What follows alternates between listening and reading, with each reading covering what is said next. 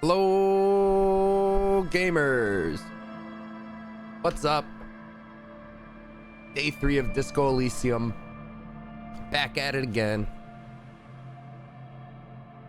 I downloaded Pokemon Sleep last night because a couple of my friends were talking about it. And I was like, I'm curious how my sleep schedule is. I tried out this Pokemon Sleep thing, and it recorded me all night, and it said I slept for 7-something hours. And they were like, and here's your graph of like awake, dozing, deep sleep. And it just showed that I like don't deep sleep. And I was like, okay, you know, maybe I'll keep trying it, and maybe my stats will improve. It was like, you are a dozer. That's your sleep type for the day. And I was like, what does that mean? They're like, you like don't really go into like super deep sleep. Sucks to suck. Now feed your Snorlax and take pictures of these Pokemon. I'm like, okay.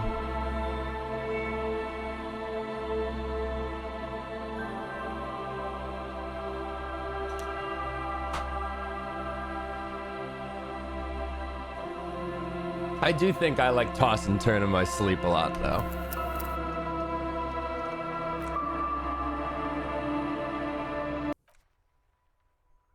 All right. My notes saved. Good. Interact with car stuff. Buy pin back from pawn shop. Steal boots from corpse at night. That's all I wrote down.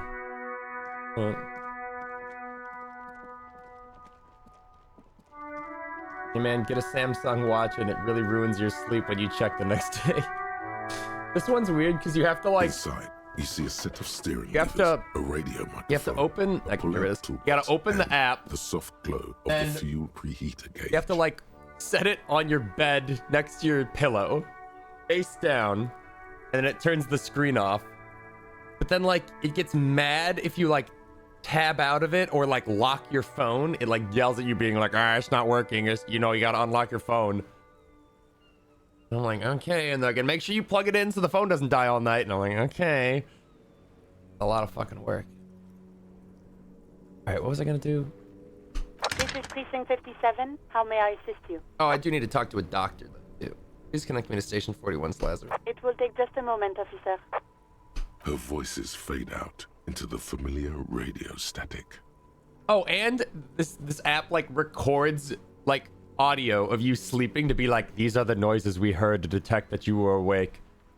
And they're like 9-second long clips of just me like rolling around in bed. It's kind of fucking weird.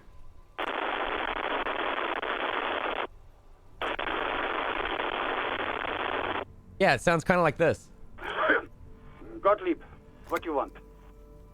I was told to call the Lazarus. People are worried about me. Oh, it's you. The man is unpleasantly surprised. Was that a snarl or a suppressed groan? No love for you here. Yeah, it's Firewalker here. Firewalker? Oh, yes, you are. Just don't breathe in the general direction of your fire feet. Actually, wait. Do exactly that. Put yourself out of your misery. What? Take a deep, diaphragmatic breath in and...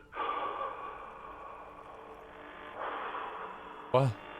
A glorious sight. Your body, tired from the vastness of the visions that haunt it, burning up in a flame fed by your own living breath.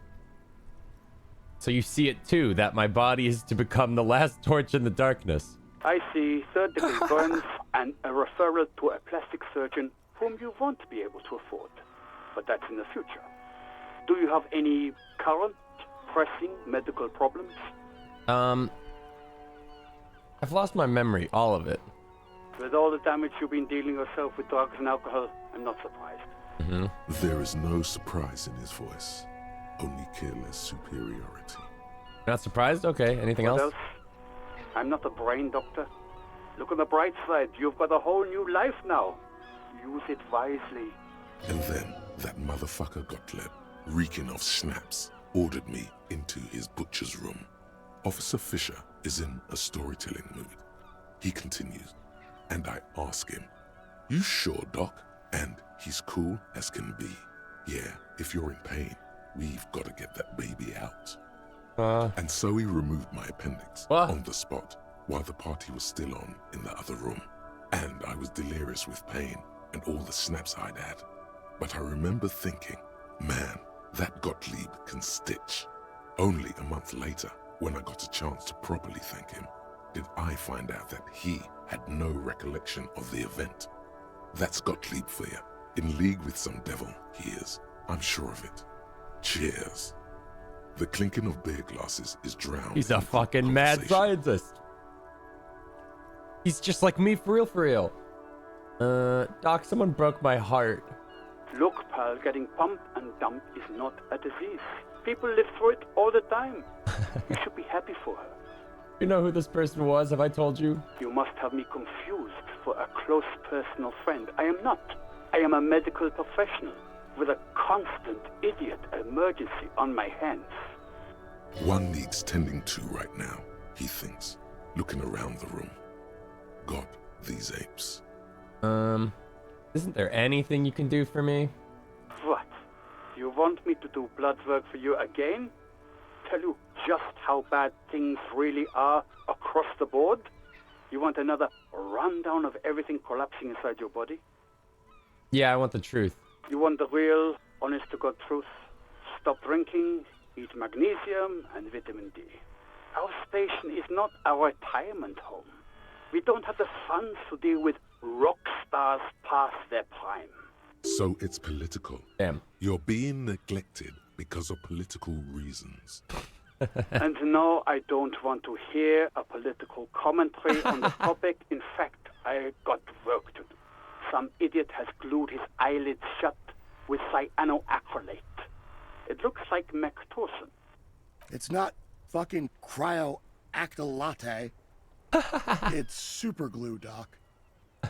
I think I've had a heart attack. And you survived it. Congratulations. Are you mobile? Yeah. Even better. Anything else? I wouldn't worry about that. Officers your age have coronary trouble all the time. Also, death is a natural part of life. Oh. Accept it.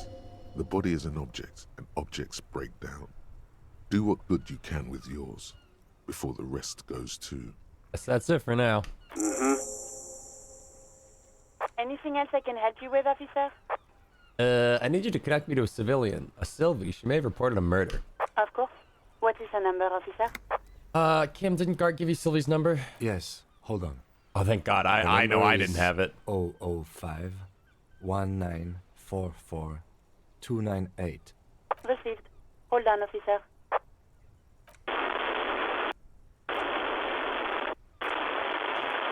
Start slapping a marching rhythm on your thighs. Give it a minute. She might be busy at the moment. Takes a... Just wait. Relax.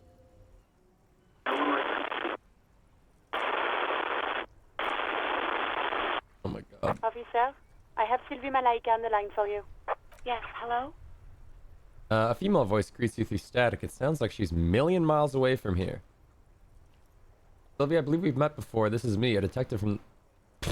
Hello, this is the police calling. I have some questions for you about your last days at work. Oh, right. Hello, officer. What can I do for you? He recognizes your voice almost immediately. You can hear resentment in her tone. She's not thrilled to be talking to you again. Oh boy. Well, we don't know where my gun is. Well, we kind of do. We don't know where my badge is. Do you know how my paperwork ended up in the trash container? Was it you who called the police? No, not me. Well, why didn't you call? Didn't a corpse found in your workplace bother you? What? Of course it bothered me. But I thought the union already knew about the corpse. What does the union have to do with anything? No one calls the police. The union would get angry. What do you mean by that? You know, what the union says goes. People listen to them and they take care of their own, which is like everyone here. Garbage. Garbage. Tell me, why exactly did you let a corpse hang in your own backyard for weeks instead of calling us? Looks like there's a limit to my authority then.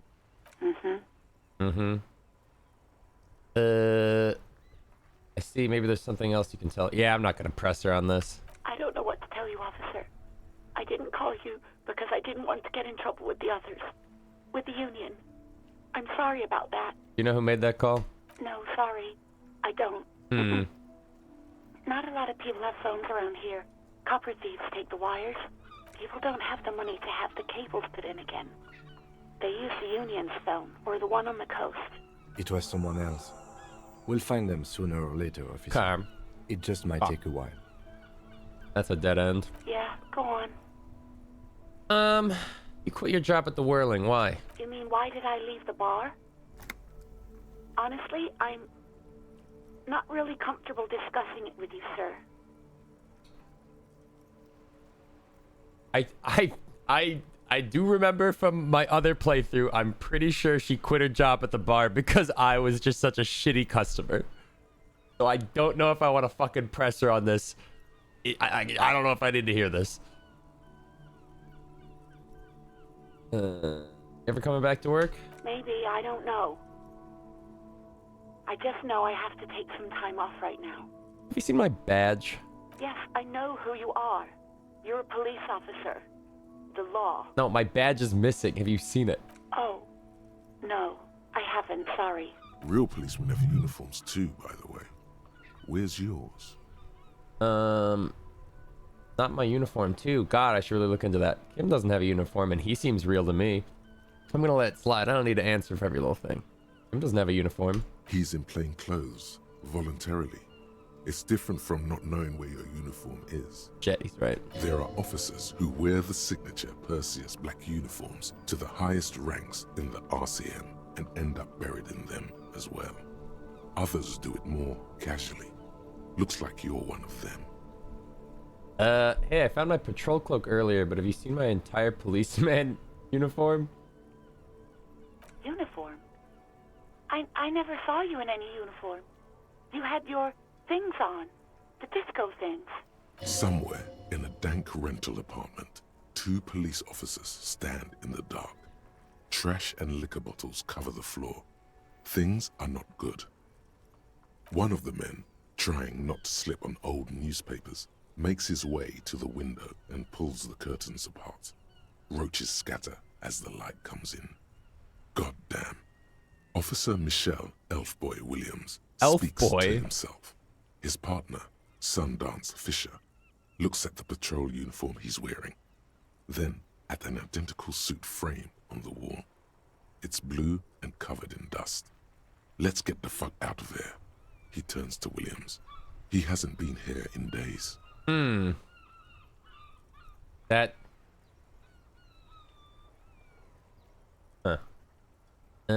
We don't need to ask her about the gun. Do you know how my paperwork ended up in the trash? Well, you tried to jam it down the toilet, sir. Clogging it completely. After I had unclogged the toilet and retrieved the paperwork, I threw it out in the trash, thinking you didn't need it. That's fair. That's yeah. I am sorry about that. Anything else, detective? Maybe she wouldn't. Nah, she wouldn't have seen my gun. She would just be like, I think you sold it. I think I got everything I need, thanks. I do hope so. Please, don't call me again. Wait, Bye. why does she seem angry with you? 97% chance. Yes, you have obviously done something to upset her at the Whirling in Rags, when she was still working there. Wait, before you go, you're mad at me, right? Tell me what I do. What did I do? I can't remember anything. I'm not mad. It's just you were so drunk and so emotional all the time, and then the skua thing happened. Just made me want to quit. Yeah. What skua thing? The stuffed bird. Oh, that was The me. red skua. You threw it against the wall while screaming, "Fuck that bird," and laughing like a maniac. God, that sounds just like me. I think you said it had been giving you shit ever since you got there. Bitch, bird got what's coming to her. Okay, officer. Crackling static, more static, and yes, more of that sweet static. The violence of your words is obviously scaring her. You're telling me that I was the one who made you quit? Yes, obviously. You were the worst client I've ever seen. And I have seen so many assholes in this place. Oh my god. I've had sailors fighting. I'm the union guys worst. grabbing my ass, kids stealing booze. Once a guy was glued to the karaoke machine every night for 2 months. But you, I gotta hear this. I want to know what I did. well, you were worse than all of them. Honestly, you were getting borderline aggressive. I look at my portrait. Yeah, this is how I'm Even about feeling in little this things like conversation. not turning down the volume at 3 a.m. I even liked one of those songs you kept listening to on repeat. No more. I hate it now. Wait, which song? I could sing it at karaoke. We Go On by the O.O. I can't listen to it anymore. You've turned it into a parody. Sorry about that song. To hell with that song. Then there was your room. Your project. An experiment to see how bad it can get in there. Huh. I tried to send the cleaner, but you wouldn't let me. Threatened to make me understand. So like I had me. no idea what you meant, and I don't want to know. And then you screamed something about the end of all time. That sounds How just like everyone me. is a piece of shit. That's it? That's not so bad. Sounds intense. And then I had to deal with your toilet. The one you clogged with police documents, causing water damage downstairs in the kitchen. I won't even mention you waving your gun around, harassing customers, threatening to sing karaoke, threatening to kill yourself. Okay, I get it. It wasn't a very good tenant. No, you really weren't. You were simply the worst. I was trying to show you the world of tomorrow, the great panic at the end. Girl, just loosen up a little. Don't you ever party? Huh? I don't even know what to say. Well, you're the worst tavern wench I've ever seen. I was just trying to warn you about the end times. God, I knew I shouldn't have brought it up. Just try not to call me again, and let's pretend it never happened. What else did I sing beside the ooh? I'm looking for a song. Oh, all sorts of things. From disco, rock too. So much disco and rock. Maybe you can help me identify this one particular song. Which one would that be? One that was really sad. Sad? I think the one you mean is the smallest church in Saint-Saëns. Richard, that write-up. Royce carries a tone of disappointment. Interesting. You still have to find it, however. True. Alright, thanks for talking. Bye. You hear a sigh of relief on the other end of the radio. Wordless, the call breaks. Then, the already familiar voice. Anything else I can help you with, officer? Nah. 57's over and out. Bye. In the cabin, you see a set of steering levers, a radio on a hook, a pull-out toolbox, and the soft glow of the fuel preheater gauge. I've never done these. The white suede feels luxurious under the touch, and the metal clutch handle so very familiar in your palm. Tap on the fuel preheater. As you tap on the gauge, the indicator pin jerks as if startled. It's in the large orange sector, indicating the engine is warm. Next to the gauge is a red switch labeled heat. No, that's enough fun with the foldable headlights. I know they are mesmerizing. They're also fragile. I'm not going to turn it on for you again. Okay, I just wanted to click the dialogue option, Kim. Okay. Deletes that from my Steam notes. Buy pin back from pawn shop. Wait. Can I afford to buy the pin back from the pawn shop? What am I carrying on me? I need that still for the quest, I think.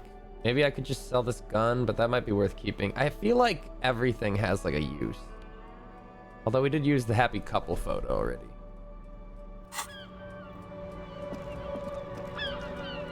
Like $3. I don't know if I can afford it, man. Let's just do it.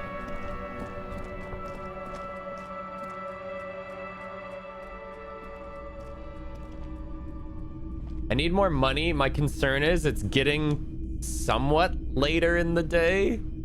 Like we've kind of blown through our morning and afternoon. Officer, the Oh, flashlight, fuck, right. please. Sorry. I always forgore. Hello. Let me know if I can help you with anything. I wanted to buy back that pin I sold. Yes. Fortunately, I still have it. 330 and it's yours. $330, but I sold it for $320. I lie. Yes, you did, but this is Oh. how pawn shops make profit. Oh, okay. So, do you want it or not? Yeah, whatever. Here you go, officer. Anything else I can do for you today? Nah, bye. Okay, goes to my Steam notes. Delete that.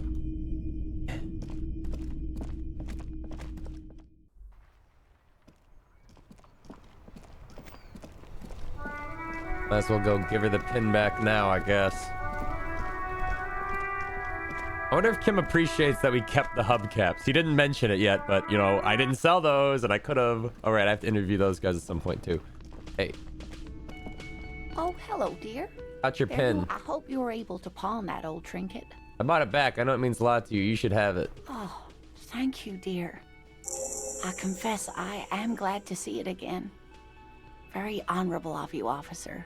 Even the lieutenant seems happy with this turn of events. Nice. Now, what else, sweetie? Nothing. Bye. Okay. Let's see. I could interview these guys right now. I feel like I need to look for money. How much is it? It was like 20 a night? I need like, yeah, I need to know our sources of cash. Uh-oh, am I bugged out again?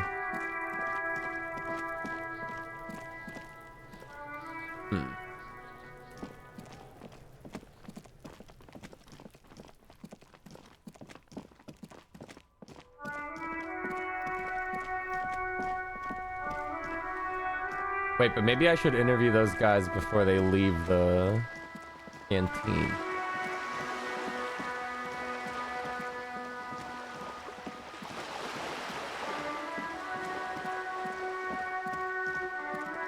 Didn't I have to close the game to fix this circle last time?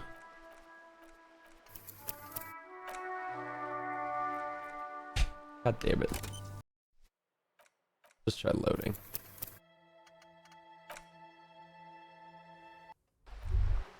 Oh no, it's like baked in.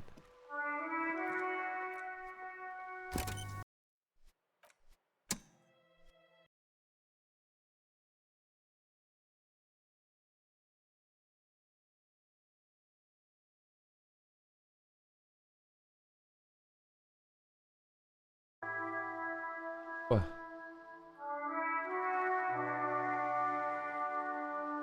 What? That was weird. My OBS like died. Well, that VOD's fucked. Can I have some money, miss? Excuse You're me. back. Good. What can I help you with? Oh, can you give me a lowdown on reality, please? This reality. Pulls her hood closer around her neck. The aim is to gain a deeper understanding. Related to the medical episode, give me the lowdown. By learning about the world, I hope to learn more about myself. A sort of spiritual quest. Something of ancient Ilmaran origin. There's more than a trace of irony in her voice. Forget the past. My quest concerns the coming apocalypse. You will find that most things concern the coming apocalypse. It's part of his condition. I've never heard of an apocalyptic medical condition, but then reality is a strange place. Ask away, officer. I'll help however I can. All right. We're Whoa. in. I know these all look good. Whoa. But begin with the first, okay? Okay. Fine. We're in Martinez, baby. Baby? A casual term of endearment popular among the 50-plus crowd. It's a disco holdover, pay it no heed. I'm a disco holdover myself. Aren't we all? And what is Martinez? Martinez is a district of Revachol. A very small district tucked away near the industrial harbour. North of the 881 and Jamrock. You would be excused for not knowing about it. Unimportant, they say. Forgotten, even. Shelled to smithereens during the Revolution. It has its charms, just not this time of year. Tell me more about Martinez. I'm not a good ambassador. I've only been here once before, as a teenager. Not a lot has changed. There are ruins, a terminal, fishing boats, reeds, boys with boxy shoulders. A brief spike of longing in her upright body. The dots under her eyelids shake. This place used to be a province, a workers' resort before the city swallowed it and the artillery did its work. The reeds are the real star of the show here now. The further down the coast, the wilder it gets. You were here as a teen? Yes, I was slumming it with some girlfriends of mine. We had boats and... Don't hold it against me. The boys certainly did not. Mention the sea. What sea is this? It's not really a sea, it's the Bay of Revachol. And the bay feeds into the ocean. Are we near the ocean? Yes. We're on an island in an ocean. The world's largest body of water. The Insulindic. Vast, lukewarm, and unknowable, flowing in and out of sight. What's the name of this island? Caillou. Imagine a pebble. Like that ball cube? A smoothed over pebble amidst a great blue sea. Ah, it is like that ball Misshapen, cube. Cracked. Oh. The cracks are the River Esperance. We're in the delta of this river on the 6th branch, the Martinez distributary. It is clear this pebble is of enormous value to her.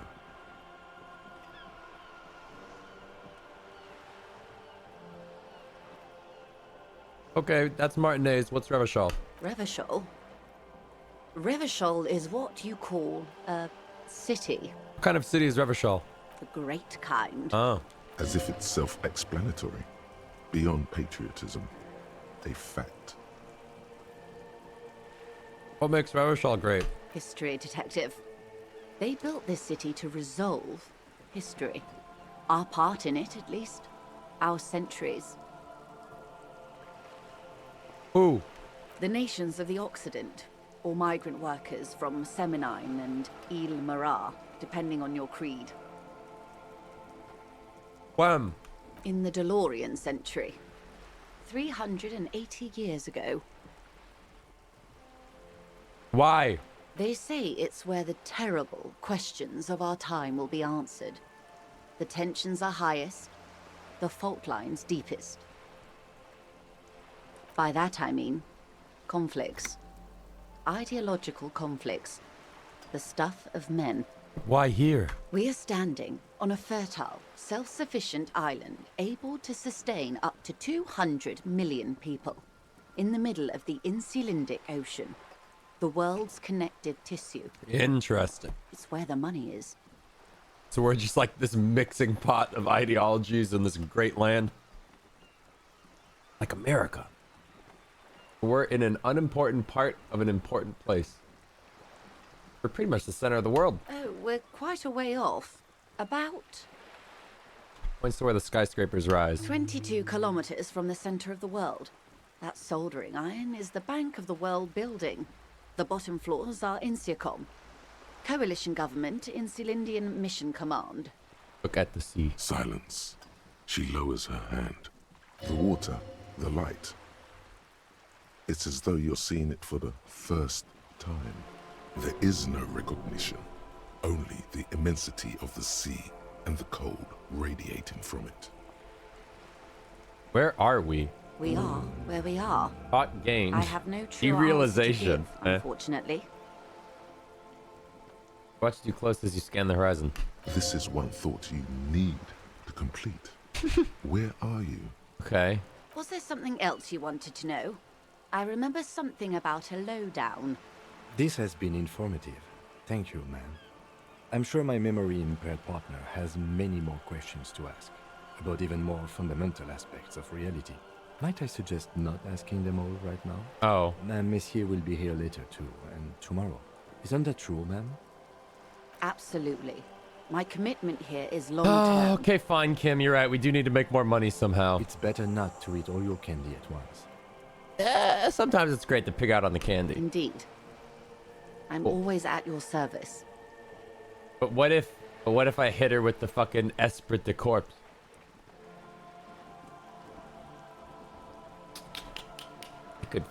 I could nail this, dude. Whatever, I'll do that like tomorrow. Glad to have been of assistance. The little that I know. Anything else? Tell me about this alleged drug trafficking. It's quite straightforward. Someone is using Terminal B to smuggle raw ingredients from the Samaran Isola into Revachol with the Union's blessing. Wild Pines has suspected it for years. Ingredients for what, ma'am? Meth and dextroamphetamine, GBL and various synthetic Oh, psychedelics. meth. Honestly, it might be quicker to say what you can't make from the stuff. Well, look at this straight. Materials come from Samar to Revachol through the terminal? Yes. After they clear the terminal, we lose track. The actual production is taking place at various sites in and around Jamrock Quarter, north of here. Wildpine seems to be well apprised of the local drug trade, ma'am. Do you mean to say the Union also produces the product? Sells drugs, I mean? We're in logistics. It's our business to know. And no. As far as the company knows, the Union does not produce it. They transport the ingredients for a cut. You want us to investigate? Yes, but you won't get anything out of Evrat and the Dock Workers Union. Still, every chain has its weak link. What do you mean? The lorries. Someone needs to move the ingredients from the harbour into the city. Once they reach Jamrock, they're distributed to a network of local manufacturers, well beyond our grasp. But in transit, they are vulnerable. Perhaps you've noticed that a number of lorries are tangled in a traffic jam at the roundabout just now. Interview the drivers who are still hanging about. I don't want to talk One to the of them might racist be guy waiting again, for though. a crucial shipment. I'll be explicit. If you find this driver, I will share company secrets with you.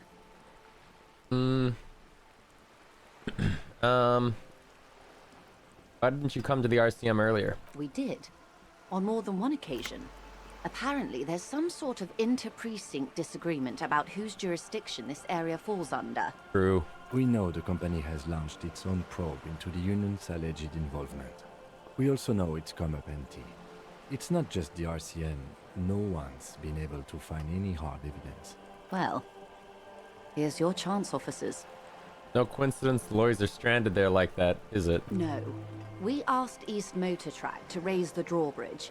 The road company is a partner of one of our subsidiaries. However, He pauses, looking to the sea. this is a limited time opportunity. Once the complaint has been processed by the Trade Committee, they'll have no choice but to lower the drawbridge, and the operation will continue. Thousands of litres of raw ingredients will pour onto the streets of Revachol. Not the east across the river, but the west. The vulnerable, the weary. Well, at least this solves one mystery. What is that, Lieutenant? Why I had to call East Motor Track and beg them to open the drawbridge for me. I'd wondered since I first drove in, on my motor carriage. I am sorry for the inconvenience, Lieutenant Kisaragi, but we need them trapped here. This is a unique opportunity. I'm sure you understand. What proof do you have that the Union's involved? How do you think they're financing this strike? There are thousands of unpaid dock workers going strong for the 4th month straight. There was a shakedown of local businesses preceding the strike. Many were squeezed to bankruptcy to fund it. With all due respect to these desert cacti, the contents of a few cash registers cannot provide for 2,000 men. The local businesses can scarcely provide for themselves. You think the strike's being funded with a source ingredients for drugs? Precisely. Smuggled out of that very gate at night, most likely. Then loaded onto lorries and driven to Jamrock. You simply need to find one driver who will open up to you. Dude, maybe that homie driver will talk to me. Sounds like she tried looking into it herself, though she's clearly not the type your typical lorry man would confide in. Okay, I've made up my mind about the smuggling investigation. Yes? We'll take this case, probe the drivers, see what it yields. Excellent. And my- According to my reports, there are at least 3 lorry drivers lingering near the roundabout. Hopefully one of them will know something. 3? The racist one, the chill one, and what, Granny? Is Granny a lorry It driver? may come to nothing, or it may just blow the case wide open. I can keep the drawbridge up for a few more days at least. You should have the time you need. In the meantime, let me know if there's any other way I may be of assistance. Nah, I'm good. I actually still need to go make some fucking money. This dude, by the way. Revachol Special Administration Region. Name after name, but none of them is familiar. They seem real, but something is wrong. You feel like a kid looking at stickers on the fridge. Ruvant, the Apricot Company, World Games 34. You can almost see your hand reaching out for them. Scratch at the corners, see if they peel loose. This feels like the most important of all the thoughts, the one you must truly complete. Real?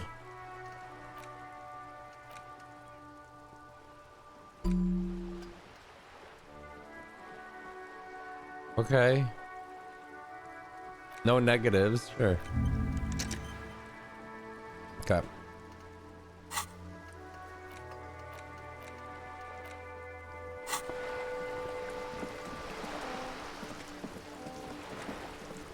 Where am I gonna get fucking money? I actually like don't know where to go get money because I've pretty much scoured every place I haven't been, I think.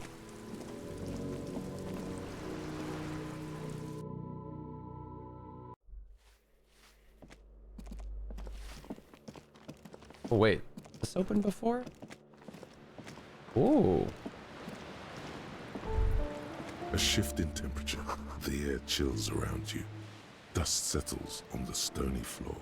Cover your sides for warmth. A former architect stands before a slice of window, a room plan in her hand. A cold wave has made the air in the building stand still and frozen, with temperatures falling down to minus 20 degrees Celsius. Her face is red from the cold. She's breathing on her fingers, clasping the plan. Traces of sadness are visible in her expression. The plan. Faint pencil lines on paper depict the same place, but a missing eastern wall connects the room with the neighboring apartment.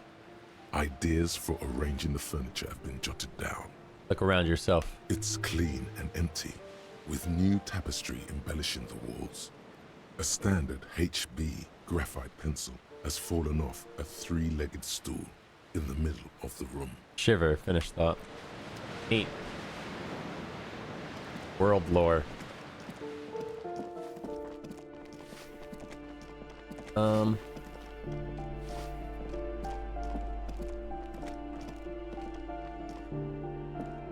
You hear some. Oh, this fucking place.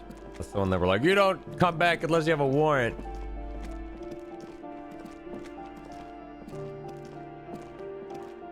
I wonder where that guy went that was smoking on the balcony.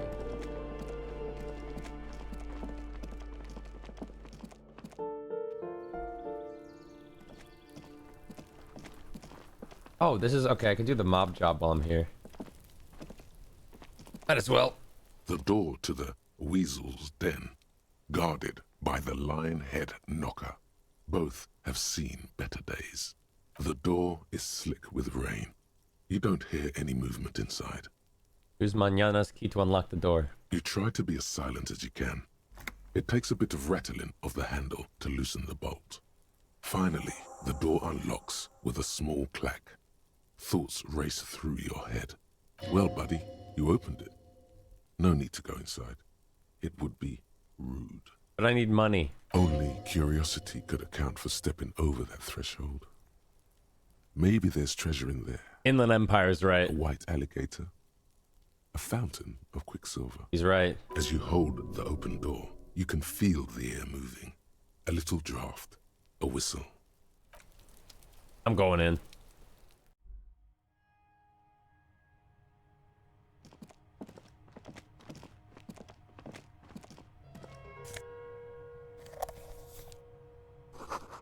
Small suitcase full of clothes. Guests are staying over?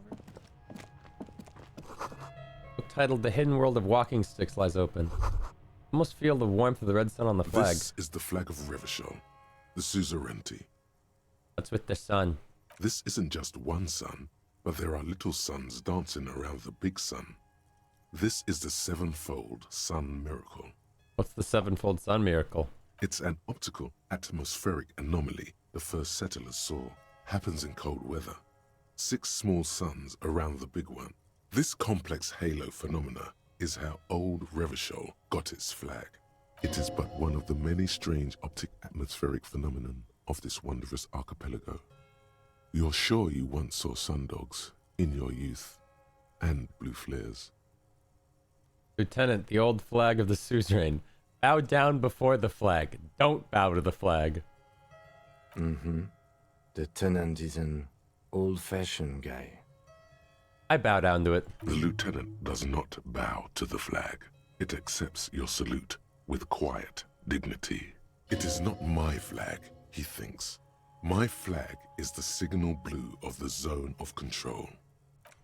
Okay.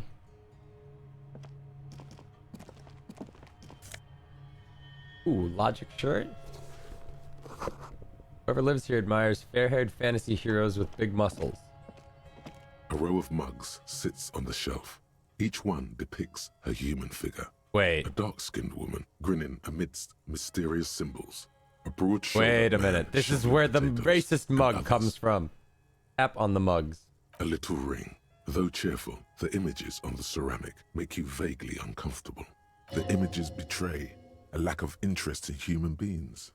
They are merely unflattering caricatures. What do I mean uncomfortable? The owner of these mugs doesn't like people of other ethnicities very much. So what? They can think what they want. This is a free world. Thanks. Good to know. I have no opinion on this. Typical asshole. This person is unhappy. The lieutenant picks up one of the mugs, then puts it back down with a look of disdain. I'm beginning to feel better about breaking into this man's apartment. Whip out your yellow man mug and compare. Yes, your broken mug friend would feel very much at home here. The same humor, the same mocking lines. There's the missing tin soldier. Whoever lives here might have used the Whirling's container to dump his trash. And now they've drawn the ire of the Union. The plot thickens. As they say. An interesting little clue. Let's see where this goes. Clues have a way of magically connecting to other clues down the road. Perhaps you should break into apartments more often. Yeah.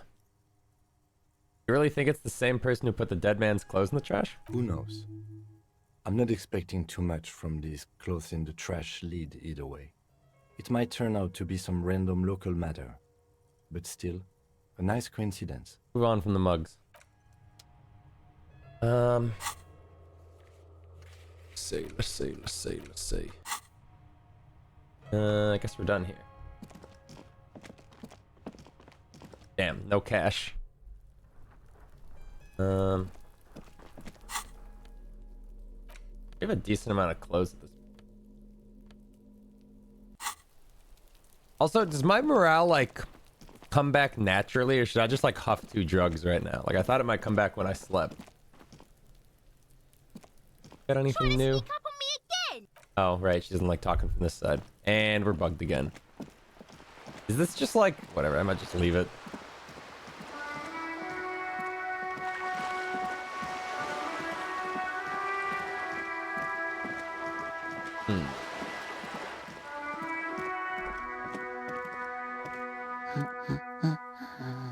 What are you doing? Looking for something to read. Phenomenal. It is. I'm a policeman. I know you are. You need the help of a policeman? What with? Maybe your husband is missing? My husband? No, he's not. So where could he be? I don't know. At home now? Out drinking with his friends? Working? Where is this going, officer? What I'm hearing is you don't really know where your husband is. Yes, but... I don't really need to know where my husband is. Not all the time. Wouldn't you like to? No. She looks you straight in the eye. Her right eye is tapping nervously. I could totally find your missing husband. Be yourself then. I don't really care if your husband's missing. Maybe you're right. Maybe he isn't missing. I could totally help you find your missing husband. Why are we still talking about this? I haven't lost my husband. She has, though. The husband is totally lost. You should tell her that it's okay. It's okay. What? It's all right to not know where your husband is. Nothing shameful in that. Who said anything about shame? You stop talking down to me. My husband is not missing. But he is. You can feel it. Or maybe it's something else then. Maybe your children are missing? No, absolutely not. I'm getting like a cold read on her. Okay, so where are they? Are you a policeman or a nanny? I police whatever I want. Where are they? They are not missing, sir. You know where they are. They're at home, smoking, giving the ladder of vices a chance. What if something horrible has happened? What if they're dead? That's the bad vibe you got before. What if something awful has happened? What if they're in the sewers? What? That's just... My daughters are perfectly fine. They're with their friends down in Jamrock. There's nothing to worry about. She's getting upset. Wait. Her voice has risen. What if her She daughter tries to has my convince gun? herself that her daughters are safe. What if her kids have my gun? They're almost grown up now anyway. They're past the age they need me protecting them from everything now. I'm afraid the danger is now greater than ever. Tell me, how old are they? My youngest girl, Jolie, is just shy of 16. Jenny, she is turning 18 next month. But we shouldn't even be talking about them. And can you describe their appearance? Any features that stand out, something to make identifying them a little easier? Why do you need to know this? Haven't I repeatedly told you that they're not missing? That they're in Jamrock, safe and well, at some stupid party? Artie, for the investigation, I'm trying to be professional. There is no investigation here. I can tell you that. Maybe your cockatoo is missing?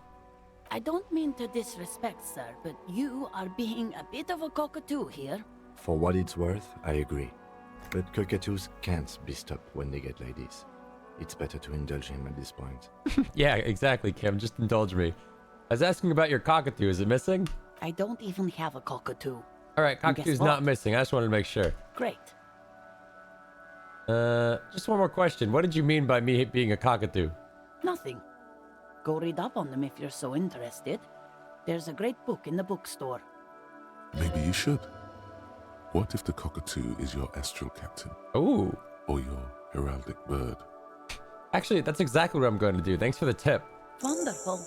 The Find your story's open. heraldic bird. That's all. Wait, watch her browse books. Her hands move over the book covers. The tips of her fingers look rough, stained with yellow. Working class woman said Seems you're a like bit of a she has cockatoo. spent What if a it's lot of true? time Go read at up on work, cockatoos. Maybe smoothing. you'll discover something new about yourself. The woman before you nods. I just walked up to this random lady and tried to convince her that her fucking husband was missing and that her kids were missing. The display rack is brimming with worn paperbacks featuring an extremely muscular, sword-wielding barbarian on the cover. Nearly all the titles contain the word Hyundai. Nah, I'm looking for cockatoos. A small mountain of colorful board game boxes. This isn't right There either. are numerous types of games for all ages. A lot of shelf space seems to be taken up by Wirral-related merchandise. No. These shelves are overburdened with books from the same series. You see the name Dick Mullen. Oh, motherfucker. over That's and what those over. guys were calling me to make fun of me. A real Dick Mullen. Quaint picture book. Very colorful.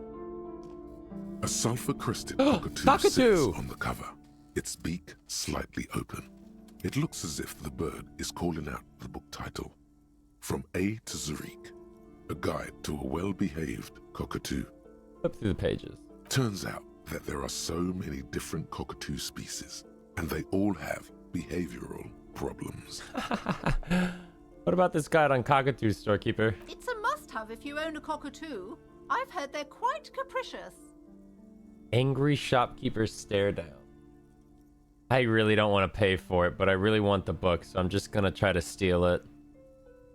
Fuck. You wait for the storekeeper to Okay. be distracted. Okay. When she's not looking, you haul the tome of cockatoos into It might not like this, but It's quite a challenge, but eventually, the guide to the cockatoos is yours. Splendid effort. yeah, Kim probably doesn't like that, but whatever. Home of fascist magic. What?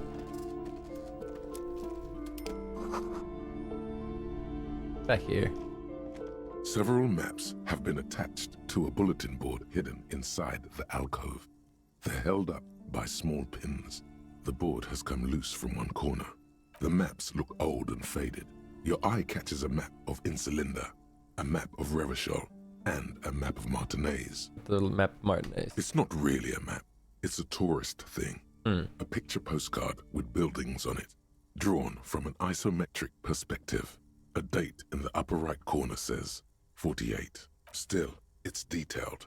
Could be pretty useful for scouting ahead. You see the jagged boxes of an industrial harbor.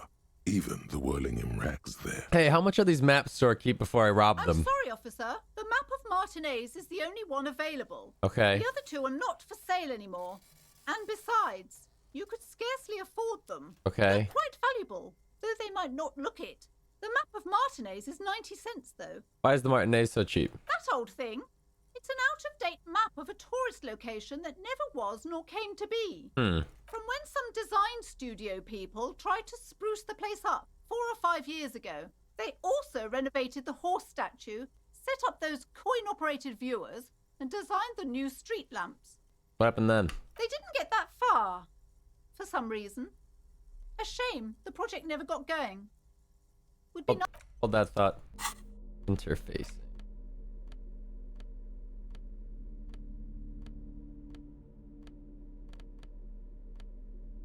We're probably already interfacing, right? Fuck. I don't think I can steal this one. I don't want to buy it, though.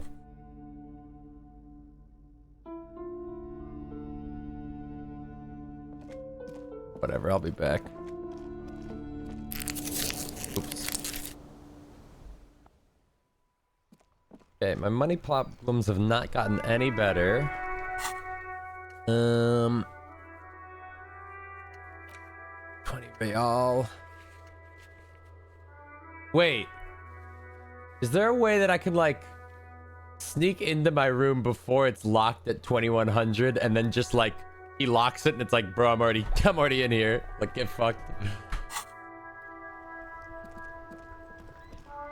Alright, I guess I'll interview these fucking workers now. I don't know, it's something I need to do at some point. The bowl, there's spit in it, reeking of tobacco. The hawthorn bushes outside. The hell, what does that mean? Behind the dock workers, a ceiling height window. The hawthorn branches scrape the glass like bony fingers. The men are talking, but you swear you hear those black limbs. So tap it's on the not window time as the yet? wind blows outside. Okay, it's not time yet to look out the window. Maybe I went. There's a little slide panel up there to let some air in. No need to open it in spring. It's still too cold outside. You're not so sure about that. Inland told you, just mysterious know door seen. There's something out there. Something out behind there. the glass. Yeah, your mother. Oh, fuck you. It's not time yet. I don't want to try it right now. I'll wait. Okay. All right, let's talk, man. This is where you say your bit. Broad-shouldered man points to you with a beer can. Detective. Lieutenant acknowledges you with a sharp note. He's leaving it to you. Precinct 57's finest scans the room, leaving the speaking to you. He trusts you. Maybe against his better judgment, but he does. We need to talk about the hanged man out back. Oh, this is about him. A real looker, that won't. You sure took your time, huh? Waited for him to get real ripe and pretty for you. Yeah. Oh, he was a real pretty boy. Hanging up there, letting out that pretty boy smell. The fuck? I can't for the life of me understand why you did it. I mean, I would have just left him up there. You must really like cleaning up other people's shit. Right. You might want to start asking your questions now. It's not going to get better than this. These guys are so macho, they're ready to confess to first-degree murder. Ask if it was them. Oh, let's do it. Wait, in the room. No. I's here. What? You got business with my boys. You got business with me. The boys are too eager to please him to keep their mouths shut.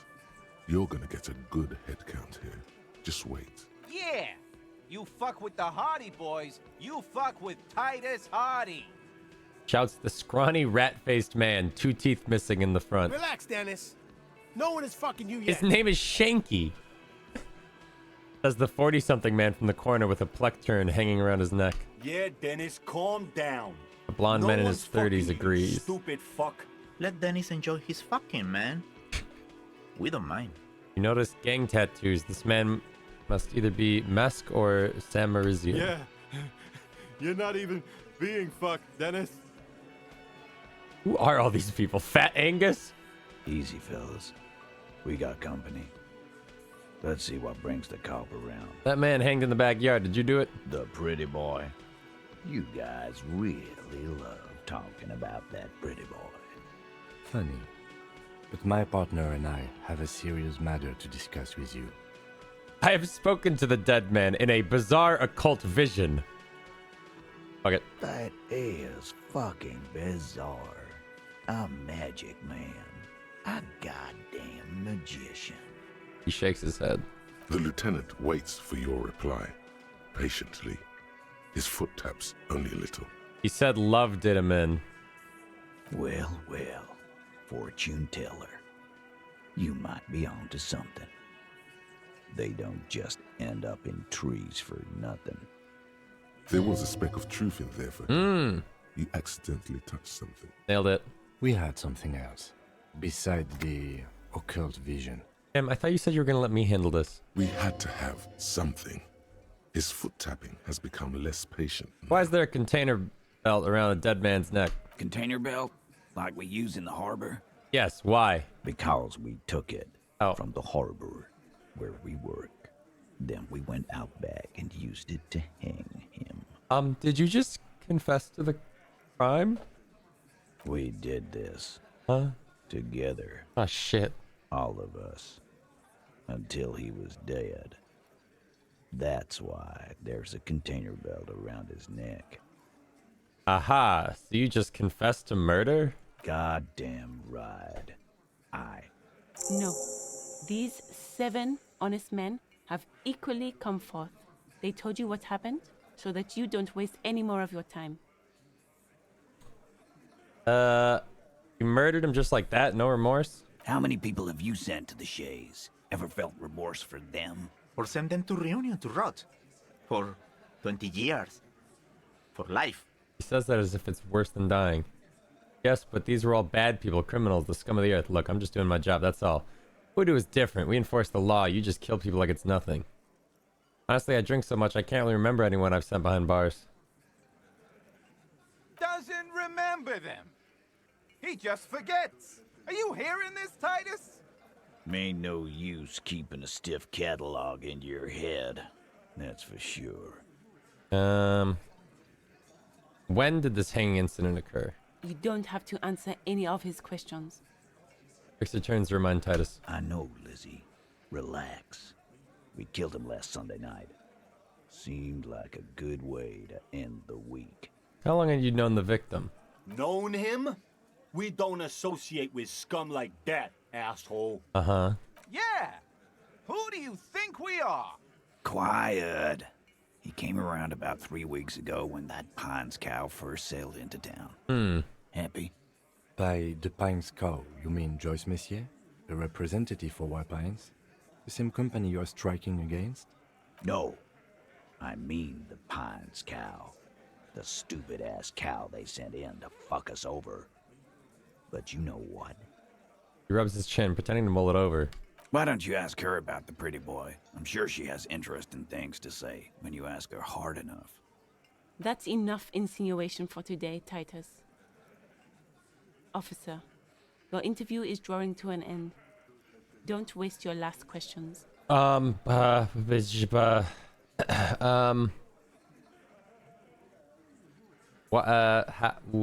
called the why did you kill him? Why? 'Cause he was worthless mercenary scum. And he stepped out alive in my town. He was a mercenary, that's it? And he stepped out And he stepped out of line. What kind of mercenary? The kind that shows up when you start a strike. The experienced kind, too. Had Cohoy and Semenine written all over him. Ex-Oranese Special Forces. Huh. A live grenade. Right here in our bar. This one has a special gripe with him coming here. I can't prove it, but I know he was sent by the Wild Pines. They hire merc shit like that. Story of every strike from here to Samara. Hold on, how do you even know he was in Special Forces? 'Cause one night he walked straight up to the mic and said, "I'm Oranese goddamn Special Forces, and I'm gonna fuck you all." Huh. Really? Yeah, really. Had a gin and tonic up there, sang some Oranese paratrooper song, and said he's gonna fuck everyone. Huh. We couldn't believe it either, but he fucking did, right there. Like some kind of animal. Why does that sound like something I would do? Right, but what did he actually do wrong? Wrong? He harassed What? women, raped one, harassed boy. workers, threatened to kill some as a warning. There's a slight unease in him suddenly. He regrets mentioning the rape. To kill us all, if we don't open the gates, if we don't let the scabs in, if we don't bend over. That was before he started coming here. Yeah, he said it was his favorite joint now. Started coming here every night. Drinking, grabbing girls. Grabbed one of ours mid-karaoke, right there on the stage. Huh. He grabbed someone? Yeah, this girl's on the mic. A beautiful girl, young. Gets into the second verse of Lover Lake. The fucker grabs her legs, starts screaming. Huh. Show me your cunt! Why don't you show me your cunt? Then, he gets knocked on the head with a wine bottle. Doesn't even fall down. Was this the same girl who was sexually assaulted, raped, you said? Aren't you fucking listening? My man is talking to you. He took care of it. They got the girl out before anything else could happen. Yeah, me and Eugene got around. Aren't you fucking listening? Right, but who did he rape then? This is a very serious allegation. No, you're not getting the name. That's a Martinez matter. And I'm not discussing it with you clowns. Fuck. Despite the stonewalling, you can slip one more question in. I'm going to ask one last time. Who did the dead man rape? Titus, do not answer. You have been forthcoming enough. Fuck off, Carl. She's gone through enough without you harassing her too. She doesn't need more embarrassment. What are you talking about? Embarrassment. If someone has been sexually assaulted, we need to... What you need is to get the fuck out of my face. I've had enough of explaining myself to you fucks. He's dead. It's done. As you can see, these men can only take so much baseless scrutiny. I'm doing my best to keep the situation civil, but... Causes a slow head shake. It's true. She was the only thing holding him back. Why don't I just arrest you? Step closer to Titus. That is what we're like here for. This whole case is kind of like closed, right? Like we found the murderer. Problem solved. Why don't I just arrest you? Okay, who called the shots that night? Are you deaf? There will be no singling anyone out. You can't arrest a Hardy Boy without arresting all Hardy Boys. Okay, then I'll just arrest all Hardy Boys. Do you think you could do that? Do you think you could arrest them all? I don't have to. One of them was more than complicit than the others. No, but seriously, who calls the shots around here? One of them is more than complicit. That's for the courts in Les Jardins to decide. Not for the officer making an arrest. Which we all know you won't be. What you can do right now is go back to your station and write a report. Oh my god. No. We'll stay here and discuss what happened that night. How did you kill him? We hanged him up by his neck until he got real still. Wasn't that obvious, copper? Didn't they teach you anything at the cop school, idiot? You're pretty sure you've had at least 2 years of cop school and many more of active service. 2 years of cop school. The autopsy showed there were no ligature marks. His hands were not tied. Can you explain that?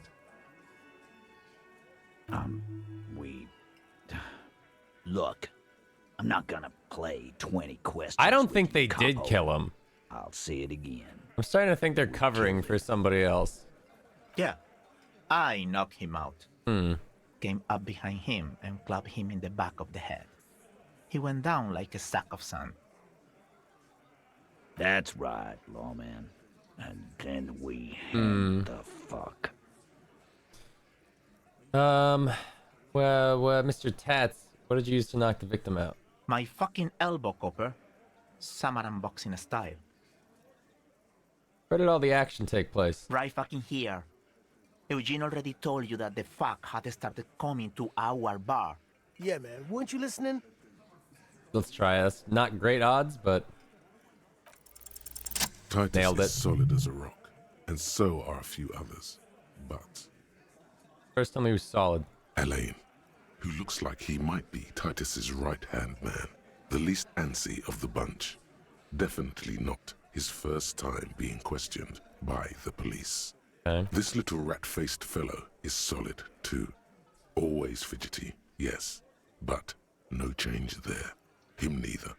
Mostly keeps to his tomato juice, or whatever he's got there. Who's cracking under the pressure? Bad Angus. This one, he's sweating profusely and has difficulty breathing. They've smartly kept him out of the conversation thus far. Definitely the weakest link in the chain. Hey you, turn to the big guy. You having trouble breathing over there? No. He looks up, startled, his forehead shiny with sweat. A few coiled locks are peeking out from under his warm woolen hat. Of course he's having trouble breathing. Just look at how fucking fat he is. Fuck off, Shanky. Angus is a powerful guy. All muscle. Keep your eye on this powerful guy. Sooner or later, he's going to break like a piece of twig. Something you're not telling me. And fuck you, too, Copper. Picking on Angus like this. We're done with this schoolyard shit. And just so you know, he doesn't have trouble breathing. His all-muscle comment wasn't sarcastic. He's genuinely trying to look out for Angus. This one is a stone wall. You won't get more out of them about the night of the murder. Not yet. Like what, Copper? I'm not gonna try to arrest him. That's not gonna work. What are we gonna do now? Nothing.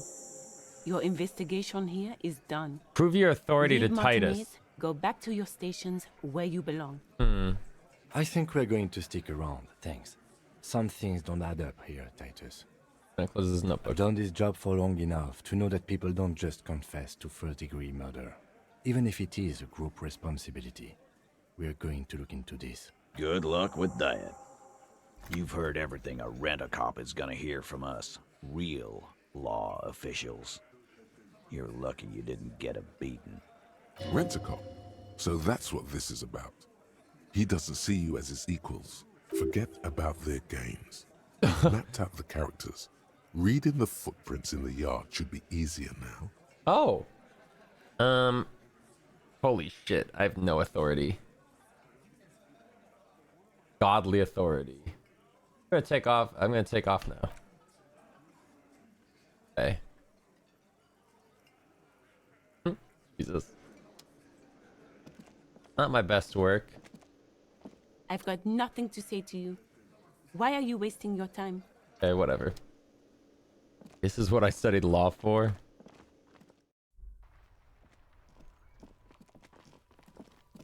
Wonder if I've... Oh, up on the roof. How do I get up there? Oh, that's her room or something, maybe? Oh, yeah, I can't see the fucking footprints because my perception's too low because I'm doing this thought exercise. Whatever. How do I get up there? I'm gonna go knock on her door.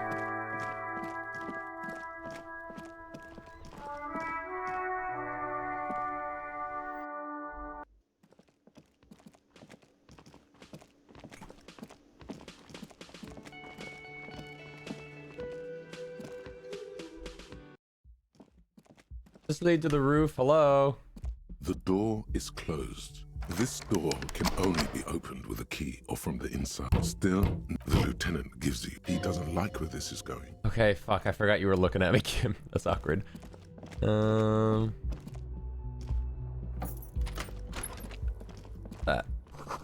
Kim tries not to look at your broken down bathroom door. Oh, right. I've never brought Kim in here. Don't look at there.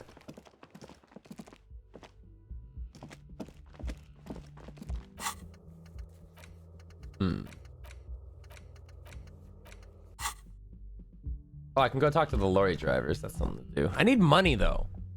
I don't know where I should go to just, like, specifically look for money. I mean, I've got stuff I could sell. I just don't want to. You, cool guy. Still here. Stuck in this damn jam, my man. What's up? You seem like a man who knows about drugs. Ah, man.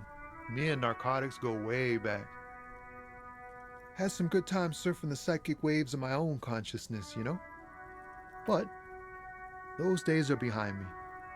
There are other addictions in my life now. Why the inquiry, my man? Just be straight with him.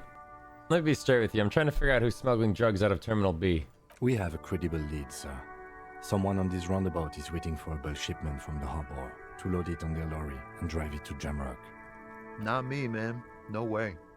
I don't need any trouble. Shit's bad enough anyway. This jam's got folks up in arms, and I'm afraid it's headed toward a conflagration. Wait, then why are you still hanging around? Gotta guard the stuff. Bosses don't look kindly on missing cargo, and it gives me time to work on my rhymes. Do you think it could be... who do you think could be conducting a drug trade? Look, man, I try to stay away from the criminal underbelly of Revachol. I'm a guest here. You really need to find another man to probe with those questions. Okay, shit, my bad. It's not a lie. It's something else. Impossible to say what at this point, but there's something in him. Some trepidation. He's a poet. Hit him with your best verse. Hit him with it! Your best verse? You don't even have a bad verse in here. Just tumbleweed and liquor stains. Wait, no. What are you doing? She broke me. She fucking broke me. That's brutal, man. But you know, time will... No, stop. He's already mortified. No, Tommy, these are rhymes. Listen, she fucked me till I bled. That's, In the name of God, what are you doing? It's not real, guys. It's not actually thoughts. It's a poem. Continue. I'll never be the same again. She's always there. Fuck the case. Fuck everything. Total doom. Yeah. Yeah. I get it. These are your rhymes. They're from your life. Doesn't matter if they're robust, they're honest. So, thanks, man. Hell yeah. Yes. And I also thank you for stopping. Oh my god. We have a drug investigation to return to. How about we do that? That's all for now. Bye. Hey, Mima. You smuggling drugs?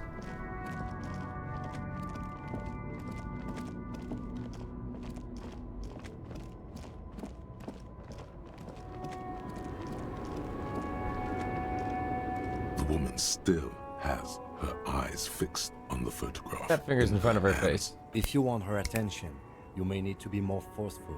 That finger's twice. Where am I? Who are you? Like a magician recalling a subject from hypnosis, you've jolted her back to reality. The smile on her face has disappeared, replaced by the weary aspect of a cornered beast. I was actually hoping you could tell me that. Are you alright, ma'am? You were out of it. Never mind. I remember now. I'm still stuck in that traffic jam in the 50s. Where else would you be then? When else would you be then? Back in Mefka, during the time of the revolution. The sidewalks and cafes are filled with young people. I was on my way to see a new Boyadero picture starring Gabriel Buenguerro. Until you came along, that is. I take it you were in Mexico when you were young. Who is Gabriel Buenguerro? This is Gabriel Buenguerro. Buenguerro. Let's see the photograph. A strikingly handsome man looks straight at you, his head crowned with a wide brim hat. His hair is dark as an oil slick, and his jaw the most perfectly chiseled thing you've ever seen. This man's got a hold over her. Even 50 years later, you can feel it. He was the biggest star of his day. Girls used to faint in the aisles of cinema whenever he came on the screen. And schoolboys used to memorize all his lines. I take it you were in Mexico back when you were young? Someone was. Someone? Are these not your memories? They are someone's memories, boy. What difference does it make if it's me or not? They're beautiful.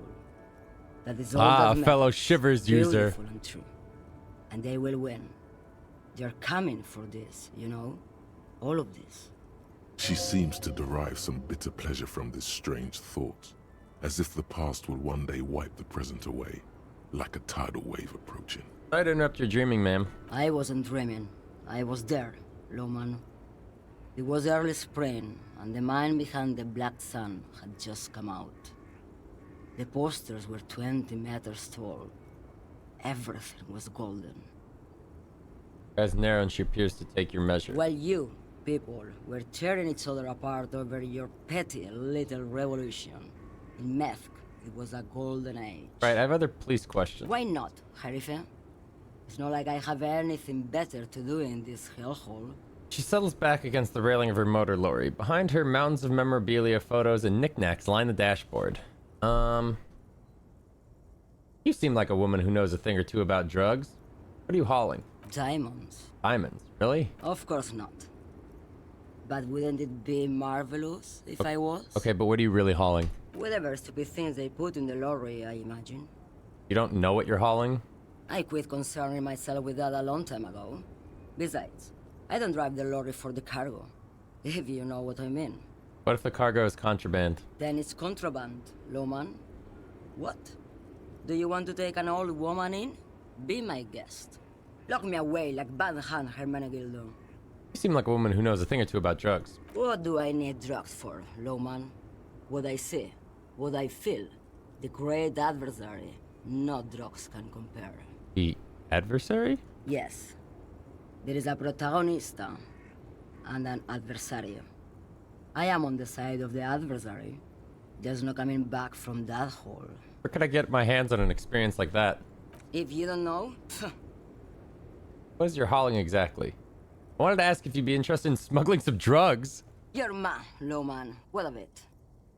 Okay, let me put it this way. Are you smuggling drugs? Maybe. Probably not. Makes no difference to me either way. You said earlier you don't know what you're hauling. Could it be drugs? Just this month, I made half a dozen trips from Saramiris to Grad on the U41A. What do you think they take from Saramiris to Grad, Lowman? Drugs? No, Lowman. Diamonds. If you had to guess, who do you think is smuggling drugs around here? Easy. He's the skinny man who thinks he's a poet. What? Never No, he's so cool. Also, he's the only one I can see from here. Oh. That's correct. There is no visibility of any of the others. I didn't ask you about diamonds. I don't care about that. Diamonds are good for you, Lowman. You should try them sometime. Dude, we are burning You're so daylight. pretty, like I'm not Eva gonna have enough Devoras. money. Where do you want me to go? This isn't so bad. I can listen to music, or the seagulls. Look at all the colors and the futures of this world. It's a good palate cleanser, this jamboree. Or I can just relax and let my mind carry me back where it will, to the Great Plains. I think we're done here, no? I still don't really understand this whole Boyadero thing. Of course not. To truly understand the Boyadero, you need to listen to On the Western Plain. Okay, what's that? It's an old ballad about a young girl who falls in love with a daring Boyadero. He promises to marry her as soon as he returns from the Western Plain. I'm guessing that doesn't happen. Of course not.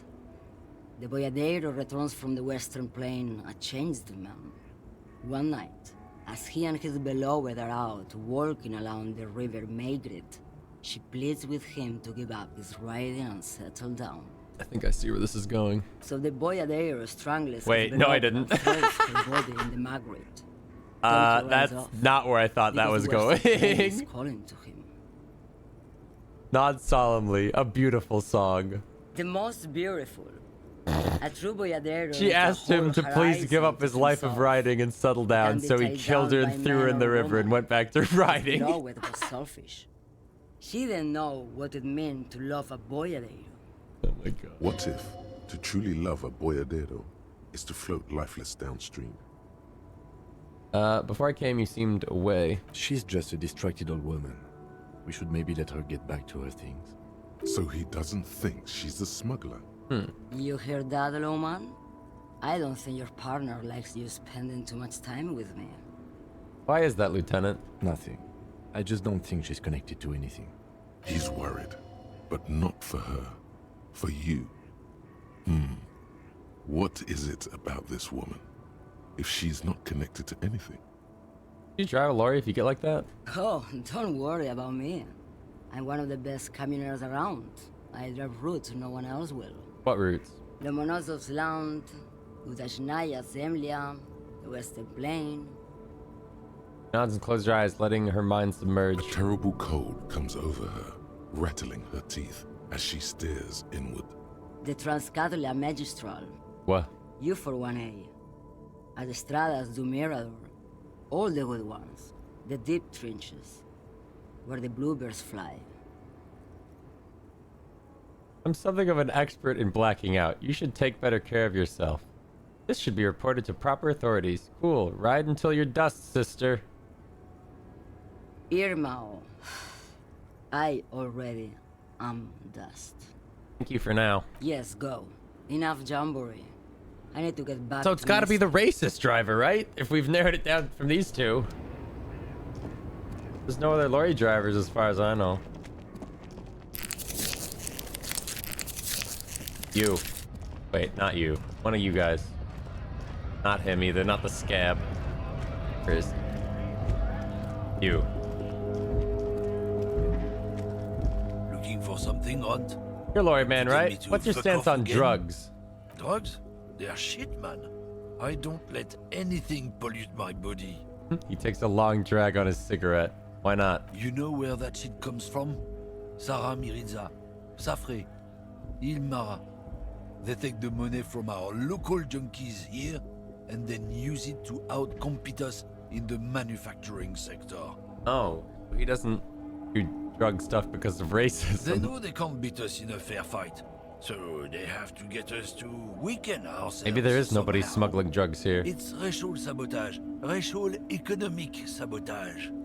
There's your in. Take his side in this particular fight.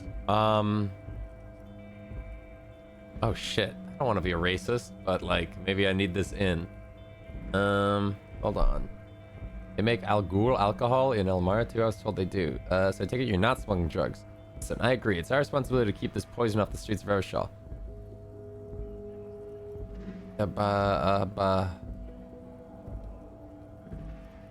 I take it you're not smuggling drugs out of Martinez. Not in, not out. I'll never betray the purity of my tribe. So you're telling us that you don't know anything about drug smuggling through Terminal B? I don't know shit. And if I did, I wouldn't tell you. Why are you still hanging around here? Most other commonaires left. What do you think? I can't leave the lorry unguarded. Stuff's been getting looted lately. It's those little kips sneaking around at night. If they touch my stuff, the bosses will be on my ass like ass cancer. Huh. There was a bunch of spilled boxes in the back of a big lorry nearby. I did see one lorry with a trailer door open on the way here. Do you know what happened? Yeah, I knew that guy. He was an honest driver who loved this country. We were having a good debate about genetics at the Wheeling in Rags when some As one kid does. boys smashed his lock and took damn near everything. Lost his fucking job over it. Since he left, I haven't had anyone to talk to. Serves him right. Bad for him, I guess. It's a fucking travesty, is what it is. Not you, then who's running drugs through Terminal B? Isn't it obvious? Fucking Sealang, that beady-eyed South Samaran. His little side business is a scam. I wouldn't be surprised if he was peddling drugs as well. Who's that? He's a Samaran guy who likes to pretend he's some kind of businessman. Really, he's just selling his employer stuff. Stuff he stole after he broke the seals on his Humanox lorry. Where do I find him? Just follow the smell. It smells like apricot and oil when you're nearby. Herman lets out a raspy croak at his own sense of humor. Yes, yes. Where is he? Looks like I offended your partner there. Too bad. Sealang's usually a little bit south of here, near the canal. You can't miss him. Just watch yourselves. His tribe are natural liars. Uh-huh. It's in their blood. He's your man, all right? 100%. I wouldn't be so sure about it. Not until we've heard what Sealang himself has to say. Guess we need to pay Sealang a visit then. Guess so. We're done. How am I gonna get more money before I gotta get money in 4 hours?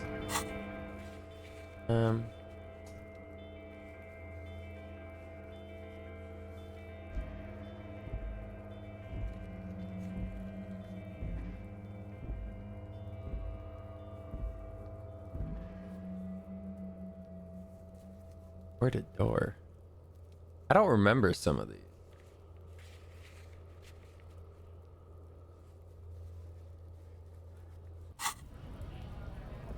Do I have any cans to sell or anything?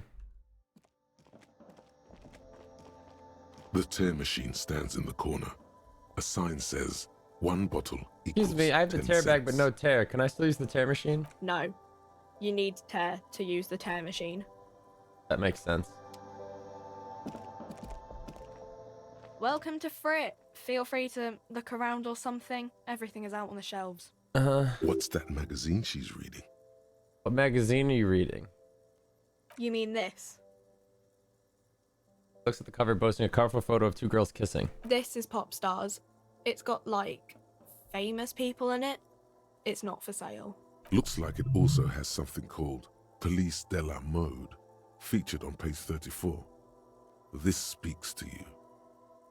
Forget about all that. What's this fashion police feature? Point at the cover. It's where they rate different outfits famous people wear. It's kind of funny. They're kind of mean. It's about who's the most stylish. Who's the numero uno guy in there right now, and does it look like this? Point at yourself. Point to her hat. I bet your hat would take the prize. Who's the most stylish there? It can't be from anyone here. It's me, dude.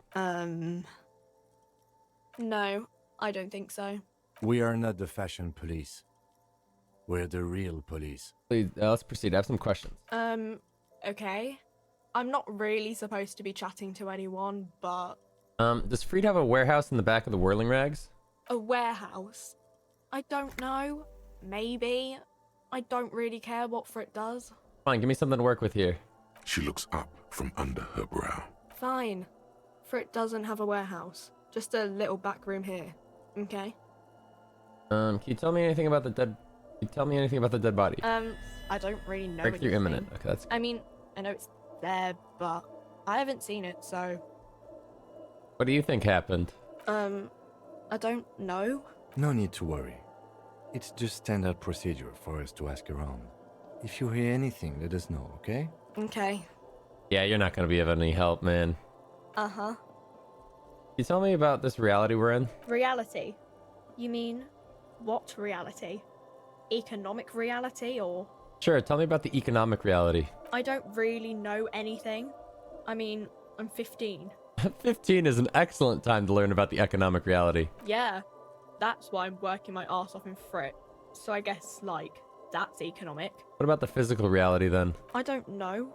What about it? Where are we? We're in Frit? I meant, where are we on a larger scale? As mankind, or... As a mankind. nation, or in a good place. I mean, science is doing great, and this radio computer thing seems to be kinda big. I'm wasting my time here talking about fucking Oh. bullshit. Remote Viewers Division. Oh, I'm in. It is done. You've broken loose from the confines of modern science and into the vault of extrasensory knowledge from exotic cultures. Mankind has always searched for a means to break the shackles restraining the mind. Some practice meditation. Some take like a ton of DMT. You apparently only need to rub your temples, and bam, the ether opens before you, presenting its dark secrets. Entities in the void, making contact. Definitely not just because you're rubbing your temples and talking to yourself. -1 difficulty. -1 difficulty to all psych passives. -1 drama. Gullible hack. Cool.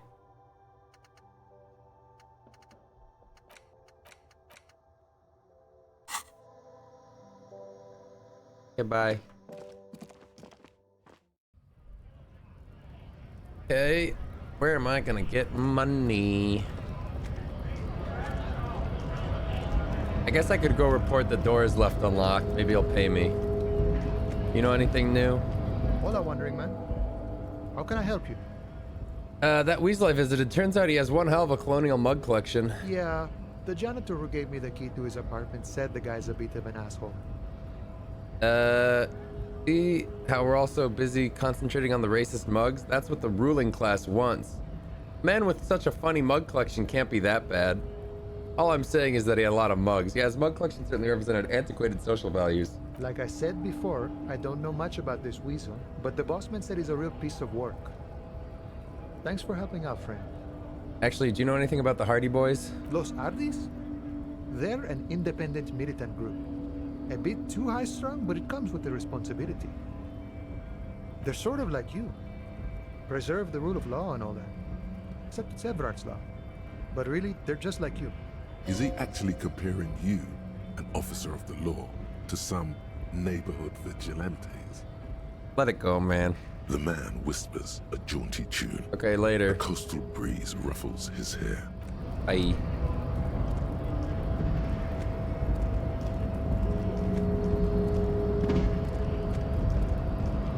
Oh, right, I can't get past Measurehead. Hey, man, can I go past you and open that box? It might have stuff in it. Your race descent has only worsened since I last saw you. You have really let yourself. I wonder if he'd let me pass if I just subscribed. Why are you not with the Hardy Boys? I am not the first line of defense. I am the last. In addition, these so-called Hardy Boys are an effeminate clique of bodybuilders. Their company An effeminate clique of bodybuilders. But you're all part of the union? The Hardy manlets are on the pay of the company. I answer to the union alone. And I do this out of race heroism. Finance is an alien concept to the Seminoles. Huh. Now leave me be. I must luxuriate in the company of my woman. What are those tattoos of yours supposed to mean? Racists are generally not very good examples of their race. He gestures towards the lorrymen down the street.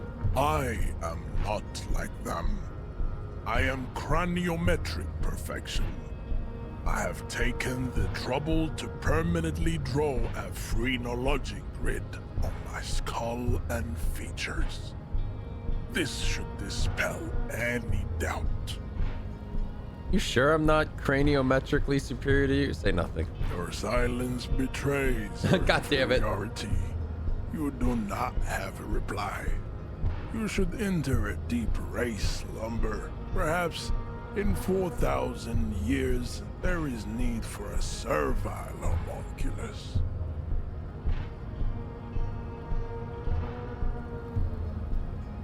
I don't want to be a racist, but I want to loot what's behind him, and I don't know if this is how I get past him. I don't know if he like steps to the side. It's just right there. I don't even know if there's anything past this. Like, there might not be even a door over there, whatever.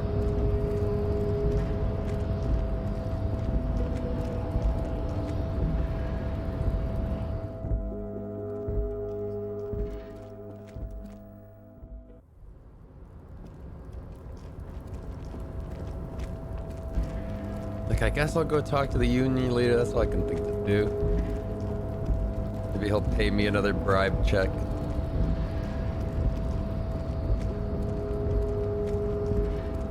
Realistically, it's a bottle and 30 cents. You're gonna be racist for a bottle and 30 cents. It could be anything in there. Even $2. Hey, man. Oh, hey, mister. I knew you'd be back to talk with old Leo here. Yes, I did. Yes, I did. It's like Lady Larice said when she opened a bathhouse in the basement of my apartment building. They can only get so far before they're aching to get back. And lots of folk really did keep coming back. Leo, in the future, can we keep this greeting shorter? Sure, mister. Absolutely. I'm always willing to help out nice fellows such as yourself. There's nothing else to ask him. Goodbye.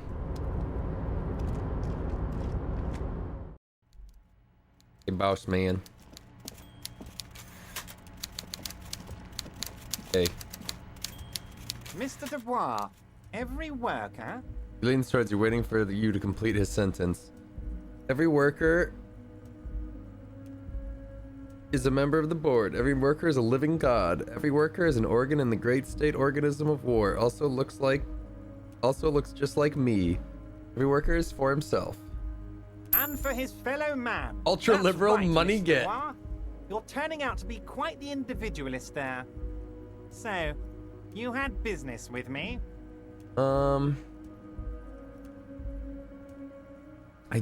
I did it, Everett. I made it even shadier. What? The brew, the shady brew. Oh, how could I forget your little side project? Well done, Harry. Well done. Don't even tell me what it was. But good job. I love it when workers take the initiative like this. I opened the door you asked me. Can we discuss the murder now? I'm very glad to hear that, Harry. One question. You didn't actually happen to stumble in and see what's inside the apartment, did you? There is no way to sway this man in any direction. He is unsuggestible and unswayable. Just tell the truth. I did go inside. Weasel had a flag of old Revachol on his wall. Exactly the kind of fascist memorabilia I was expecting. Weasel probably prays to it every night. Oh God, for the I prayed downfall to of it. the Wait, Union. I saluted it. Now let's get Am I a down to brass fascist? tacks. It's time for men like me and you to figure out who's killed who and why. Real police work is gonna start happening now. I promise you, Harry, this is gonna be good. There's a collection of colonial mugs there. I found similar mug in the trash in the hangman's clothes. Racist mugs in the trash and in the apartment? You guys are just light years ahead of me. I have so much confidence in the ability of your organization. I'm relieved you're doing this and leaving me to do what I do best. Helping people. With the power of politics. Uh-huh. Yes. Do you think this weasel is somehow connected to the murder? Oh, no. I don't cross paths like that. All I want is for you to succeed in your investigation. I would never complicate things for you. This weasel might have cleaned up after killers. Believe me, Harry, he's a nobody. Just your basement variety nobody. Can't imagine him being connected to a high-caliber case like this. Okay. But he does live nearby. Maybe it's a pedantic weasel. Fascists are known to be neat freaks. I feel like a real detective right now, Harry. Am I getting this right? He imitates bashing something with an imaginary baton. There's more to police work than whacking an imaginary baton. Of course, Harry. I'm not a real police officer. You are. That's all he's going to say on this subject. I've heard about a connection between the lynching and the strike. I'd like to hear what you know about it. By now, I'm sure you've figured out who the dead man was working for. The bad guys. Wild Pines. Sent to scare us.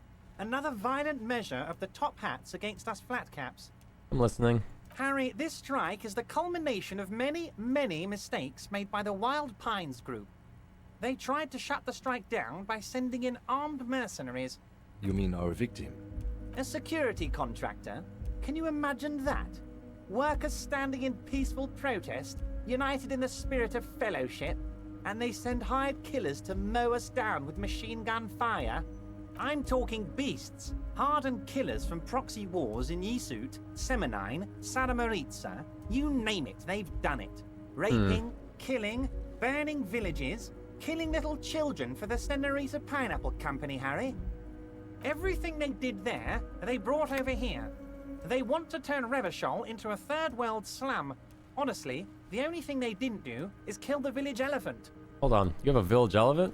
No, Harry, the elephant is metaphorical, and so is the village. But the mercs and their brutality are very real. Go on.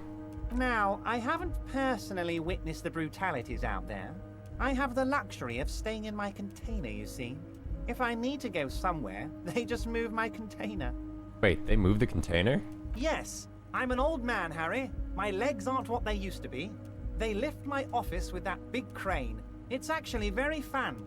You should try it. But Okay. enough about me and my fun container. Right. The killers the company hired, I think there were 3 of them, all hardened commando types. One of them got downright suicidal, getting drunk, violent, a little rapey. Even their own negotiator couldn't control him. That's your boy, the one who likes hanging out and trees. Right. By negotiator, you mean Joyce? Harry, what you need to realize is, we dock workers are not pushovers. We got grit, Harry. This whole neighborhood does. Push us hard enough and we push back. And when we do, we push to kill. Wait, the whole neighborhood's in on it? Potentially, Harry, potentially. We got arm wrestling champions, rowing club people, ex-coal miners, tough guys, all ready to spring into action for their home base. Who exactly did the pushing? There's a militant wing inside the Union. A group of people whose duties don't involve manual labor, but peacekeeping in the neighborhood, making sure everything runs smoothly. They're like you guys. Idealistic people who want to make sure bad things Yeah, the don't Hardy happen. Boys. And if they already have, well, punishment must follow. So these idealists killed our victim? One day Titus Hardy, leader of this peacekeeping faction, comes up to me and says, "Boss, socialist democratic fervor drove us to take it upon ourselves to kill this beast that was burdening the land." He probably worded it differently, but that was the idea. Sure sounded to me like they killed him. I gave them 2 weeks paid leave and told them to lay low to avoid retaliation. Aren't you worried we might arrest them for this? Oh, I'm not at all worried about that. These are not the kind of men who get arrested. They're Martinez boys, tough and gritty. I'd like to see the man who takes them in. Besides, I sent my lawyer girl to look after them. Despite his boastful tone, he's having doubts about something. But what? Maybe he doesn't believe the boys really had it in them. They're his boys, after all. I think you're sharing information with the police because you don't think they actually did it. That's very clever, Harry. Yes, they might have said it just to impress some girls or something. But Titus has a bad temper, so the chances are 50-50. How do you know the mercenaries were hired by the shipping company? How do I know? Let me tell you about these people. That's their MO. It's what they do. Last winter, some poor workers in Terminal E went on a little strike. The company sent in Sediment, a security contractor. The strike was over the workers' right to wear protective footwear, Harry. These guys turn up and start beating people. Tell you what, Harry, I wouldn't be surprised if we got the same mercenary company after a little rebranding. And I'm sure as hell not surprised to see an army of scabs under my gates. So you believe the scabs were organized by the security contractor? You said it. Hell, one of those guys looks big enough to take down that proverbial elephant. Boys like that don't just happen to show up during strikes. He's not scared of them. If anything, he likes them being here. Strange. You mentioned a lawyer girl? Oh, Liz is a bright one. I paid for that law degree myself, thinking it'll probably turn her all fancy. But hell, Harry, she came back a firebrand socialist. Sometimes she scares me with her zeal. Tell me about Titus Hardy and his boys. Oh, they are simply fine young men, all 7 of them.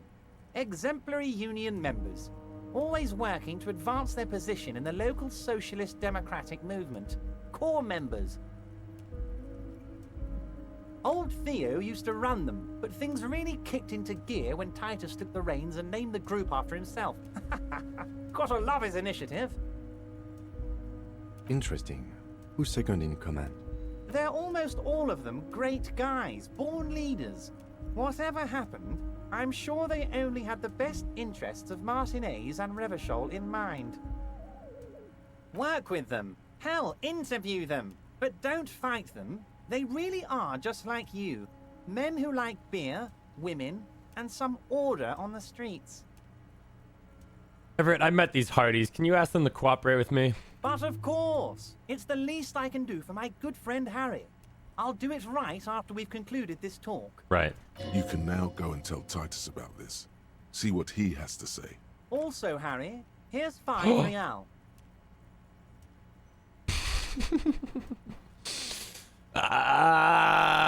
You know, I do need money. Wait, why are you giving me to this? I'm not giving you anything. I'm just holding out 5 real. It's a fucking bribe. Needless to say, this is another. They know I need money to live. If I didn't take the fucking 20 real check or whatever he tried to give me, I'm not taking a $5. I don't need it. I only wanted you to help me with the Hardy Boys. Oh, I wasn't offering it to you, just holding it out there. But I'm willing to share information. Well, I just got an achievement for else? get Kim to really trust you, so that's good. Good talk. Let's conclude for now. Was it a good talk? I'm not sure we made much headway here. I was hoping we'd bust the case wide open. Heck, I even wanted to tell you what I really want to achieve with the strike. Uh-huh. I don't know what happened, Harry. I wanted you to feel like Mr. Martinez. And of course, I also wanted you to find your gun. But it's like I can't completely trust you. Yet. Yet? Yes, Harry. It's like I can't fully trust you if you're not a man of the left. I want to, but I just can't. He's been hurt too much in the past by men who aren't social democrats. I'm not a man of the left. I'm a patriot of Evershall. You're right not to trust me. I take care of me. I'm a hustler. I grind. I'm a money engineer. What's that supposed to mean? I'm more left than you are. This is another corrupt scheme, isn't it? I'm neither left nor right. I do what my heart tells me to do. I am like an ultra liberal this playthrough, right? So like, which one of these is gonna pay me $1? I'm a hustler. I'm a grinder. I'm a money engineer. Perfect, Harry. Pa-ching. That's perfect. My version of the left is not against the companies, it's with the companies. Honestly, what I have in mind is a business proposal. A left-wing business proposal, but still... And what would this entail? Once again, I require nothing unethical or illegal of you. You just need to get 2 little signatures on this piece of paper, and then mail it to my accountant in La Delta. Jim, what do you think of this? It depends. I don't think what we just got from Mr. Clare was very useful. But, he thinks, it's your call. As I said, it weighs on me heavily. But once we get really talking, well, I'm gonna hand you the keys to Martinez, and maybe even help you figure out who's behind this killing. What are the signatures for? I'm glad you asked, Harry. The Union is going to build a modern youth center in Martinez. It will be righteous. We're gonna get those teenagers off drugs and on roller skates. Wait, that sounds sick. There's a nameless little street on the coast with some old houses around it. Most people have already signed. I just need 2 more signatures to get this mission off the ground, Harry. Where is this place exactly? On the coast, Harry, across the canal. There's a cul-de-sac there, a little village they're calling it. A gloomy place. You'll find it. I trust your detective skills, Harry. Water drips from the eaves. A woman looks at her freshly tarred skiff. There's a pair of cavalry boots under the fish in the box, and the wind howls like a vicious spirit. What will happen to the current occupants? They are just gonna have to deal with the construction noise for 6 months, and then they'll be living like kings. Right next to a fancy new youth center, designed by the best architects from Stella Marie. I'm always conflicted in this game because I'm the guy that when I play video games, they'll just be like, do you want to accept this quest? Yes or no? And I don't know even what they asked me to do. I'm just like, yeah, I'll do it. Yeah, you got a task for me? Yeah, you got it. Yeah, I'll look into it. You bring joy to my heart, Harry. Such a pleasure to be working with you. Here.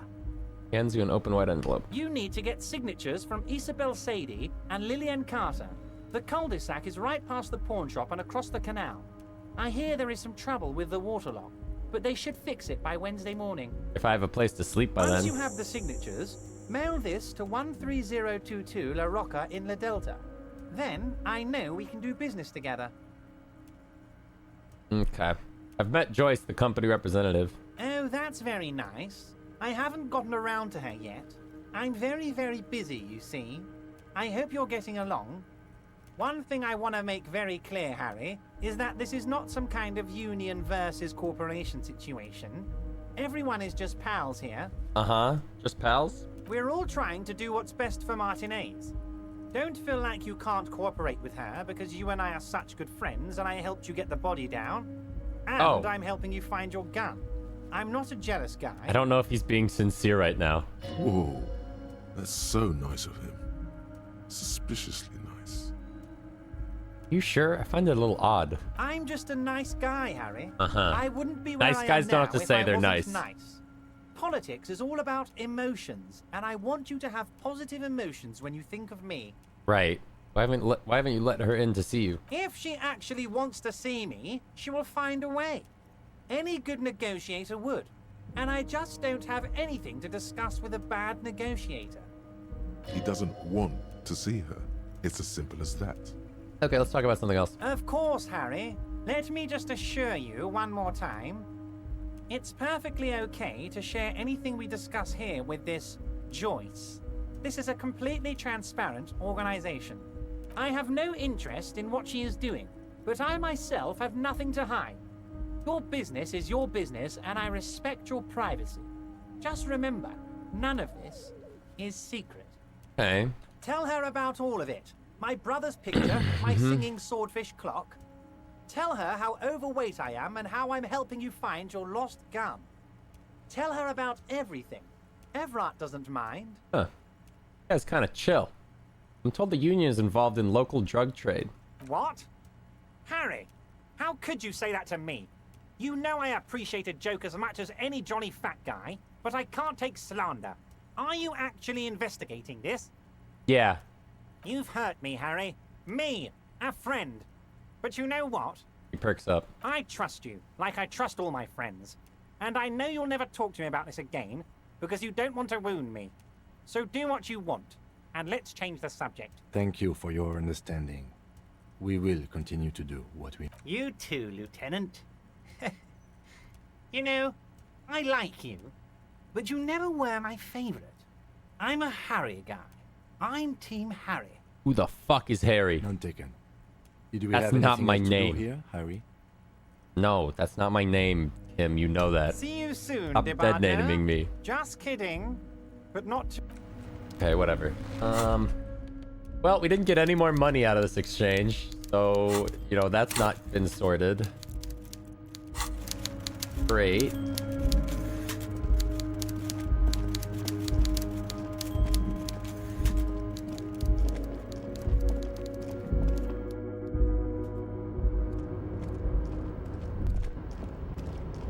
Great, it broke again.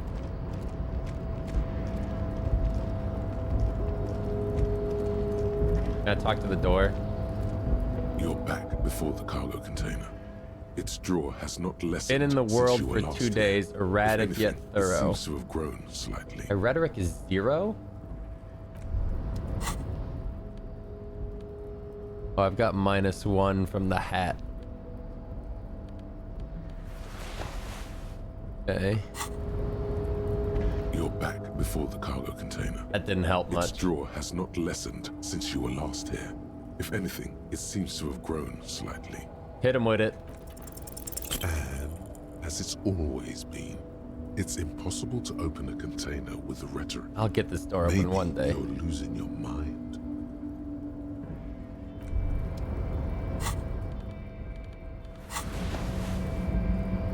Whatever. Sometimes the world in this game, it's like I'm trying to go down these stairs right now and it's impossible to traverse. I don't know if it does a great job of like displaying like what is and isn't like walkable.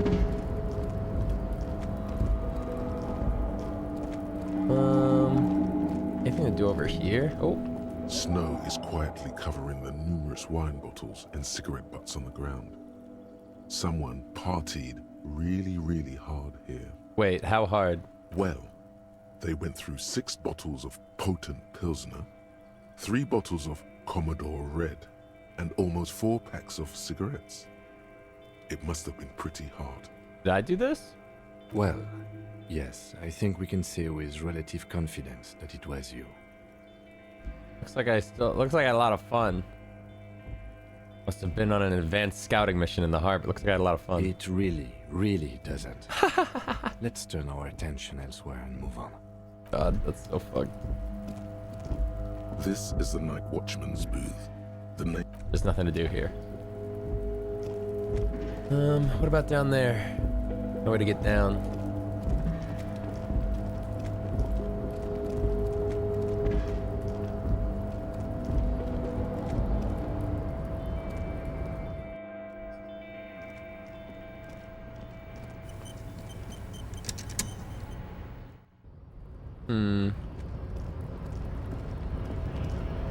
Hey, man.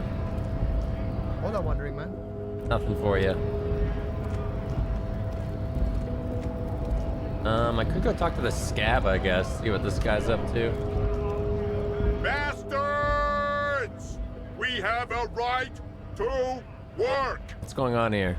Hold up and stay frosty, everyone. Cops are here. The broad-shouldered alpha male turns to you. He's a full head taller than everybody else here. You here to fuck with us? Beat the honest worker down. Yes. Ha! Couldn't handle us. Cause gives the workers strength, gives them power. We have a right to work! Besides, we're not that different. It helps if people see us talking, cops and strikebreakers together. Shows authorities are on our side. Builds confidence. What kind of cause are we talking about? Rights of people. Rights of workers. To have gainful employment. To make a salary. And feed their families. I don't think I've chosen any sides yet. Might be time. Don't let the fat bastards tread on you.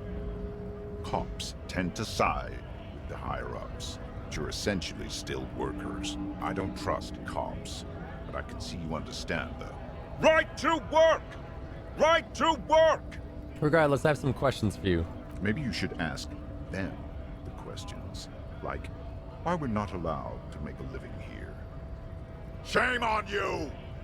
We have families to feed, you piece of shit. Points his finger at the man sitting on the railing. So do we, Scott. What exactly is your goal here? We were promised work. We'd be in there, working, if the bastards hadn't shut the gates. And you're unable to breach the entrance? Main gate's locked. Would take heavy ordnance to bust it open. Could try to get in through the secretary's office. Door's locked. The guard's blocking the way to the access panel. And I don't mean the scrawny mess punk either. I mean head measurer. Or whatever he is. Why don't you just talk to them? Like civilized folk, you mean? These native fucks don't understand civilized. Uh-huh. It would be better for the neighborhood if you went home. At least for now. If you can't get in anyway. No! They will give up eventually. Or get drunk. Leave the button unguarded. Oh shit, Then wait a minute. I poured more vodka in the fucking borscht. I wonder if they're gonna get drunk and then the scabs are gonna like take it. Who are all these strike breakers? Honest men and women with rights to work, to be useful, not toys for corporate interests. And runs his hand through a steadily graying military haircut. We came here to help the harbor run smoothly in time of crisis. If union fucks don't want work, they ought to let in those who do want work. I have a question. Why do all these men follow your leadership? You think they follow because I'm big and loud? No. Oh. They follow the rules of the market, the rules of the economy, because they were. Give it! When a bunch of ungrateful, lazy cockroaches can't get their act together, decide to block honest work for other people. What do the strikers want? Beats me. They mumble nonsense about boardrooms and workers' rights, while we have the right to work! There's something odd in the way he carries himself. His set of clothing looks vaguely mismatched. The different pieces of the attire seem ill-fitting. Fiddling? What does that mean? His shirt is far too small and an unpleasantly tight fit, while the overalls, held up by a belt, seem to fit a man with much more corpulence. You wearing new clothes? He ignores your question, choosing instead to turn to the emaciated workers, raising both. There it is. He's hired by the fucking The company. You've been talking to him for quite a while now. Something is off with this guy. Ask him where he's from. I gotta ask, where are you from? What's it to you? Routine, part of the investigation. Am I a suspect? Done no crimes. I only fight for the rights of people. Already got that. I'm interested in your background. We're all workers, right? Workers stick together. Came from the eminent domain, in Jamrock. Backgrounds in odd jobs, heavy lifting, cargo hauling, bouncer work. I know the drill. Bouncer where? I frequent a lot of bars. Sweet, I know bars. Been thrown out from several. Maybe that's why you seem familiar. A bouncer where? Worked at Territorial. Ring a bell? Yeah, I've been there. Uh-huh. It was a long time ago. Dang, we didn't get anything from that. Shit, that was a waste. God, what do I do? You know anything else? Grandma accused you of smuggling Now drugs. it's turning into a kind of a snow limbo, man. Yeah, whatever. Didn't they say there was a different lorry driver somewhere down here? Oh, wait, this is new. There are clothes inside. Cheap second-hand clothes, smelling of strangers' body odors. Don't be shy. These are premium class clothes. Good quality fabrics, best retro design. Save the economy with your style, officer. Cross through the box. You find your hands deep in tattered and faded garments made from weird polyester blends that make your body itch and sweat in all the wrong places. Economical, but also trendy. Look first hand, buy second hand. Keep the economy moving. Yeah, dig through it. Something cold grazes your hand. Synthetic and sleek. A windbreaker. Surf, it says, but also wind, summer, 100% waterproof, and sport. All in different typefaces. Practical, and yet it may deaden your senses to the world around you. Possibly because of the awful typeface. Good choice, officer. Mega One sporty. composure, minus And one it's only shivers. $4.50 for you, sir. Nah, I can't afford that. I'm looking for money, actually. You see two lowly, defeated speakers, thralls, slaves basically, perched atop them like conquerors surveying the land. A pair of found, durable wear sneakers, Ultra Series. I can see you've a taste for luxury, officer. Can't keep your eyes off those sneakers? Back to sneakers. A pair of found Ultras. The design is impossibly sleek and simple. A futuristic silhouette with a sleek monochrome colorway, a jet black upper, and a silver-lined midsole. Okay. Those sneakers, mister. 50? Those sneakers are the latest found sneakers. Super rare, super fine, super cool. Only 50 real. These once respectable speakers have been conquered, reduced to a mere prop by the indomitable found Ultras atop them. No, don't look at the speakers, officer. Look at the sneakers. The sneakers are the stars here. But I already looked at the sneakers. Then look at them again. These are the premium lifestyle sneakers, officer. Can't I just buy the sad conquered Samaran speakers? No way, officer. These aren't for sale. They're bad speakers. Lo-fi socialist junk. That's why I want them. I think I might be lo-fi socialist junk myself. No, officer. You're a high-class policeman who accepts nothing less than the best. Lucky for you, I've got the best on sale. Wait, what if I do deserve more than the lo-fi socialist sound system? You know what you don't know what I am. I don't even know myself. I want the speakers. Well, if you want them, but see, they are the pedestal for my sneakers. If I let go of the speakers, where will the sneakers go? I can't leave premium lifestyle sneakers on the ground. If, on the other hand, you wanted to buy the sneakers too, I could maybe throw in the speakers for little extra. Oh my god. 50 cents? Christ. That's what else you got here. There's a pile of cheap sunglasses in a small box, a variety of shapes and colors. You like sunglasses, officer? I've got the latest styles right here. The vendor takes a pair of sunglasses and sticks them under your nose. Try on the shades. Abort. These are hideous. What's more, they don't even fit your face. You can feel them pinching your nose and chafing against your brow. I don't want these. Damn, officer! You look like a mega secret spy. Very secret. They're practically made for you. I'll let you have them for 2 real and 50 cents. Can't afford that. No, you are definitely not buying those. You're right. I'm too sensible for those. Are you sure? But they look so good on you. You should think this through, officer. Rummage through the box. These are all boring. Boring third-rate ho-hum sunglasses made of cheap Syrahese plastic.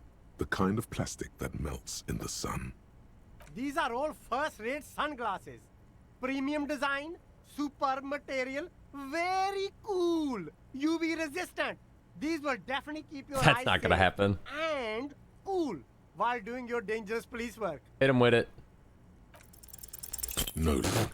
Not even All close. you find is this lime-colored cellophane visor, produced by a bargain sportswear brand called Amphibian, apparently.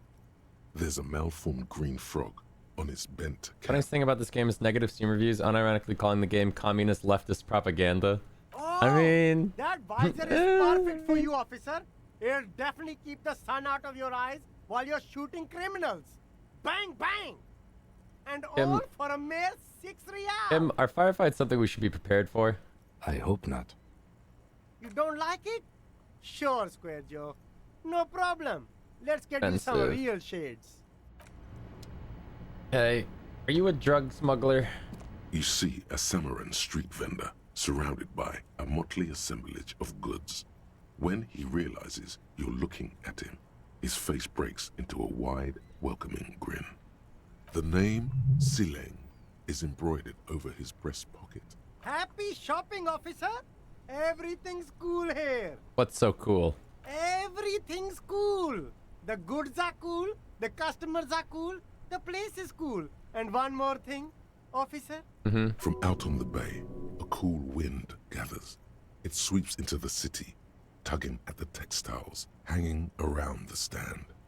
Some distance away, the sound of a tin can clattering across the street can be heard. You're very cool. Ooh. Bang, bang, bang, bang. Finger guns. Really? You think I'm cool? Oh, yes. You got style. You got personal style. You know what you like. You like premium menswear. Look around and browse. Everything looks cool on a guy like you. Take your time. Don't be distracted by the flattery and funny man act. Questions. Persuade him to give you some money. Hold on.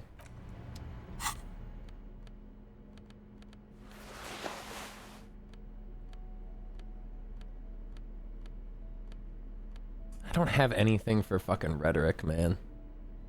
Maybe I just level it up.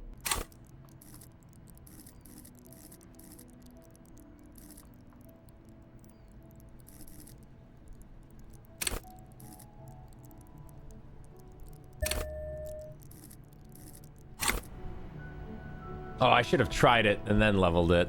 Whatever. Everything's still cool here, officer. No need to dress this one up. Just tell him what you want. I want your money now. Oh, okay. But why, officer? Because I am corrupt? I don't really remember how it works, though. Being corrupt, I mean.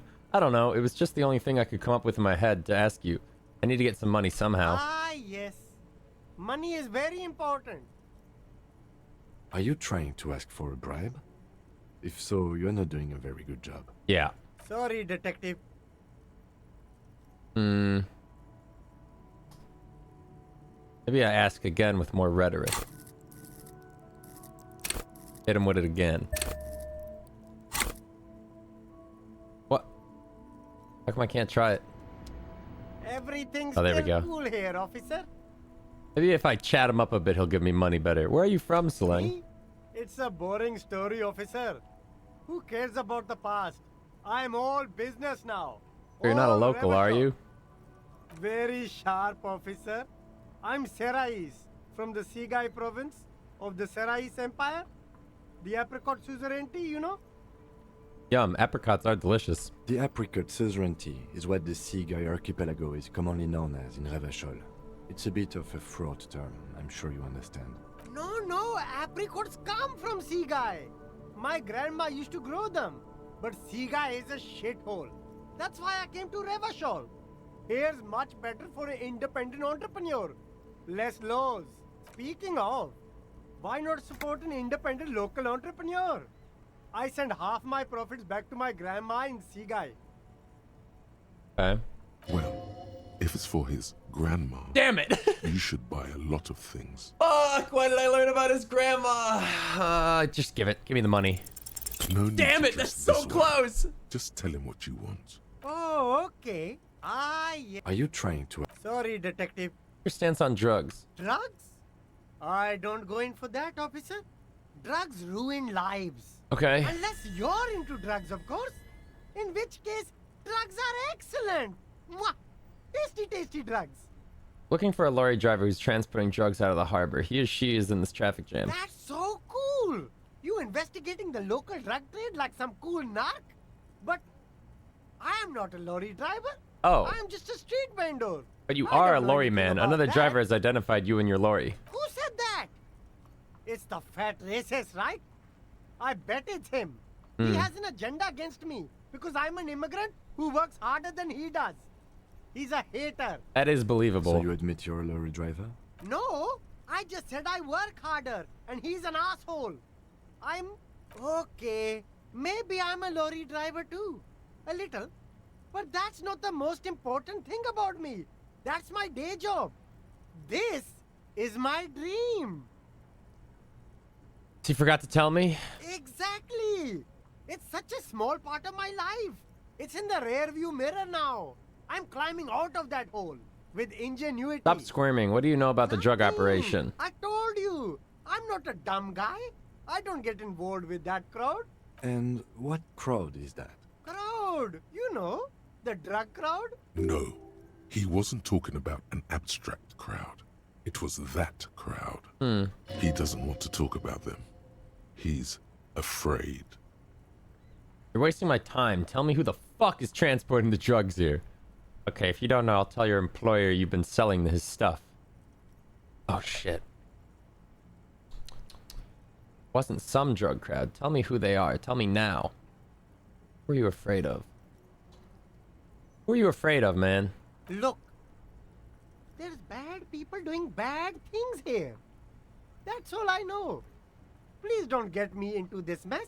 I've spent 15 years working my way up. You don't want to get into this mess. You have to give me a reason to move on. We're buddies, Solang. Help us out. No one will know it was you. It's a she, okay?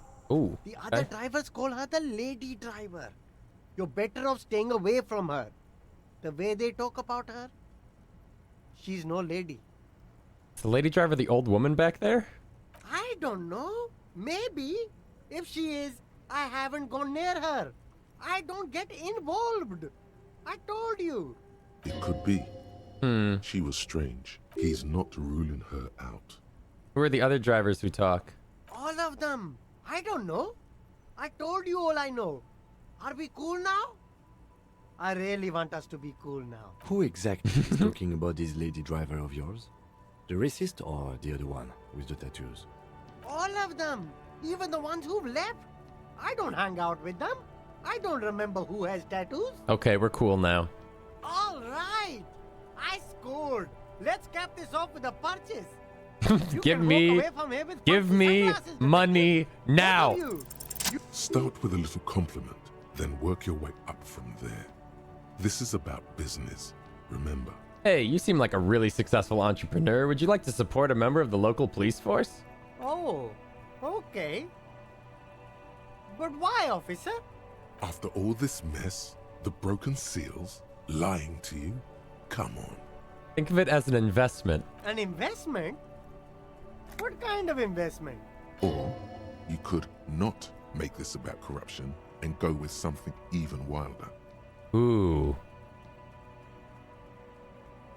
It's an investment in me, a highly experimental human being. My risk-reward ratio is insane. Invest into me not telling your employer about your operation here. I'm a policeman. It's an investment in good relations with the RCM. It's an investment in your customer base. Gotta prime the pump, man. It's an investment in me. I guess it can't be any riskier than speculating in exotic derivatives. How much are we talking about here? 10 Real. 10 Real is a bargain for that kind of investment. All right. You got it, We're my sorted for the night. I could just bum around now. Cop of the apocalypse. Easy as. Another day It's solved. not fire. It's not ash. There will most certainly be a sea of corpses leading up to the event. But it won't be war or pestilence that causes it. Oh no. The event will belong to a genre of cataclysm no man has dared to suspect would ever come to pass. You can only sense the shape of it, like a cavity, a pit opening up in your stomach, a throat into which the world will vanish. The streets, the grass, the stars, all will be rolled back. By whom, by what, and how, you don't know. All you know is, you're not joking around. Learning cap for Inland Empire raised to 6. Learning cap for Shivers raised to 6. That's weird. I considered that to be my build, so this is like perfect. I was like, I'm basically like the Inland Empire Shivers guy. Jamais vu. Oh, the other one finished. Nice. Jamais vu. The opposite of déjà vu. Not already seen, but never seen. Everything that should be familiar appears strange and new, like some half-forgotten day in your childhood. Only now. That's the feeling you've been having. And for who knows how long. You should go and ask Joyce Messier about this. What world are we in? This is a fundamental question. +1 XP for every orb clicked. All intellect learning cap raised by 1. Does this count for orbs I've already clicked? Because I've clicked a lot of orbs. Something tells me it's not retroactive. That's upsetting. I think I've like clicked on all the orbs around here in recent times. Fuck.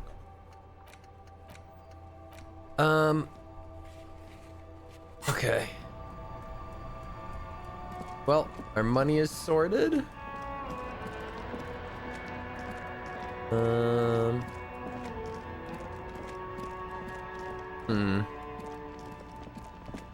Thing going on down here. I guess I should go ask the old oh, there's an orb.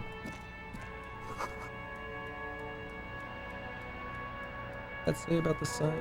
Butter sign down. A crumpled billboard reading, Samaran butter soaks in the canal. 2 ugly lines mar the bright countenance of the blonde boy depicted. What is Samaran butter? Time to reconstruct what happened here. Whatever it is, the boy on the billboard seems very happy about it. Calculating. Judging by the size of the impact and the parallel lines of burnt rubber, what the hell? The cause was probably a motor vehicle. Whoa.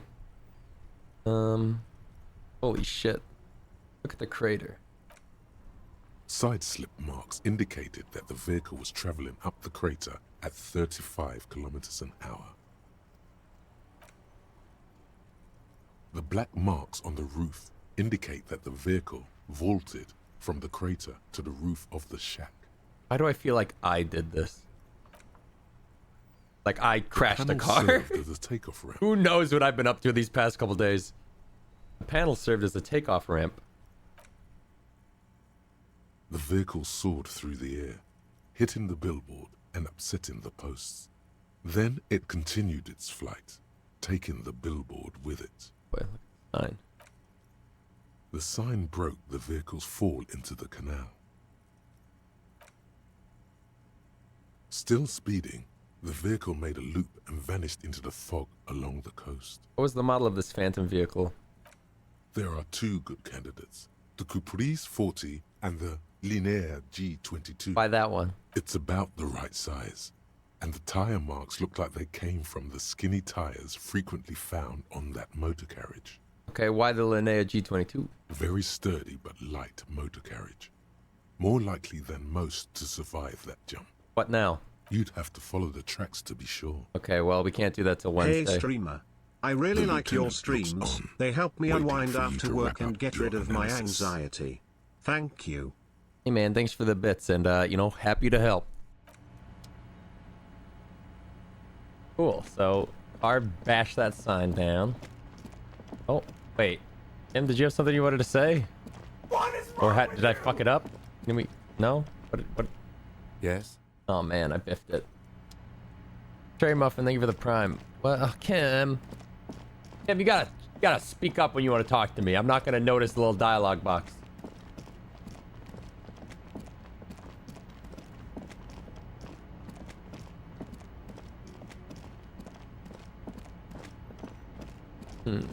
Well, we've got enough money to pay for my room.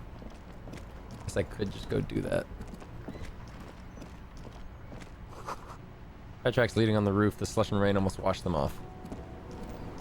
What are you guys up to anyway? Spirits chirp and clicks of swallows fill the air. Got any new dialogue? Officer, the mere sight of police in Martinez makes me Convince feel Gaston to safer relinquish already. his sandwich. How can I Dude, help you? give me the sandwich now. You mentioned Jean-Marie Belou. Who is that? Oh, sweet Jenny. She was the finest woman in all of Revachol. Give me that. Maybe the entire world. Do not defile her memory, Gaston. Let her rest in peace. His tone lacks its usual intensity, like he doesn't feel he has the right to speak on the matter. What happened to her? She died of pneumonia 2 winters ago. It was a quiet passage, peaceful. René and I were both by her bedside when she... Pause is searching for the right word. Died. No use sugarcoating it. Won't bring her back, will it now? Departed. Until the very hand she couldn't decide between us. The most indecisive woman I've ever met. You both knew her? We knew her, all right. Lived on the same street our entire lives, just 2 houses apart. The 3 of us have been best friends since we were 4.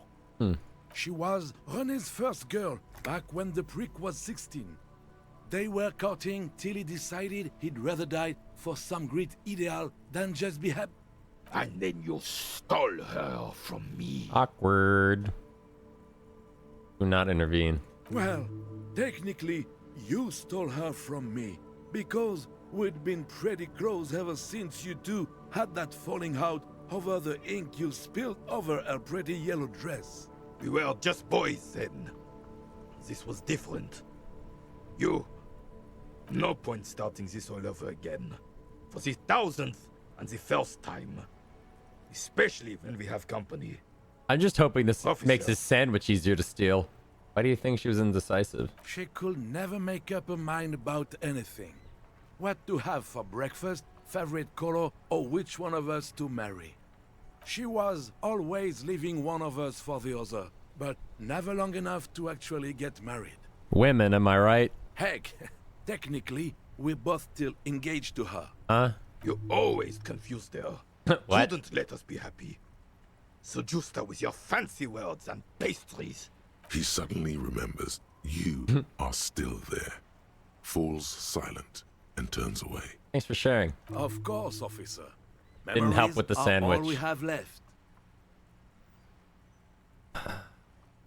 Give me that. A man so I'm principled joking. about his sandwich I'm calls for a joking. principled approach. Time to get political. I'm not so sure about this. Too late. Daddy's already fighting the bad fight. Make it stick. These options seem awfully fascist or communist. What if I don't want to say them? Back to police mode. Smile, nod. All right. Damn it. Let's hear them, officer. Every time I try to take his fucking sandwich, I just think of the fucking... Give me that. I'm joking. Where is I it? check Instagram and I see This fucking video. an ad for graham crackers. These things are spying on us. Yeah, go ahead and He's just spy like, on me. You're just give me gonna see that. me drink too much wine and watch too much Scandal. Where is it? Doing what we... It's driving me. She's there saying, "Oh, I wouldn't have made it that way." I should have got that. Have you tried at all to talk to her about your issues? Dylan, look over there. I'm joking. I'm joking. Give me your sandwich. I'm joking. I failed the check. I'm joking. Give me that. What? Give me that. My food? I'm joking. I'm joking. I feel like if I was a better editor than I am, They're You could a handful, edit of this course, clip but, to be a we fucking have the meme of off-air. this Susan game is with working like failed part-time right now, so that conceptualization, really helps. failed sleight of hand check.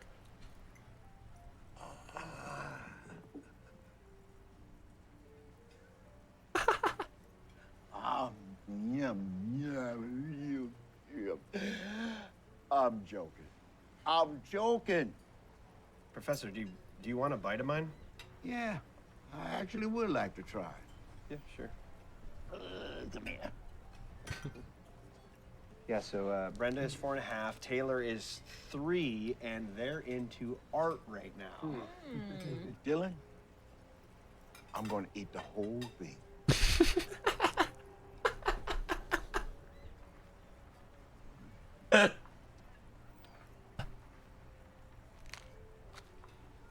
Man, let's just eat some fry. I just want his just give me the fucking sandwich, man. Give me that. Whatever, I'll be back for your sandwich. I'm joking, I'm joking. There. Working class drunk. You know what this means, right? Case solved. Cracked it. All in a good day's work. What did I crack exactly? What do you mean, what did I crack? Look at how working class that drunk is. It's your husband, the missing husband. Yes, and you found him. Now go and tell the working class woman.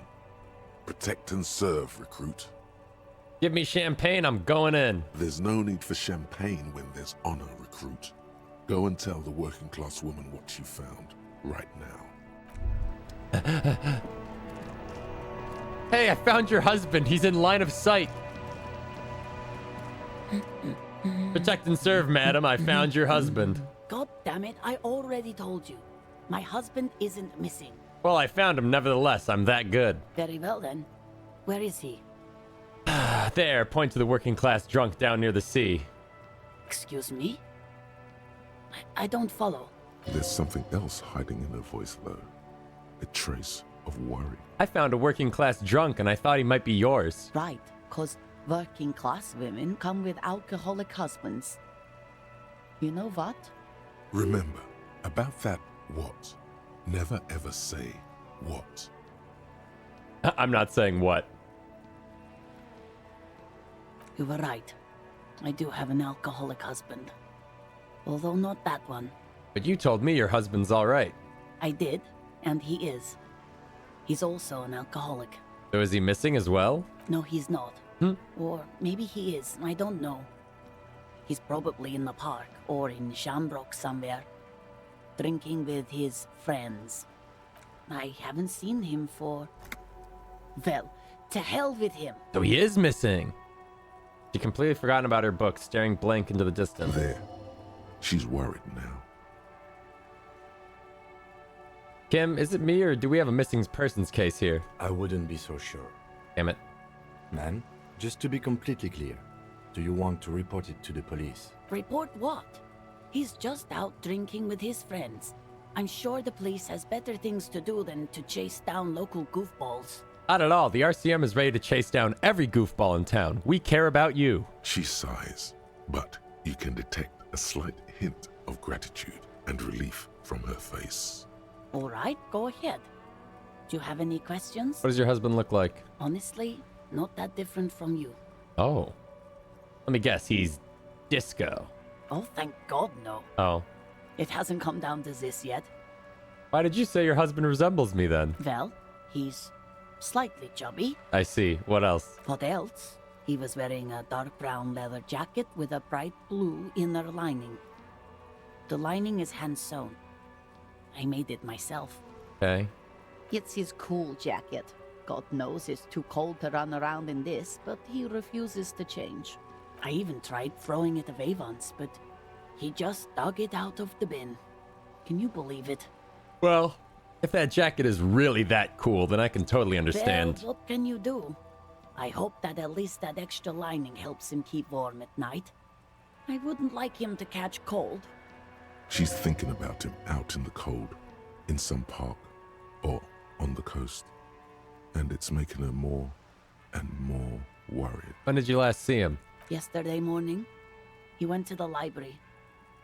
He went to retrieve my book, and he promised he'd walk straight back home. And then he didn't. Because we talked about this. We talked about not wandering off again.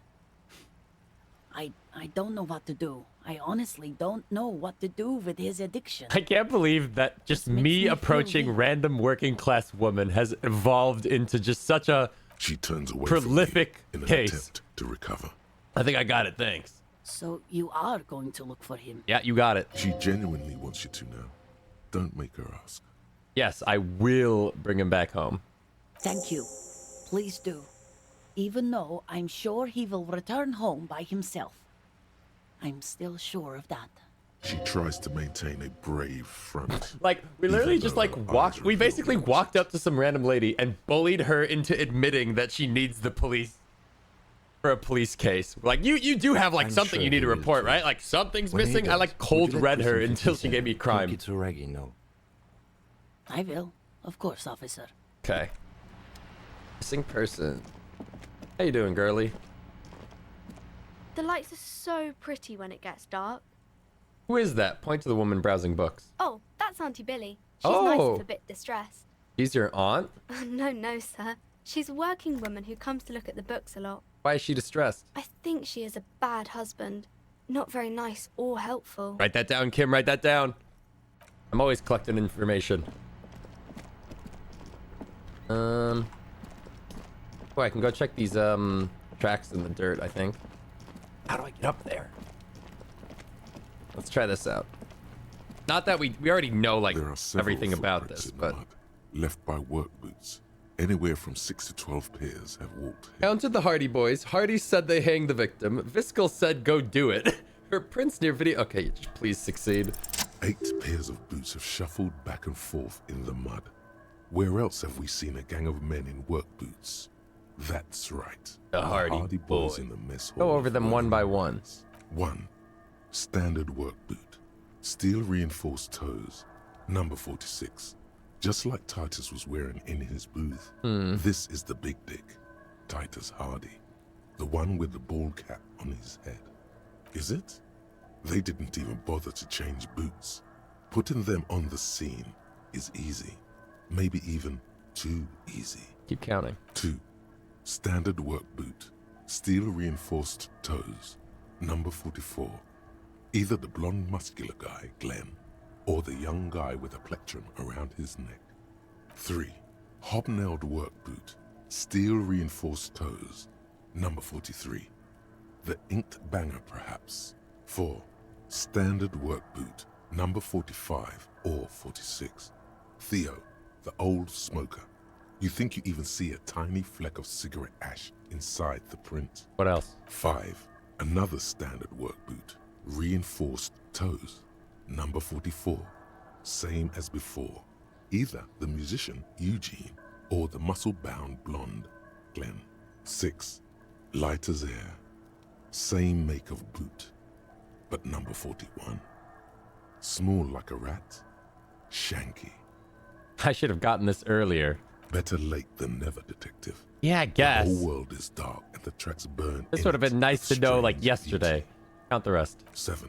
The glowing outline of a standard work boot. Number 46. The imprints are twice as deep as the others. The weight exceeds 200 kilograms. Fat Angus. Carrying something? And the last? 8.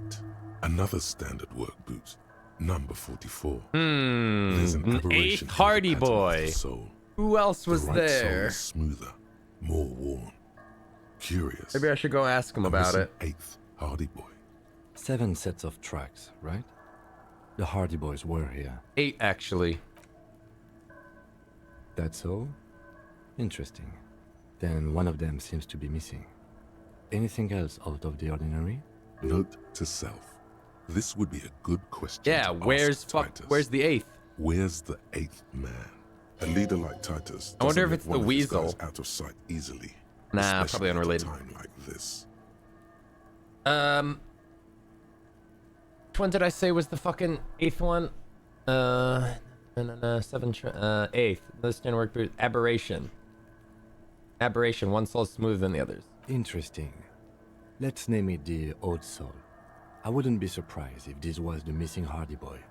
Wonder who he is. You have any ideas, Lieutenant? Someone operating a workbench with a pedal? Like a joiner at the harbor. Or maybe a drummer? He regrets it the moment he says it. A drummer? That's stupid. So one of the people we were looking for is a drummer? Don't say anything, just nod. I don't know why I said that. Oh, that's a good idea, Kim. I'm not going to shoot that down. We are looking for a group of dock workers. They could be in a band. The lieutenant clearly appreciates the chance to clear up the drummer issue himself. Perhaps it could be a driver. Ooh. A driver would wear out the right shoe before the left. The accelerator is on the right. Not thoughtfully. I was actually thinking the exact same thing. Interesting. Only I'd come up with that idea. Not thoughtfully. We should keep our eyes open around the traffic jam. See whether anyone strikes out as a potential suspect. Seems prudent, no? Yeah, prudent. Light step, number 41, true. I'm guessing that's the skinny Hardy boy. The one with his front teeth missing. You mean the rat-faced one? Yes, well, he did look a bit like a rat. You're right. Do you think those prints belong to him? Yeah. I could still be wrong, but I'm probably not. A heavy one, 200 pounds. 200? Or 200 kilograms. This could be the combined weight of two people, one carrying the other who's tied up. Ooh. Let's say a heavily built worker carrying a similarly built armored man. Maybe it was a fat Hardy boy, the one sitting in the middle. He might be right.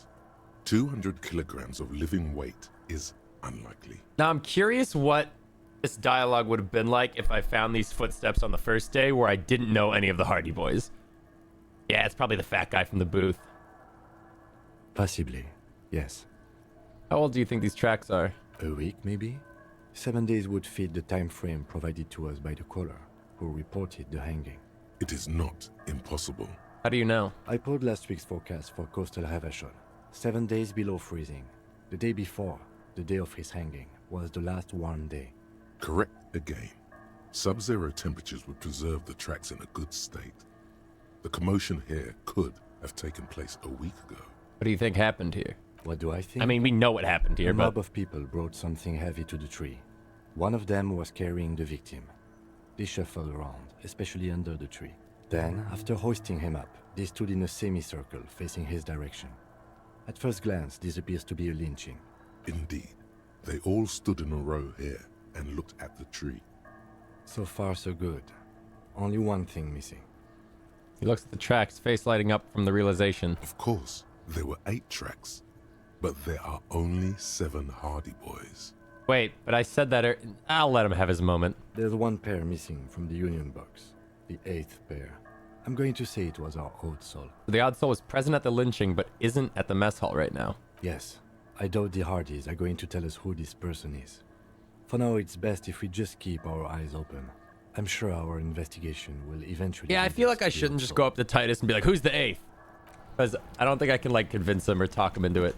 Kuno, did you see the 8th? You didn't see shit. You got anything new going on, Kuno? How you been? You missed a good show before. A kid came by and completely fucked the tree to pieces. He fucked the tree up! Fucked it good! It was porno! Wish I could have been here to see it. Now I have some questions. Shoot that shit at Kuno, Pigonaut. Nah, nothing going on. Kuno doesn't... Bye. Oh. Hot bug again. Are they still here? Cool. Hey. Looks like the circus left town, but the clowns are still here. Titus does not look particularly happy to see you. He and Everett talked. He promised you cooperate. Oh, so you went and talked to my mommy. Mm-hmm. And now she's making me play with you. That's exactly Is right. that it, lawman? Yeah. And what's gonna happen if we don't? You're gonna go and tell on us? Why don't you push me some more and find out, Gimp? Great mature guys. Everett sent word, right? I would never tell on someone. Why don't you push me some more and find out, Gimp? You gonna let him talk to me like that, Titus? He turns his eyes full of hurt to the big man. Let's see. We struck a nerve with that one. Yeah, I guess I am. you big pussy. The old man sent word you'd be around again. That's the reason Yeah, I'm get being fucked so on, forthcoming Shanky. with you. Don't wear it out. But having Everard back you up like that did seem to have some effect. That's still awful percent chance. Found 8 sets of footprints, but there's only 7 of you. Where's the 8th Hardy Boy? What are you talking about, madman? There's no 8th Hardy Boy. There's 7 of us and we're all here. He sizes you up. Or what? You want to be the 8th Hardy Boy? We ain't hiring. Actually, boss, we've been talking and we think she could maybe... This person Glenn wants to hire, he really respects her. Shut the fuck up, Glenn! I do the talking here. Oh my god. Now what the fuck do you want, cop? So let me get this straight. There is an 8th Hardy Boy. It's a she, and you don't like us talking about her? That's right. We're not talking about this. This is a private Hardy Boys matter. Nothing to do with your shit. And Where's the lieutenant? you're not cops here. Don't go digging around if you don't want a bullet in the back of your head. I'm watching you. Good. We are all watching each other. Officer, your question. There's no point in pushing it further, he thinks. This is already a victory. We'll learn more about this 8th Hardy sooner or later. Hold on. Do I have any authority clothes?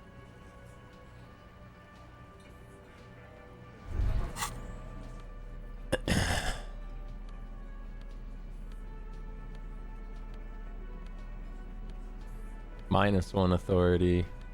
Nah, not really. Our authority is -2. Oh, the ledger's not helping anything. Okay. That's fine. Try it again. What's up, motherfucker? Talk to me. Looks like the circus left town. Yeah, but the get on clowns over are here. still Talk to me. here. That's pretty good chance. Establish authority. Hit him with it. Establish authority.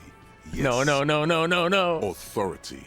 Feverish thoughts race through your mind. Kim, I need your gun. That's it? That's all I got? Did you already try the gun thing? I hear the gun thing is excellent and has great results. You're probably right. The others are only there for filler, to make the gun thing pop. Kim, I need your gun. Why? This is not what he thinks it is. This is a great idea. I'm afraid it's not what you think it is either. What? Everybody calm down. This is only a demonstration. This is such a bad idea. What? Who, me? What is it? Yes. You. Stop talking out loud. You sound like you're unraveling. Oh, I'm so dead. Everybody calm down. This is only a demonstration. Kim, the gun, please. What in the name of fuck are you doing? I don't want to give you my gun. The fuck is happening, Titus? What are they whispering about? I don't know. Easy, Shanks. I want to see where this is going. I'm not scared anymore. I know what I have to do. Trust me, Kim. I am merely flesh. There is no other way. I know what I'm doing. It's not my first day on the police job. I want to turn back. I know what I'm doing. It's not my first day on the police job. Police job?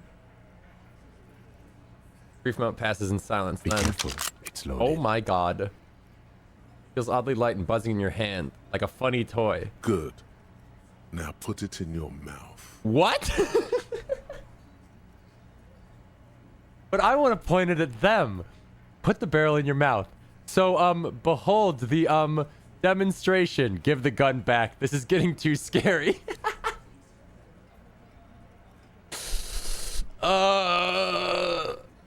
Alright, I gotta pee.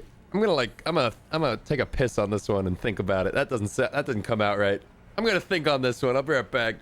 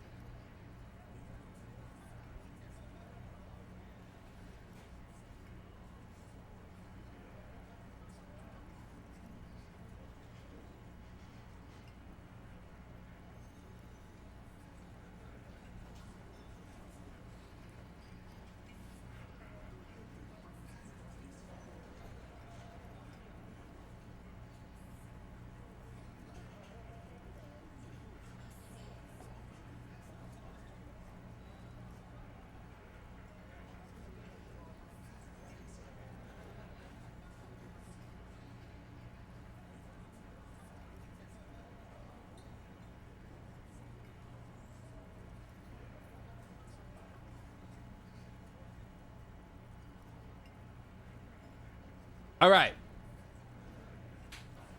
Put it in my mouth. You see this gun? What are you doing?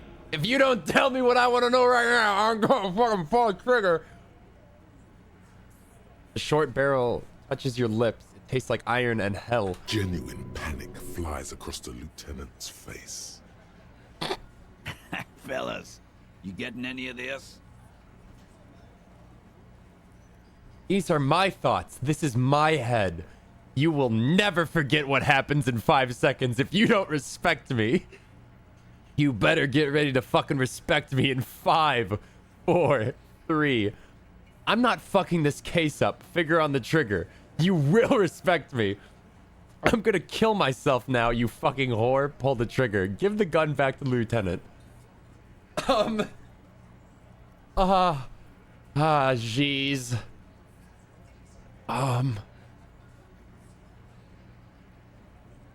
Maybe just press 6. Nah, I kind of want to see. Okay. Look. I'm just saying. What would you do in this situation? If somebody fucking pulled a gun out and then put it in their own mouth and was like, if you don't respect me, I'm gonna kill myself. Like, I'd be like, all right, man, jeez, just chill out. Like, I respect you, man. I totally respect you. You want respect? You got it. Jesus. What the fuck is happening? You better get ready to fucking respect me. You will never forget what happens in 5 seconds if you don't respect me. I'm not fucking this case up. You will respect me. I don't know, dude. You better get ready to fucking respect me in 5, 4, 3. He's not gonna off himself. Come on. No. He'll do it. Go ahead, son. Oh shit, wait. 3, 2. Wait, they weren't supposed. Wait. Kisses, kisses, kisses. Wait. No. Give it to Lieutenant Kitsuragi. It's not too late. You can still spin this as some kind of tactic. Ratan, we can't have any fun if you kill yourself. Painting the booth red with your brain sounds like a real blast now. But what about later? There'll be nothing. I'm going to kill myself.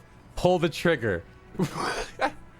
I really wish I had hard saved before I committed to whatever the fuck this is. These are my thoughts. This is my head. What is that? What? You will never forget what happens in 5 seconds if you don't respect me. Fellas, the cop is really threatening to off himself. This is insane. Yeah, it is. No, that is not what is happening. This show is unnecessary. Give me my gun now. He's desperately trying to offer a counter-narrative. There is none. These are my thoughts. This is my head.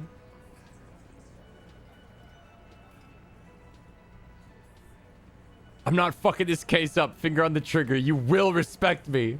We'll solve the case. Look at me. Don't worry. This demonstration is not helping at all. Yeah.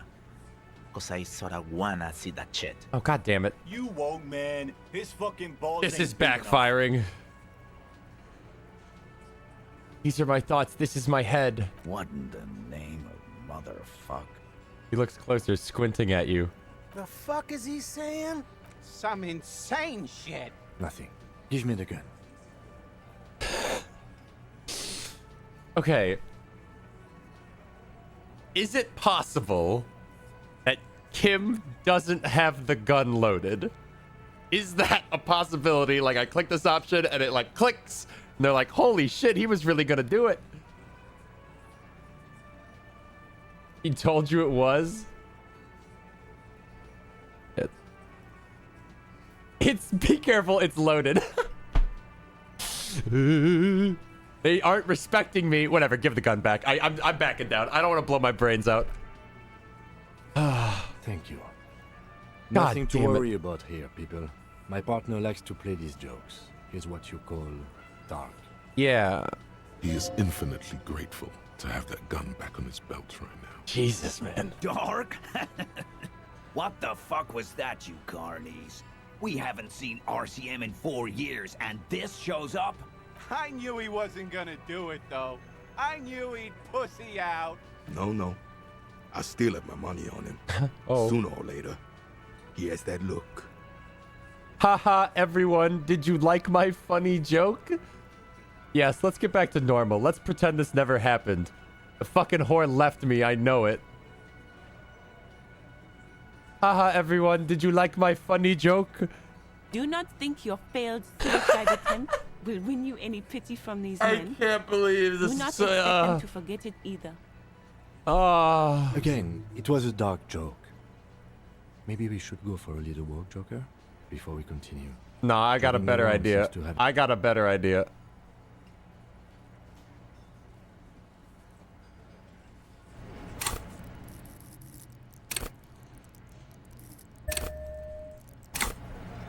Hey. Look, the insane police officer is back. Yup. The small man mimes blowing his brains out. You see his rat face contorted in mock despair, his fingers touching his temple. There's laughter in the room. Try not to kill yourself this time. This time it's going to work. You already ruled out the first bad option. Let's try this again. Kim, give me your gun. No, not going to happen. Okay, I'm the only thing keeping this town from going to hell, and you're not helping. Point your finger. First you tell me someone's been raped, then you won't say who. That's bullshit. Stomp your feet. Stop shitting your pants. You don't need to know, all right? We took care of it. The law handled it, all right? Yeah. Aren't you listening? It's done. Finito. I guess we're both the law around here if you start to think about it. Maybe you're right. Maybe I'm not the law after all to yourself. Maybe everyone's been lying to me. I guess we're both the law around here if you start to think about it. No, asshole. You're nobody. I'm the law. Fuck you. Stop yelling about the goddamn law in my establishment. We get it. You're all the law. Let's just all cool off. We had some questions, that's all. I'll be back. You haven't heard the last of me.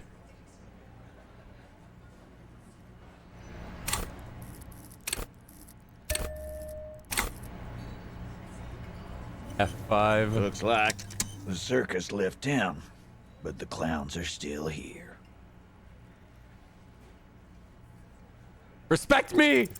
You have so many bad options ruled out. It's insane. There is no way. Kim, I'm only getting total garbage here. Please help. You know what? You guys must be the cops. Because this is what cops do, right? He's had enough. He's really gonna push their buttons now. Live in a bar, sit on their fat asses like they own the place, while the neighborhood goes to shit. Corpses hang from trees. Kids shoot up. Hey, we don't have to fucking take this shit. Glenn. Everyone shut up! Edis's loud baritone echoes back from the mess hall walls and the entire cafeteria falls silent. Fuck you, man. You didn't see the place before we got here. Fucking graffito everywhere. Congratulations on the graffito removal. All I see is you sitting around talking about Monica's titties, while there's a rape victim. So what? What do you want from me? We took care of that fuck. Don't let him drink that. One more push. Quick. Just don't antagonize him. You have this already. Don't antagonize. Someone's been raped. She needs counseling. We need to talk to her. It's not about who did it. It's about the victim. She needs help. Titus? She stops mid-sentence. That's it. You got him. He's going to give it up, but on his terms. You wanna help her, cop? Fine. I'm gonna let you help her. But you treat her with respect. If you don't, if you question her, harass her, a freight train of pain, buddy. What is her name? Glacia. I'm on due. She's staying here at the Whirling. Wait, is she the one in the room like 2 doors down from me? Silvery jumpsuit, blonde. That's I'm on due with an O-U. Shit. The girl upstairs? That can't be her. She knows you drank so hard you forgot you were a cop.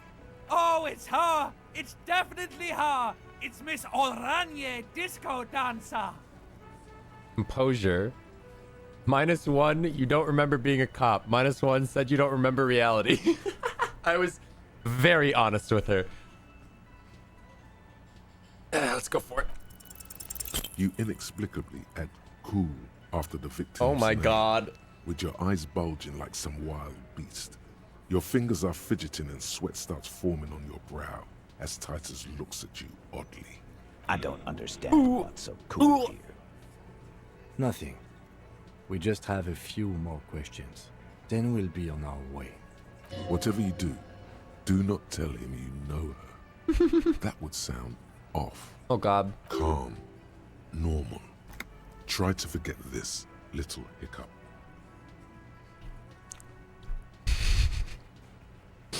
I think I know her. You don't know her. Say nothing. Good boy. Oh. Okay. This turned out better than expected. Okay. What was her relationship with the mercenary? Relationship? There was no fucking relationship. He raped her. That's their relationship. Something is off here. His anger is possessive. Was like that karaoke Possessive. incident all over again. Or like some of the other girls he was harassing. Okay, enough. All of this is irrelevant to your stated investigation. So the rape, when was it? He did it before we killed him. He's not gonna do it again. So what does it matter? It would help if we establish a timeline. All right. 2 weeks, maybe? I don't know. I need another beer. Here you go, boss. So, what is your relationship with her? I know her. He looks around and an uncommon silence fills the room. How well do you know her? Well enough, Copper. We party. She's been here for a few months. So she's not from around here? You mean Revachol? Nah. She's an immigrant. Or a drifter of some sort. Been staying here over the winter. Don't you give her any more trouble. Bad Angus, shut up! Some bad luck, that's Oh all. my god. Shut up, Angie. She doesn't need your help. Shut the fuck up, Angus! Titus gives them both a look. They fall silent. What's with all the silences? It's like these guys don't know how to feel about this. You should keep picking at it. You said you partied. Cool, that's cool, but what did you mean? What do you think I meant? Laugh nervously. Sex, drugs, and karaoke, right? Yes. Yes. And no. No karaoke? Got something to say about it? So you're saying two of you were close? No, we just fucked. That's all. Oh. I'm not gonna give you any details if that's what you're after. So put your dick away. Okay. He really went out of his way to seem comfortable with this topic. That's all you're gonna get for now. Okay, thanks. We'll go talk to her. Remember what I said. Freight train of pain. Right. Now, I saw Kim wanted to talk to me. I'm assuming it's about the gun incident. Hey, bud, what's up? What in the name of hell was that supposed to be? What do you mean? We got the information we needed. The theatrical suicide attempt. We need to talk about it. We have to. We do. I was able to recontextualize it as a dark joke. I will not be able to recontextualize it the next time. Uh-huh. I understand you sometimes employ extreme interrogation tactics, but I want you to understand that was too extreme. We can't have RCM officers going around putting guns in their mouths. We can't afford to have that image. Few institutions can. Understood, 100%. It won't happen again. I went with my gut feeling, and this time it was wrong. I'm sorry I put you into this position. I wish to embrace the gloaming ahead of time. The undoing of the atoms called to me. It's going to happen again. I'm going to do it again. I'm going to try it again soon. But why did you leave me then? I tried to do it again, and every time it comes up, I will do it again. No, you are not. You are not going to put your gun into your mouth when we interrogate people. That is never going to happen again. It will probably happen again. Never. Now let's go. Mm-hmm. This was your chance to make amends, but you chose not to. Instead, you chose to be the badass suicide boyadero, and now he doesn't like you. Oh, Sag. Now what do you want to talk about? How much you don't like me? Officer, what was that? What was what? You mean the sweating and fidgeting when he mentioned her name? Yes. And the sort of quivering jello thing with the eye? Point to your twitching eye. Yes. I think I know that woman. The victim? Is there something I should know before we talk to her? Whatever you do, don't say the first thing. I didn't rape her. Just to be clear, Kim. It wasn't me. I met her in the hallway after I woke up. She knows I didn't remember being a cop. I tried to hit on her. I did try. Didn't I hit her? Did I hit her with the smolder and then she like left? Oh, fuck. I met her in the hallway after I woke up. Understood.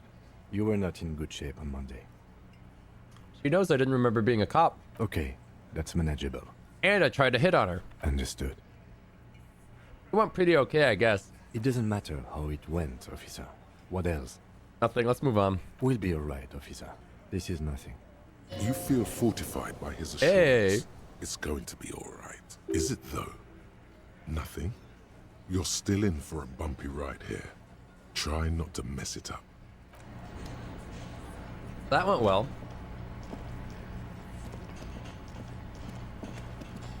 Got anything new going on, brother? Can I help you? About my bill for tonight. Got the 20 real? Yeah, here you go. Good. You got the room for the night, but remember, you'll need another 20 real tomorrow. Take it easy on him. Deep down, he really hates being the guy who has to remind you. Okay.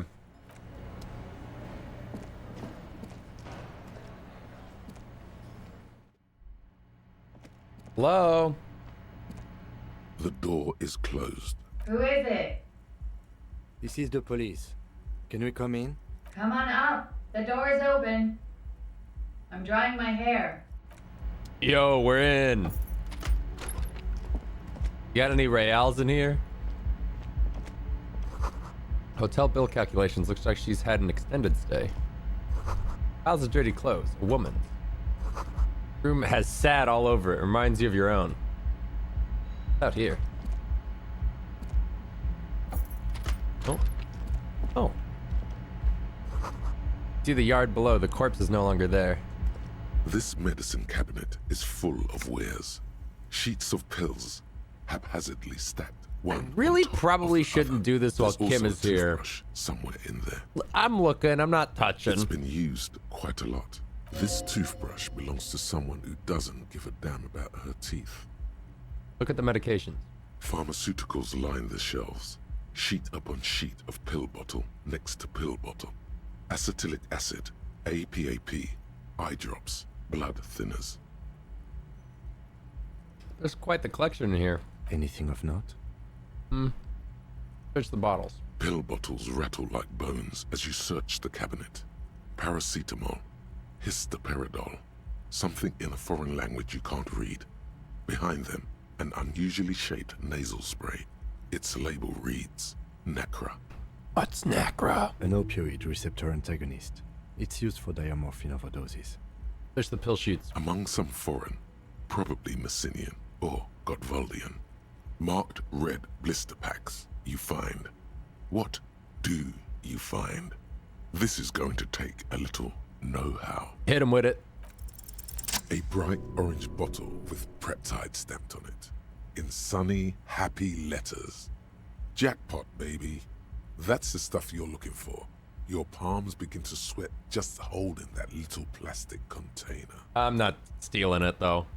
I see a brand called Preptide. Preptide. A euphemism for pharmaceutical amphetamine. Prescription speed. Oh, shit. The fuck are you waiting for? Let's get super fucking preppy. No. What's so exciting about this orange bottle? It's speed, man. Oh. Just what you were looking for. They call it dextroamphetamine and talk about psychological disorders. But what we're seeing here is some scientifically advanced trucker speed. Electrochemistry, me and you, we don't get along.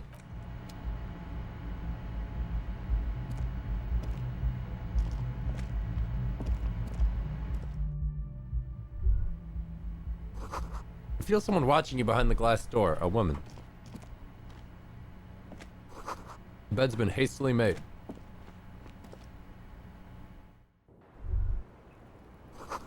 Oh, cigarette air. Cold coffee in an ashtray that looks like a hedgehog. Hey. Welcome to the roof. The young lady has a cigarette in one hand and a cup of coffee in the other. Below her silvery jumpsuit, an athletic young body, built long and lean. Electrochemistry, chill out. I'm sorry for the mess down there. The cleaning lady hasn't come by in days. I'm beginning to wonder if she ever will. Nice. You've got here. Is there a cleaning lady? I think I need one. Proceed politely. No time for pleasantries. We have questions for you. Now proceed politely. Oh yes. Legends of room number 1 have made their way around the building. They say a portal to hell has opened in there. It has. Disco Infernum. Hell, you know not of which you speak. There are vortices of dark energy present, but not to hell, to another place, a third place, much different from our world. No, I just trashed the place. Disco Infernum. They also say that's why the cleaning lady quit. Because of the Infernum. I'm Kim Kitsuragi. I'm a detective from Precinct 57. I believe you have already met my colleague from Precinct 41. Have I ever? Have you grown accustomed to your role as a police officer? Oh yeah, I've been killing it. Oh yeah. Feel the power. Once a cop, always a cop. Like riding a copper-cycle. Yeah. There is the tiniest bit of flattery in there. The way her eyes move from your shoulder to shoulder. Miss, we are investigating the murder of the man down there. The people who put him there have asked us to talk to you. Huh. I see. Takes a pensive drag of her menthol cigarette. Be careful. Ask something else first. When you go there, use words like, I hear you have been through something difficult. Okay. Unless your room is close to mine, I have a personal question. What's your name, miss, for the record? Clausier Amondou. And where are you from? Vredefort, Republic of Oranje. What is Oranje? A bad memory, officer. Bad memory of what? Of lilacs and lightning. Parks, glass. Duraluminium. Aluminium. Vredefort is a conference city. It's always autumn there. A night. At least it was for me. What's so bad about that? Nothing. If you're no longer there. The conference centers are filled with people who get angry at you if you do something wrong. Did you do something wrong? Sooner or later, everyone does. How old are you? I'm 28. She's younger than I am, aware. Something stupid. Want to hear what's stupid? Somewhere in a one-room apartment on Boogie Street, a young man shows Patrol Officer Tilbrook his genital warts. Ask him if they're cancer. Thanks for this, Esprit de Corpse. You want to hear something stupid? His partner, Emil Mullins, can't be there. He's in another apartment with another man who's showing him a dead dog under the radiator. It's dead, Mullins says. No, the man replies. I touched him. He's warm. It's because he's next to a radiator. He's warm, Mullins replies, because he's under the radiator. What's that? Oranese lit. Oranese lit? Oranese literature. Oh. It's what I studied at the university. What is Oranese literature about? Fear of failure, fear of death, how it sucks to be Oranese. All national literatures are... Only the name of the nation changes. If that's true, then Revacholian lit would fit you like a glove. What do you do with it? Nothing. I do nothing with it. How do you make money then? Money is very important. Show her some money. Dude, I hate answers like these intrusive thoughts, because they always win. Cool. I've made more money by just being than I have with Rani's lit. Being what? Many things. A roller skating instructor, a secretary, Miss Orania 37. I have 1 real. It's the world's most. I hold out $1. You need money like this. Can you take a look at your passport, please? I'm afraid you can't, officer. Okay. Why is that?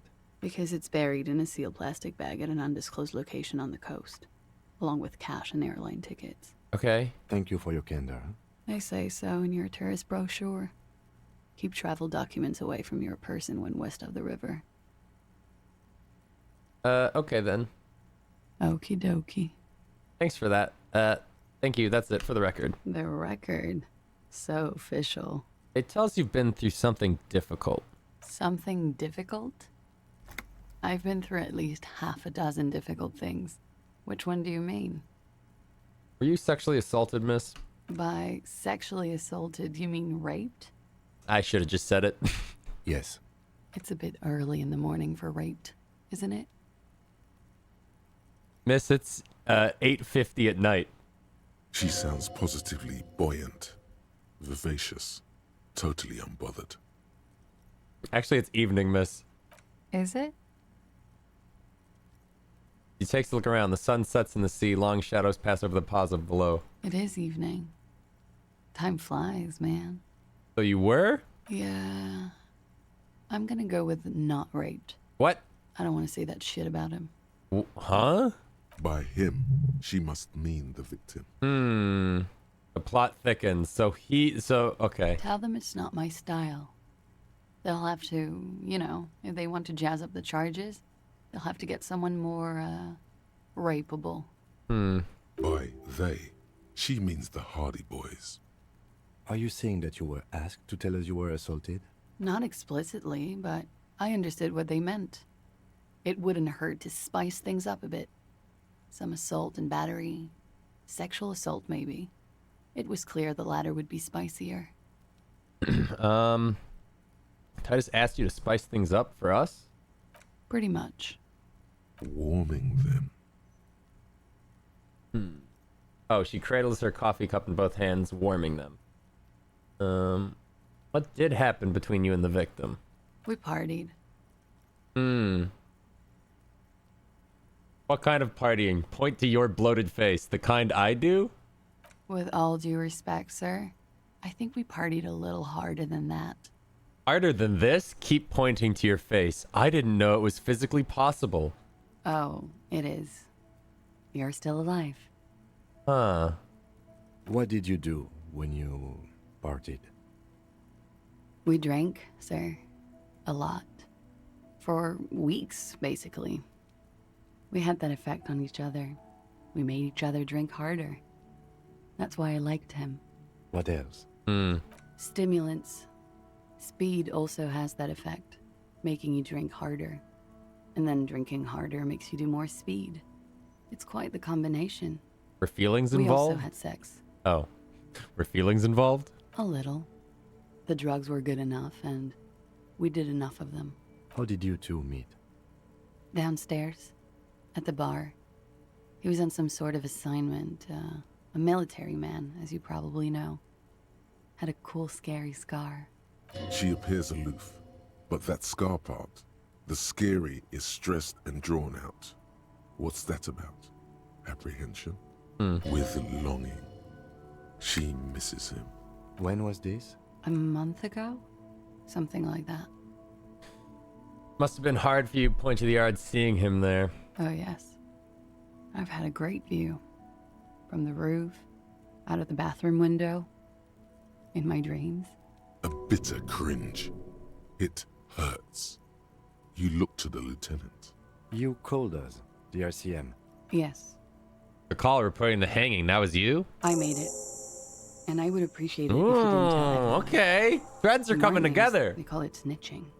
Reporting crimes is confidential in Ravachol, miss. Where we go, if it's snitching, then why do it? Because I couldn't handle it anymore. None of these people called.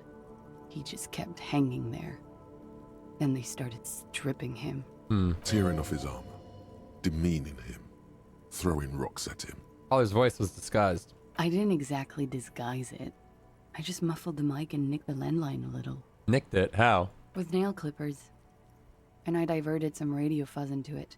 Into the cold wire. Which landline? The one downstairs, officer. I used the whirling landline. Why go through all the trouble? I don't know, sir. It was stupid. I was drunk, too. I was probably afraid the Union was listening in. Locals say they have ears in the wires. Thank you for making the call, miss. It was the right thing to do. I didn't want to, sir. If I hadn't, he'd still be hanging there. What can you tell me about him? Name, eyes, age? I'm sorry, I can't do it. Not right now. Later, Fuck. maybe. I keep seeing him. Like he is now. I can't talk about his... I don't know. Hair? Hair. Another puff. More nervous. I know it's difficult, miss. We can return to it later. She meant she sees him in her dreams. I've also seen him in a dream. You have? Not like I do, I imagine. He's run out of cigarette. Time to light a new one. How do you see him? You don't want to know. He looks into the pack. It's light green, then pulls out a ciggy. I see him as me. She dips the cigarette in the lighter's flame and inhales, then looks at you with her lungs full of smoke. I can see the similarity, yes. He breathes out through her nostrils. The air smells of menthol. Funny. Funny how? Nothing. I also saw him. We had a long inspection and that sort of thing sticks with you. Let's move on. In my dream, he thinks, he said I failed his children. You glance at the lieutenant, then back to her. Wait, in my dream, he thinks he said I failed his children. What did they hang him for if not rape? He had something to do with the strike. One has been roiling since I got here. Rotten timing.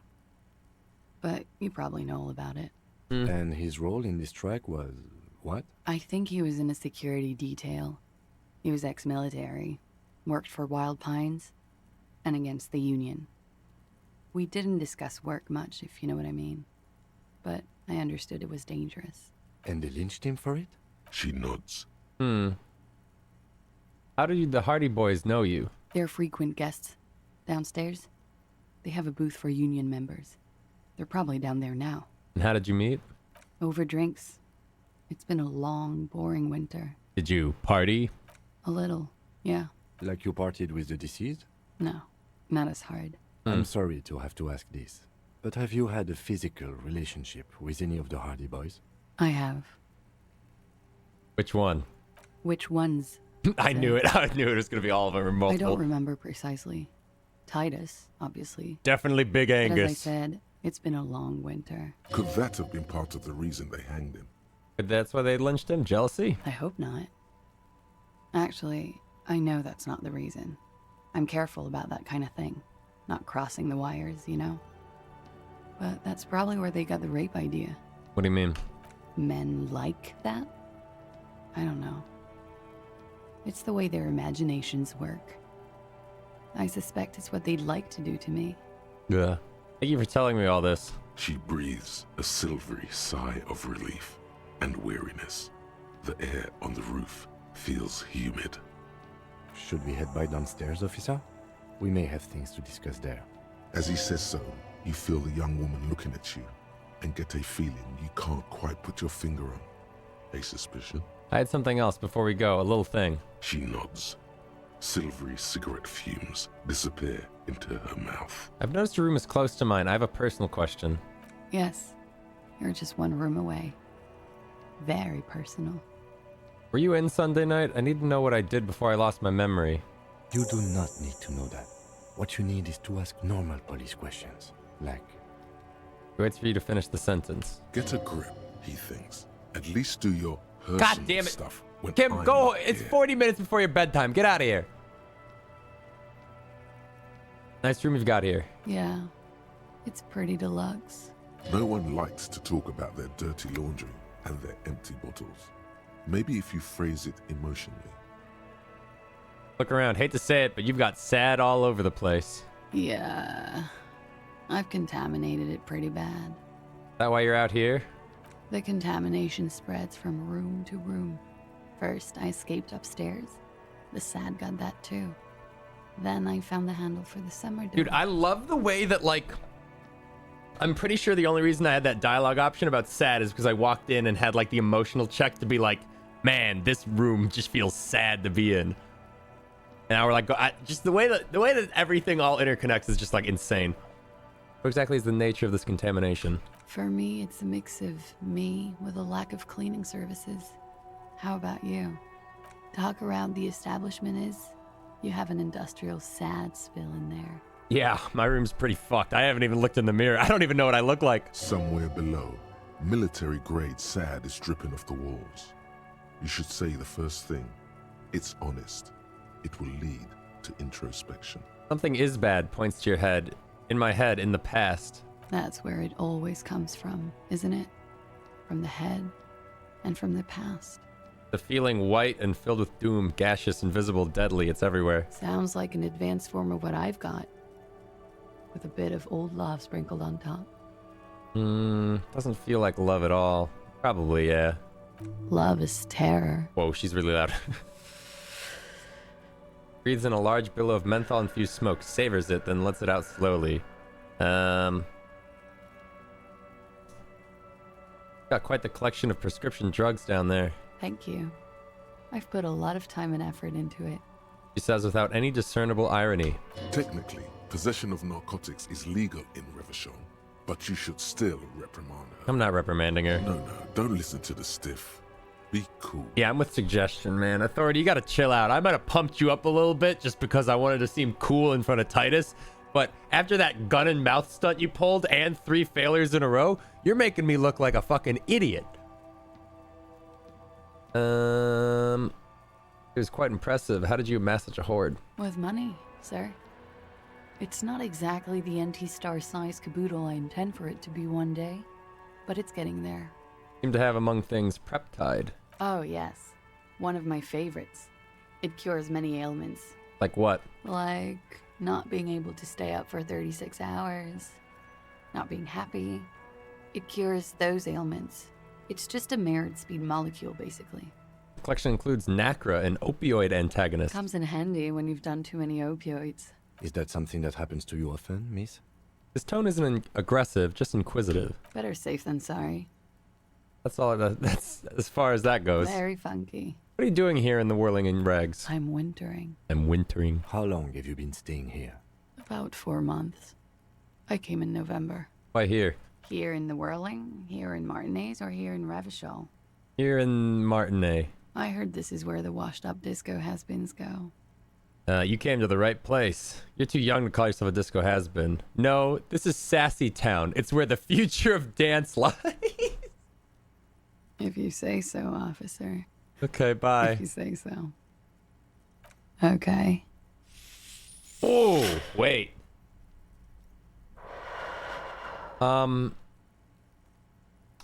Volition. Fuck it, send it. She looks back. No! Time moves slowly. Fuck. The triangles of her face rearranging into a weary smile. Don't worry. We will protect you from her beauty.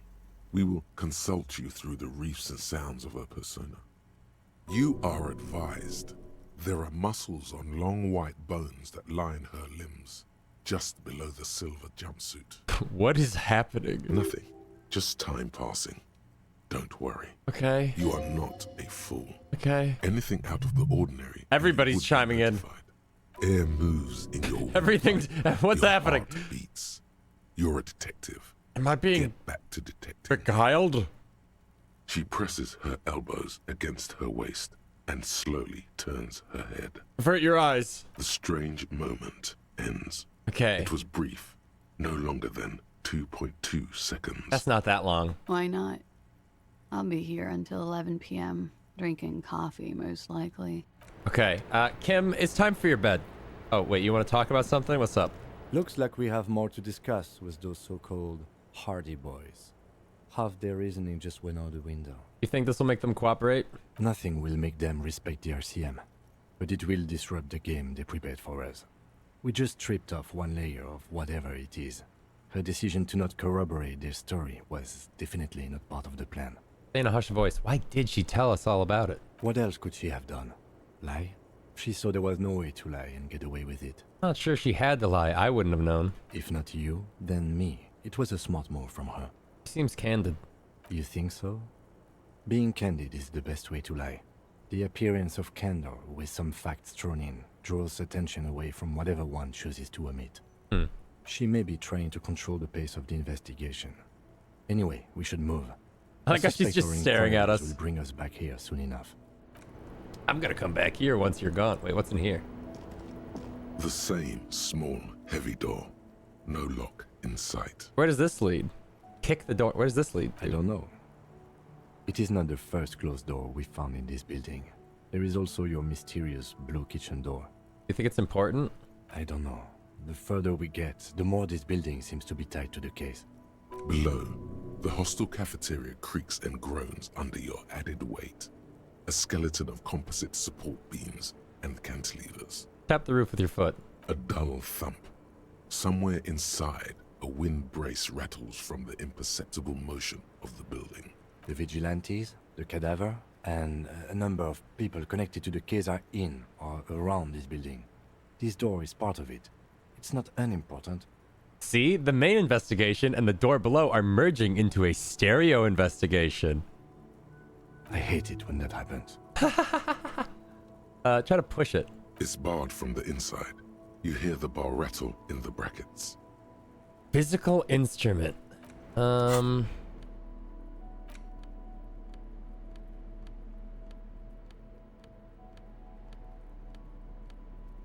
Not great.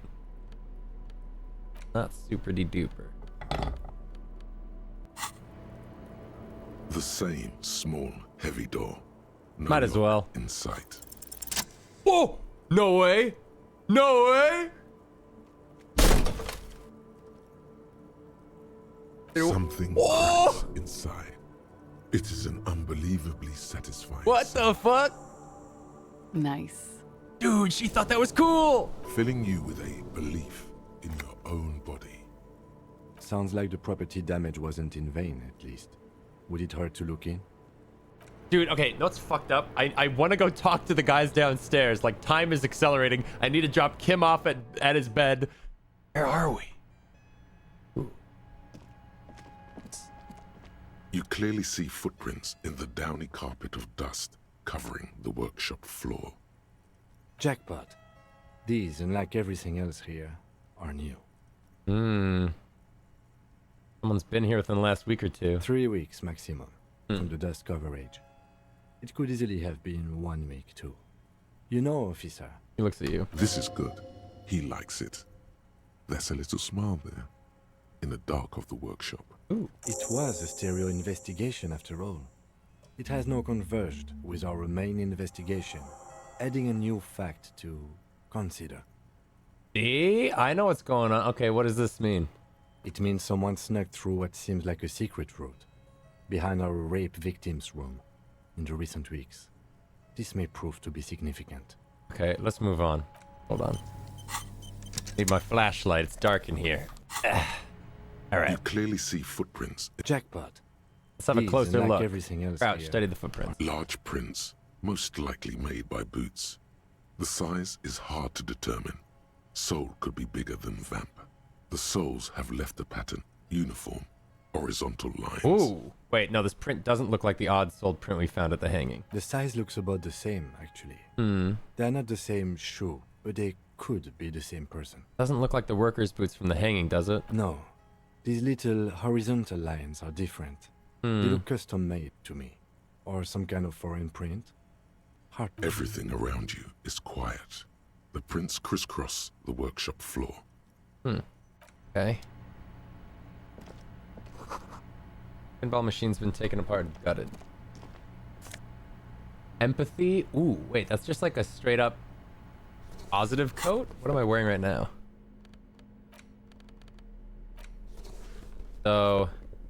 Empathy, hand-eye, or cop shivers.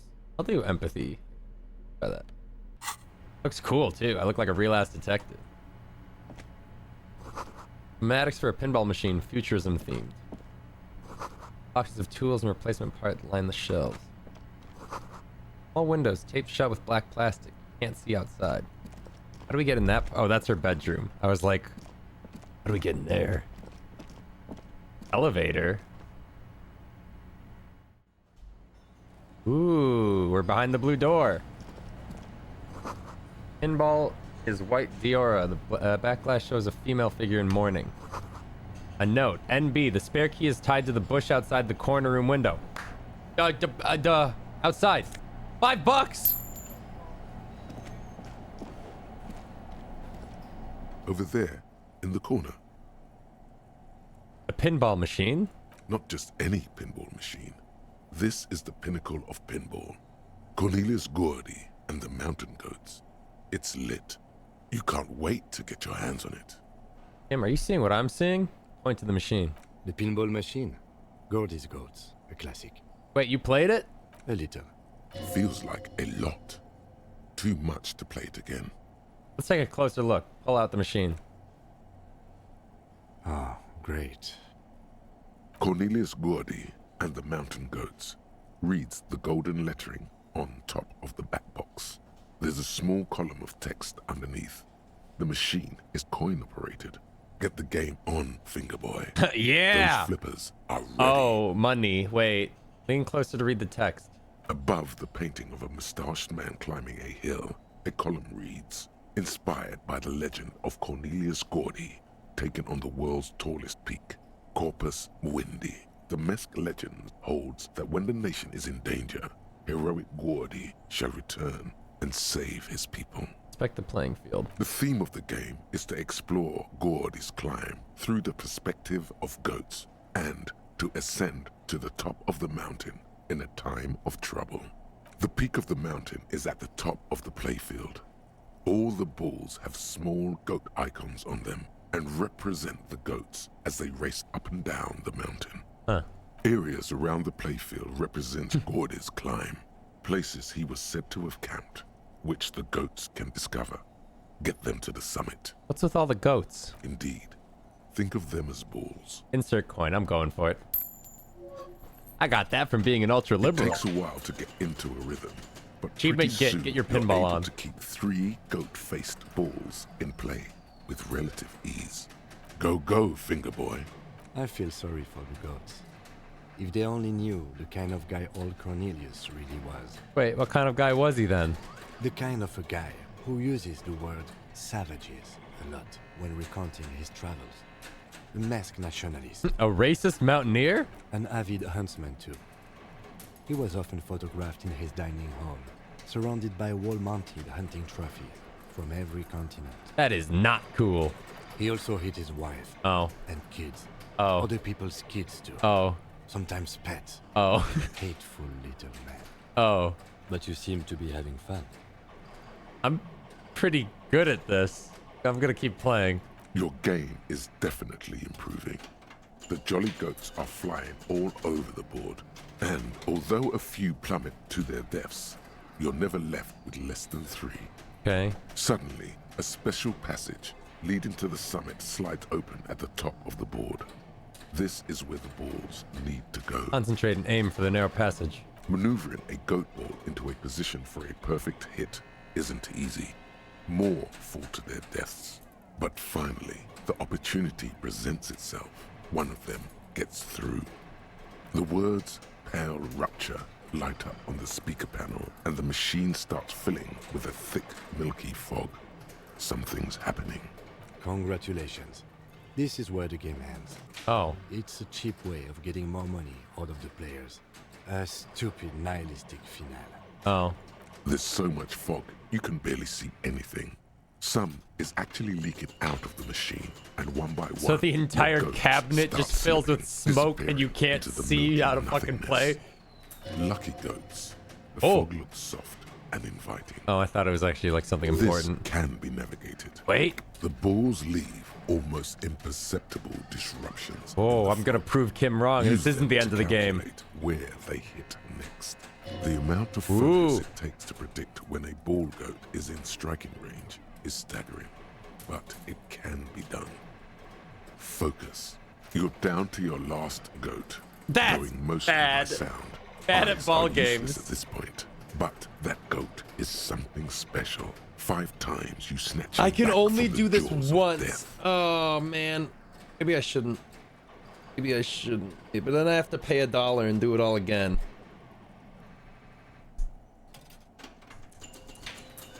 Kim, it can be done. Just watch. I am. I've seen it before.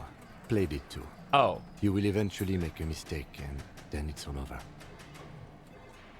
Why do they even make these if it's impossible to win? Give up. Winning is too stressful. Why do they even make these if it's impossible to win? Give up. Winning is too stressful. What?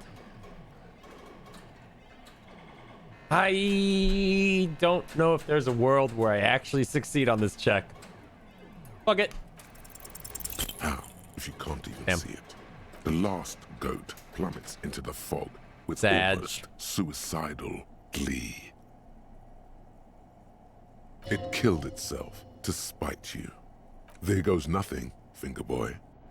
Sag. Well, anyway, better unlock this. You see a heavy steel door with a prominent dimple lock. It's painted blue. The door's connected to the one upstairs, but how do we get through? There must be a key somewhere. Oh, we don't have the key, right? Probably somewhere in the whirling. It's not too important. We can get in and out using the roof door. Man, maybe I should have just fucking stopped playing pinball. Now I'll never know. This small elevator is dimly lit by a bulb that's been glowing for ages. Okay. The lamp smells of nougat and sweat. Your head brushes up against the ceiling. There is a control panel to your right. Didn't we write this Just down? enough room for 2 people to fit in. This elevator must have been needed to transport the pinball machines up and down. Seems so, although it's pretty quaint for a freight elevator. Look at the controls. There are large rectangular buttons. Monter, descend, and an international call for emergency assistance. That third one appears to be broken. Close the door and go up. Okay, so... Whoops. Oh. So this is where they brought 40 pinball machines to fix them up. A long time ago. Everything is covered with dust now. The lieutenant looks around the dusty, crowded room. Oh boy, it's so late. She's gonna stop drinking her coffee. On the shelf. Looks like they gave up on fixing the pinball machines at some point. At some point, 20 years ago, 15 maybe, before pinball went out of vogue. This used to be a pinball workshop. Looks like it. I'm guessing Martinez North 22 used to be a pinball arcade before it became a hostel. There are machines left over. Downstairs in the hall, next to the main door. One of them even works. I've seen one of the hearties bang away at it. Remember the dice maker? Then that means... Whirling Rags was once the East Delta Pinball Arcade. This is... Oh! That's fun little connection. Ah, yes. As the novelty dice makers said. This has absolutely nothing to do with the case, Huh. I'm sure. But I do like a nice little connection. That's fun. But then it went bankrupt. Your skin crawls from making the connection. Could this mean Whirling Rags really is part of the doomed commercial area? If that's true, then our cafeteria manager is not going to like it. We should tell him what we found up here, omitting that suspicion. Uh-huh. He does not appear to be the kind of man who likes his establishment to be part of a neighborhood ghost story about bankruptcy. It's not a ghost story. It's a curse, and God ought to be made knowledgeable so he can perform counterspells. That's true. Thank you, Inland Empire. Well, Kim, don't you think it's about time for you to go to bed? Ah, shit, she's gone. Never mind, Kim. It's cool. I got some armor to go rip off.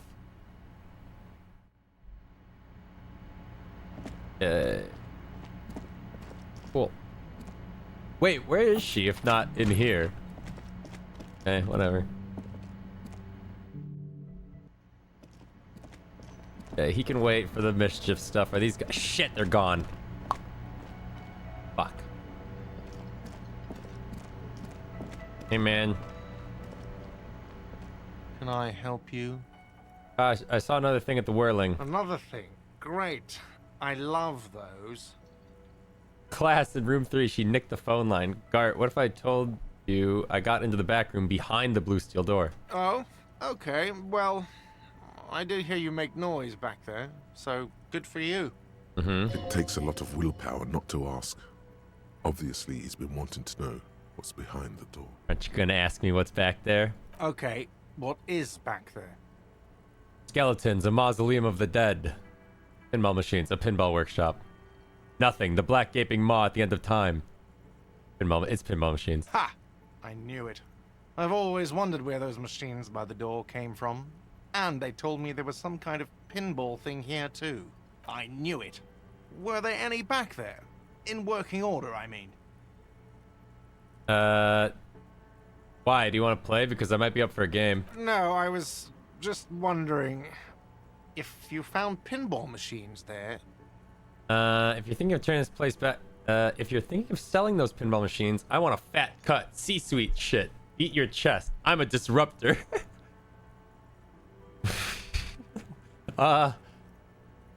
Think of turning this place into an arcade? No, but we could diversify the entertainment options, seeing as you've opened the door back there. Well, the machine we have in the corner now is broken. It wouldn't hurt to get a little life in here, other than the hellish karaoke machine. That one's always causing trouble. Sounds like he cares about the place. He's not going to be overjoyed to hear that it's part of the doomed commercial area. Yeah. He should still know. You have to be forewarned about these things. I have to warn you, I may have discovered that the whirling is part of the doomed commercial area. What? Why would you say that? We're at a completely different address from that whole thing. So he knows of the doomed commercial area and its address. The whirling is listed on the intercom outside as one of the businesses in Building B of doomed commercial area. I've been working here for a long time, and that intercom has never been used by the whirling. Hold on. Not once? Isn't that already a sign of decline? The whirling was once the East Delta Pinball Arcade before it failed. It's only a matter of time before the whirling fails too.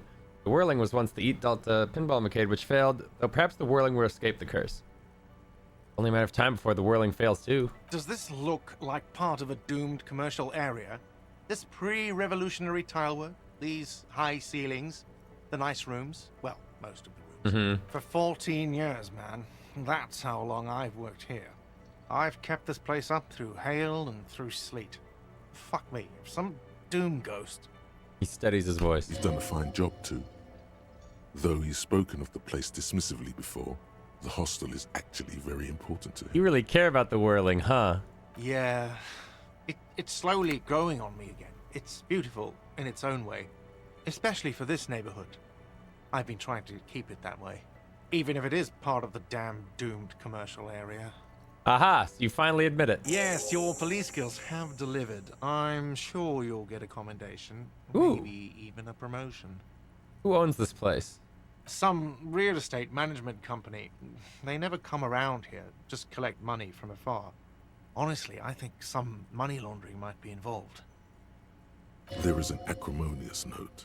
It's clear he's doing the real work around here. And who named it Whirling in Rags? Well, it sure as hell wasn't the real estate company. It was you? You look surprised. What? It's a great name, I know. Cafeteria managers come up with great names too. It's from a song. Song? Hail, Holy Queen, by the Ateneers. Hail, Holy Queen of the Sea. You're whirling in rags, you're vast and you're sad. Good pick. Oh. What about the other cafeterias you manage? What about them? One is a basement dive frequented by chain-smoking communists. I can't tell you how sick I am of Kraz Mazov and Ignis Nielsen and all those old ghosts. He's hesitating, not sure if he should share this information with you. Encourage him. And the others? The other is a kebab cart. It's very successful in its way, but it's nothing like the whirling. Well, good luck to you in this place. Well, too bad it's all doomed then. Whatever. Was there anything else? Because I need to think. Should I tattle on her? Whatever, I'll mention it. Why? No, fuck it. I don't want to know. I don't want to know why these degenerates do what they do. I thought we had one good guest in the building. He really doesn't like it being classier. Yeah, I bet you didn't want it to be her. What's that supposed to mean? Fuck you, buddy. She's not my taste. Good thing she pays for her stuff on time. Ooh, I I'll didn't forward her think the there'd be bill and consequences. Wow. She really isn't his taste. Her spell hasn't spread here. Now, was there anything else? I have like 4,000 coasters to stack. And then I need to wash dishes because it turns out I have to do that too now. Nah, there's nothing else. Yes? No, bye. Alright. How do I put Kim to bed? Do I just go up to my bedroom?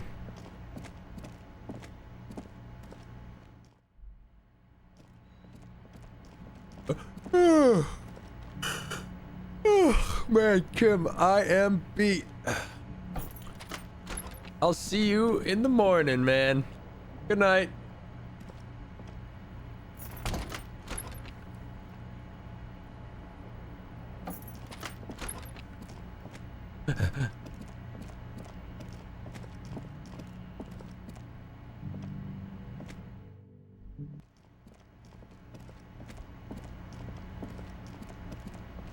What other mischief can I get up to when he's not around?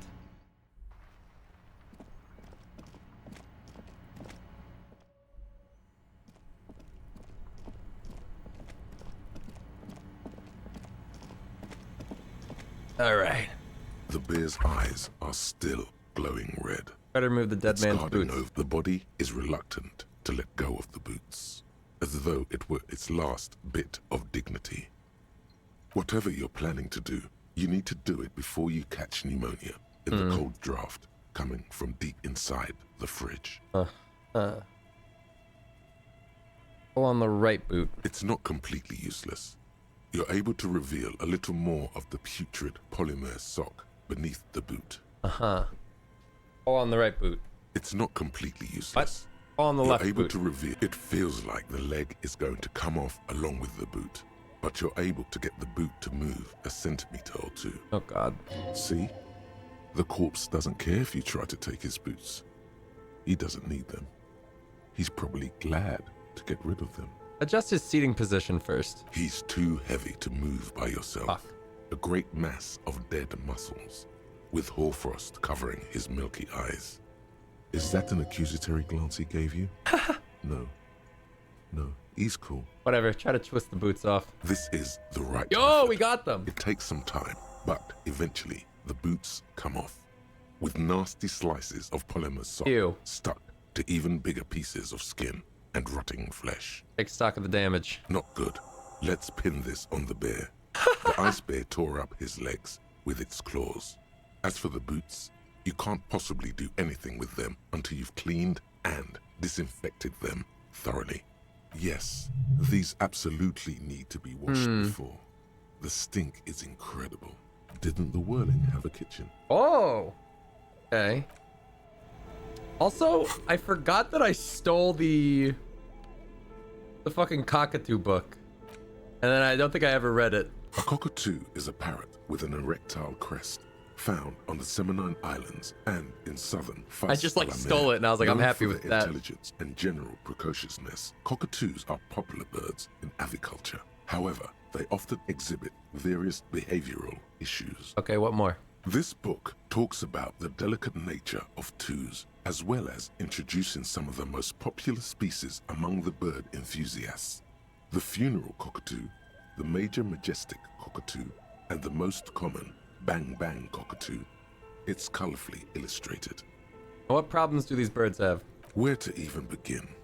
All cockatoos are known for their needy natures, requiring attention for at least 2 full hours a day.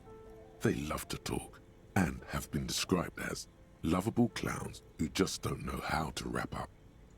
I could handle that. It would be nice to have someone to talk to when feeling lonely. Would ever want a chatty companion? I want someone who knows how to listen. Pet owners also report moodiness, loudness, and hostility as recurring issues. If left unsatisfied, cockatoos may scream non-stop, pluck their feathers, or become aggressive. Right, that's pretty bad. Anything else? It is not recommended to get a cockatoo if you're not able to cook them food every day and give them the full care that they need. These birds will never understand that you have a life of your own. Yes, but there has to be something great about a cockatoo as well. You're right. Cockatoos are magnificent creatures. They love to perform, cuddle and show off, and will even scream for fun, often as loud as up to 135 decibels. Read about funeral cockatoo. This is a yellow-tailed black cockatoo. Its specific name, Psittacus venereus, relates to its dark and somber plumage.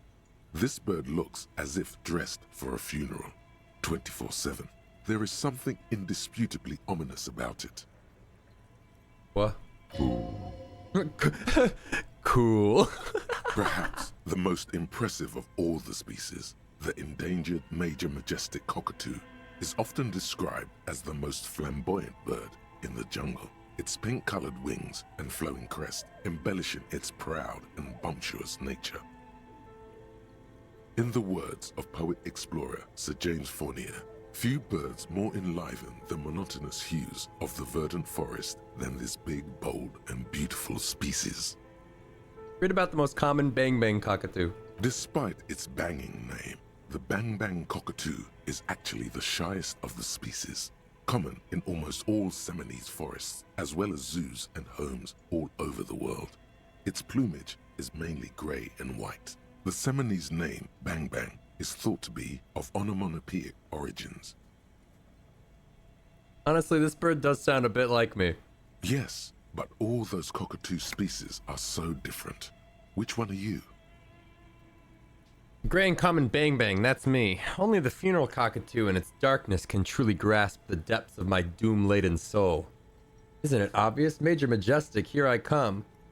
But what if I'm just a fuck-up and a cockatoo? Only the funeral understands me. You're right. You're Psittacus venereus embodied. This ominous bird belongs on your heraldry. Nice.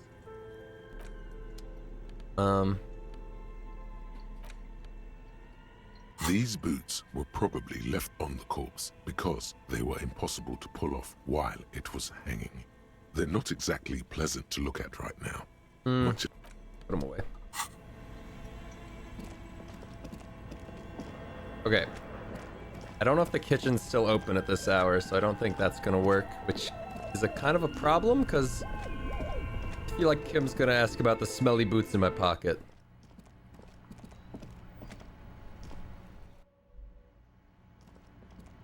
Oh wait, it's still open. This industrial gas-powered stove has been used to prepare food for many. Oh no. Guests. There are several pots and Wait. A commercial pot draws your attention. It's very large. Am I gonna like boil the boots in a pot they used to cook? It could be used to make enough stew to feed an entire city, and also to boil a Oh no. Far away, in the darkness of a makeshift morgue behind Station 41's Lazarus, Dr. Nix Gottlieb cuts into the cold, dead feet of a murder victim. The veins are oddly black. He suspects a neurotoxin. Check out the cleaning supplies. There is a variety of soaps and bleaches in the cabinet to the left of the stove. There is also a bottle of white vinegar in the cabinet next to the fridge. The boots are really disgusting. Pour some dish soap and a bottle of white vinegar into the pot. The delicious smells of cheap soap and vinegar waft up from the pot. All right now, chef. Light up the stove and boil them. Add water and the boots to the pot. Bring it all to a nice boil. The strong smell of vinegar forces you to step away from the pot. The water slowly comes to a boil. Wait. Strips of polymer fabric and human tissue separate from the lining of the boots. They float to the bubbling surface. Beautiful. A 2-course dinner of rotten flesh and hardened ceramic. Wait some more. The boots look cleaner and cleaner. Those bits of human flesh are beginning to look cooked. You can smell it too, just like beef stew. A little more. That's it, chef. The boots are as clean as they're going to get. Steam, dense with the smell of strange meat, disappears into the vent. above the stove. Dump the sock in flesh stew and examine your new boots. A pair of real beauties. The boots are shiny, hot, and reek of vinegar. Just perfect. Master Chef out. Wait, I can wear these? I didn't know that. I thought, okay. Yeah. Hey, Kim, how do you like my new boots? They don't give me much composure, but, you know, whatever. You look down at the white ceramic sabatons hugging your arches and calves, surprised at how well they fit. I will be responsible with this. This is just to protect me from harm, not to show off. Decked out in future armor, like a cop ought to be. The hardened vitreous enamel, at once sleek and light, adds a glow to your cheeks and a spring to your step. Just imagine what a full suit of this stuff could do for you. Oh, I could get the full armor. This gear could line my pockets with cash. I could probably sell it to some other cops. This is a long sought after enemy technology. I can't just enjoy it. I must study it. I want the full suit. It may be a while before you have all the pieces. In the meantime, you should analyze the armor. Figure out its vulnerabilities. Remember, this is a highly specialized kinetic redistributor meant to stop bullets. Wear it. Observe its properties. See if there's a weakness in the design. For the day you have to fight someone covered in the same material. Yeah.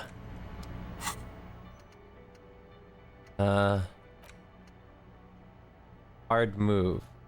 Really hurts to punch this armor. A sword couldn't even leave a scratch. A bullet would bounce right off. Still, there must be a flaw in it that would allow you to stand your ground against dangerous enemy technology. You must have to figure out what it is, possibly by beating yourself while wearing it. Shooting yourself? Let's see. Well, don't mind if I do. Internalize that. Alright. And Kim gonna question you about the boots? Oh no, dude, Kim, these are unrelated boots. I found these, actually. Yeah, these aren't the same boots. I don't know what you're talking about. I guess I might as well go to sleep. I don't know if there's anything else I really need to do without... Can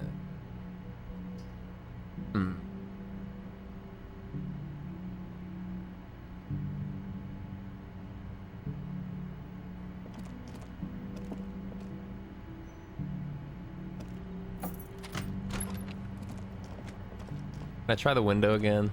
The window stands broken in its frame. Damn it. Cold wind blows.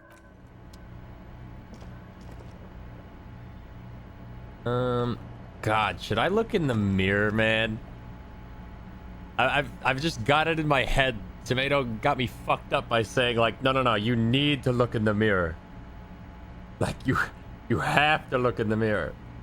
No, I don't wanna. A mirror hangs on the wall, covered in steam. You cannot see yourself, just the outlines of a man. You have no memory of the face that awaits you there, underneath the soft... Hold on. I'm gonna do a whole ass real save. A mirror hangs on the wall, covered in... Really, all recollection of the person you are, the people in your life, and even the world you're in, has drowned in a sea of blood alcohol. This was no mere night of drinking.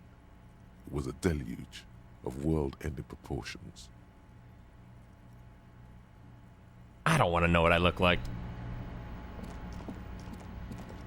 The bed is still cold from the broken window, and not too inviting, but it's yours. You've earned it. The bed is still cold from the wind blowing in from the broken window. The mattress creaks as you close your eyes Really and try should your fix that window hardest up. to fall asleep. Here we are again, my Jesus. broken bud. The waves are coming, carrying you away. But you can't go. No, you have to stay. Always half aware of yourself. You're not cooperating, brother man. It's your disgusting body. Even through your sleep, you feel a vague discomfort suffusing it. Your belly and your sides are unpleasantly tender. You wish you could curl up into a fetal ball of safety. But you cannot, because of the pain. Every cell in your body is moaning in agony, asking, what did we ever do to you? I'm sorry, Cells. It's all me. It's my fault. Now, you're finally thinking about something other than yourself. Let's see how far that'll get you. Wait, wasn't this the express to fuck all Burrow? Now you've gone off the rails, baby. Now you're stuck sitting here by the tracks, admiring the wreck around you. You just can't help it, looking at yourself. The sum total of your accomplishments. You're just stuck here, in the half-world. Could try looking at other people, really looking.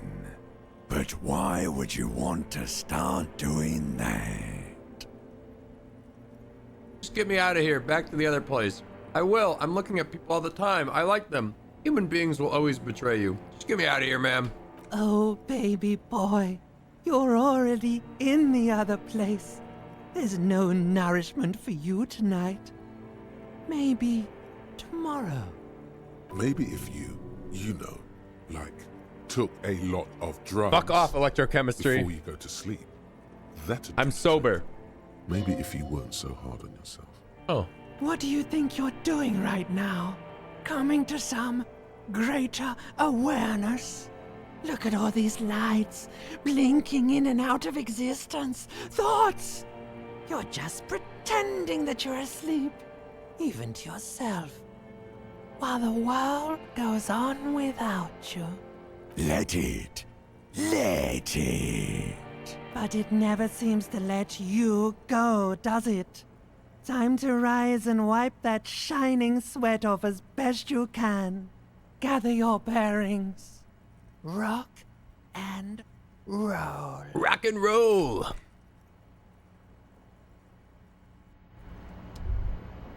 Gah. Hey, so we've been monitoring you internally, and now we know your Copo type. What? Wait, there are capo types? Yes. Guess what's yours? I was kind of hoping I'm the apocalypse cop. That is only a ludicrous daydream. Guess again. I'm the kind of weapon cop? No, you're the sorry cop. What? The cop who's sorriest. Let's Am make I? it official then, shall we? No, I'm not. I'm the apocalypse cop. Huge lack of enthusiasm going on in here. Won't the other capo types be jealous? I'm sorry, opt in. You know, I'm actually not sorry. I changed my mind. Fucking, they should be sorry. What? Jealous of the sorry cop? I think they'll be fine. Don't worry. They'll be super, super fine. It'll be totally okay.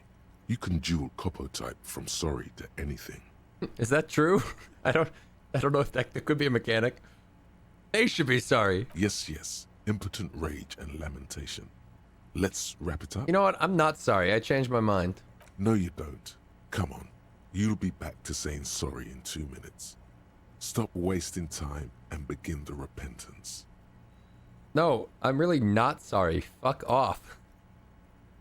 Wow. Okay. Fuck off. Maybe we were wrong about you then. I don't want to be the sorry cop. I'm only one capo type, and that's Cop of the Apocalypse.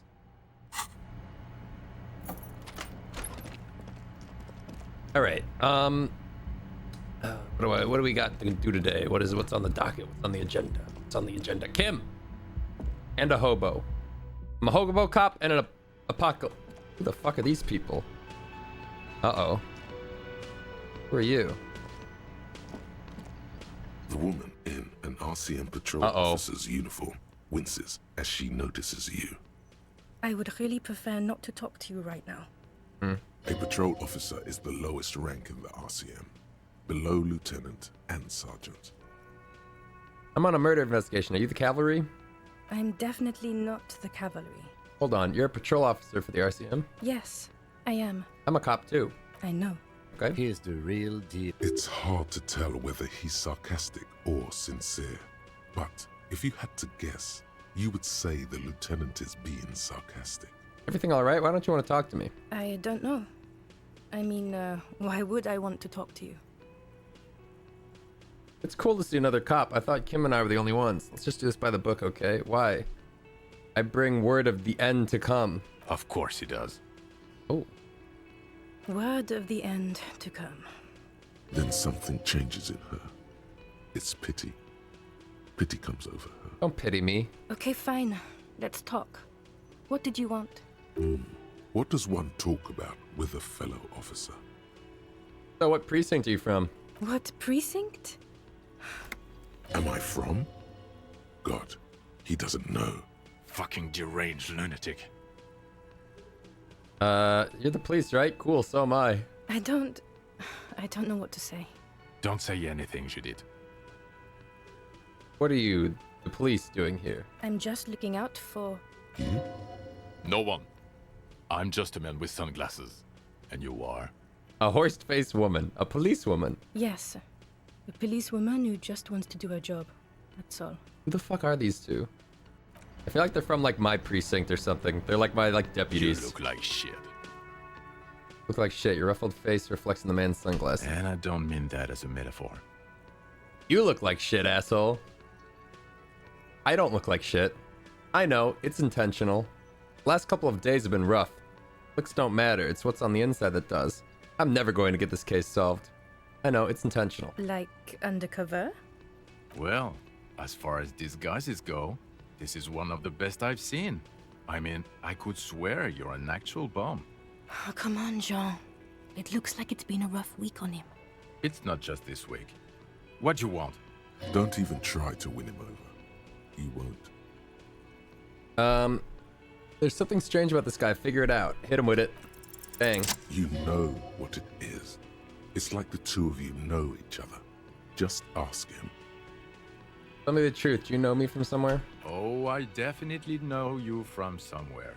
Another life. From where? From another life? Yes, from another life. A different life. Maybe the life of a police officer belonging to the ranks of the... To what station do you think you would belong in this alternate and totally fictional reality?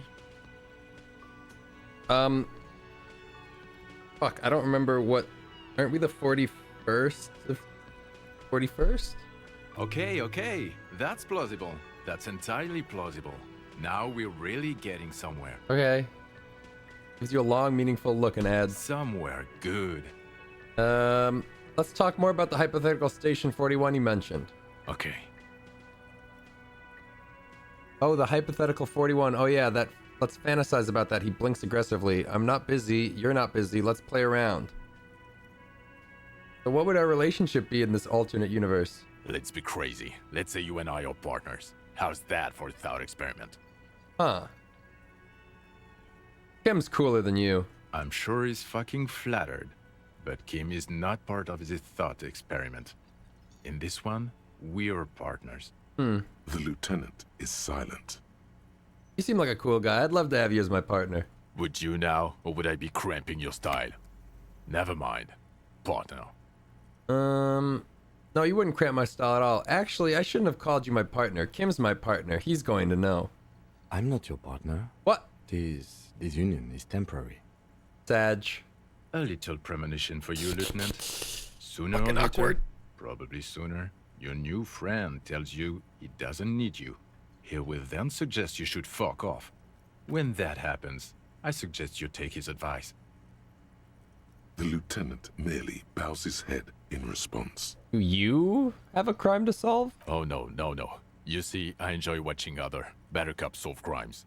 And let me tell you, it's been quite a privilege seeing you work. This isn't helping.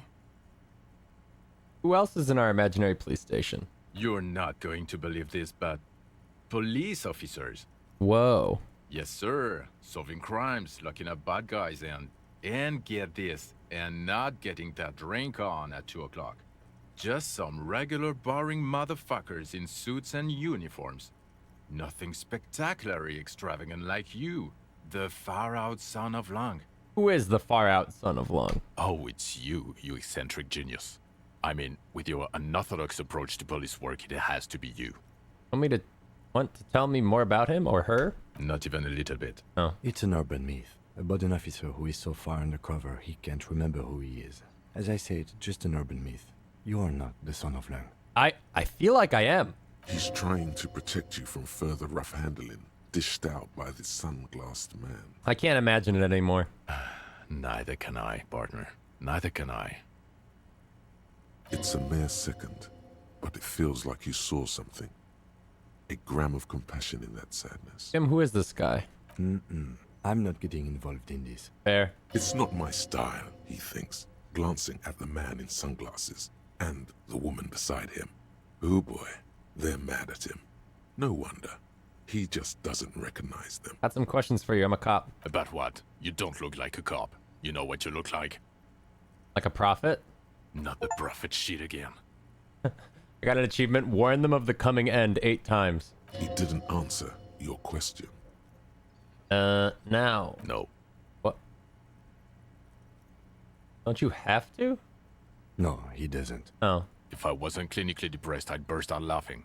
But I'm gonna go with no right now. If you don't want to answer questions, maybe you want to hear me say things? Actually, I don't want to hear you say things. Okay. Come on, Jean. Okay, say things. I want to hear you say things. Hear that? He wants you to say things. Say one. Suddenly, out of nowhere, case-related things start popping up in your head. Okay, I'm doing this investigation. A man is hanged. So, do you know who hanged him? Hey, why am I even telling you this? I don't know. Why are you? An odd look. Who knows why we do the things we do? Somehow, bouncing those ideas off the man with sunglasses felt calming. Like you've done it before. Oh my god, there's more. You want something more? What is it? Okay, then see you around. Watch out for yourself, loser. Okay, the man with the sunglasses and his hypothetical Station 41. Weird, right? I know, super weird. I guess it was kind of weird. No, this whole interaction was perfectly normal. Frankly, I'm way past caring or wondering. Yeah, I guess it was kind of weird. There's something missing here. Something you can't put our finger on. You know what? Just ask him. I know it sounds crazy, and you'll probably get laughed at. But I was still, thinking the same thing. I should just ask him if we're from the same station. yes, just cross it off the list. It's probably not true, though. Hey. Again? I can't believe this shit. Look, I just have to ask. Are we from the same police station? I'm going to say no. Just to see what you'll say to that. What'd you say? Okay. Okay? Jean, he said okay. Give it a rest. Okay, I was clearly wrong. He is a firefighter, male nurse, animal control agent, something of that kind. Not a cop. Go on with your cop work. Don't let me stop you again. Okay. All right, come on, Kim. I've got nothing to say to you. Why are you wasting your time? Are you the Hardy girl? I am not.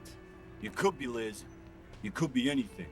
You could even be a model. Yo, chill out, Glenn. Even a mod? Glenn, I went to law school. I am an attorney. He's right. With a face like that, she could be on the cover of Le Debutante International. Get a grip, Glenn. She went to law school. So fucking what? Lots of models are actually really smart people, fuckwad. No, Glenn, they aren't. This didn't change her opinion of you. Badge. Okay, well, with a shot. Hey, fuckers, we talked to your witness. The clowns are still hanging around. What is it now? I'm gonna put another gun in my mouth, I swear to God. Class A says she wasn't raped. Fuck! I knew that fucking whore couldn't be trusted. You've hit a nerve. Titus is furious. No, more than that. The loyal Titus feels betrayed. For the record, Titus Hardy did not explicitly specify the victim as a whore, nor did he say anything about trusting her. That's not true. Oh, shut up and stay out of this, Liz. He raped her. He was out of his fucking mind. You have no idea. She's just in denial, asshole. You don't understand the traumatic experience. She's shutting down, and she doesn't fucking trust you. Yeah, she's crazy, you know. A crazy bitch. You know the type. She's fucked up. Shut up, Shanky. This is a diversion. Stay on track. What the bullshit? She told me the truth. Lawman, I'm at the end of my goddamn rope with you. I fucking told you not to push her. I didn't push her, man. And you went and pushed her. Oh shit. I am gonna I only have 2 HP, like, in general. Like, I'm a paper boy. Titus Hardy. Roy swings through the room like a warning shot. Success. Titus backs off. Fists down, everybody. Whew. Everard personally sent me to take care of this. If this goes south, we'll all be in the shit.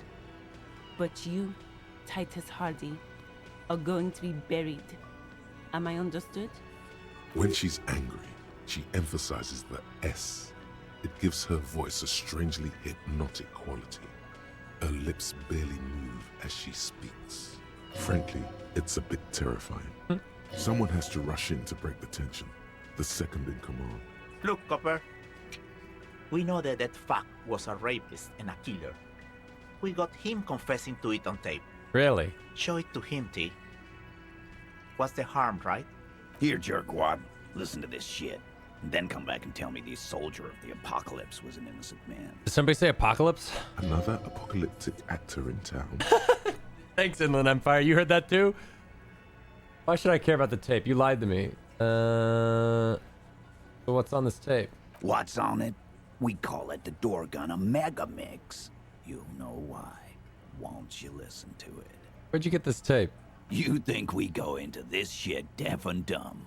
You RCM aren't the only ones who know how to bug people. There's no university degree for that. You bugged them? How? We have machines. We're in logistics. How do you think a harbor works? It's advanced stuff. Understood. You've listened in on their communications. How long? Since way before their chief started taking swing lessons. Things got nice and quiet after that. Which one of you is doing the advanced radio work then? It's not advanced. You just hold up in a coop all day, writing down what they say. It gets hot as hell in there. Don't put yourself down, Angus. It's important work. Yeah, Angus. You're a good radio boy, I guess. Yeah, man. You're like a radio genius or something. Those notes are some in-depth stuff. Indexes and shit. Why should I care about the tape? You lied to me. You don't care about evidence. The fuck are you a cop for, then? Pigs, T. They don't care about getting the truth. They care about getting convictions. They are fucking keeping a score on their bulletin boards. I won't be on your bulletin board. If you don't listen to the tape, we got nothing to... There's a lot of questions. If you ask them now, they'll just keep bringing up the tape. Listen to it, and they'll have nothing to hide behind. Where can I listen to this? I'm sure we can find a tape player. Where can I listen to this? Why don't you try shoving it up your ass, genius? Okay. Yeah, play it with your ass, cocksucker. Uh-huh. I'm sure we can find a tape player. It's not a problem. Kim, I don't know where a tape player is. Your room had one. Or maybe it's too broken. Oh. Okay, bye. Don't forget your tape, lawman. Compliments of Titus Hardy. No thanks, Titus. I can get this wrapped up better without it. No, I'll take the tape, You dude. do that. Oh, and keep it. Maybe you'll need a reminder of human ugliness someday. Okay. Right.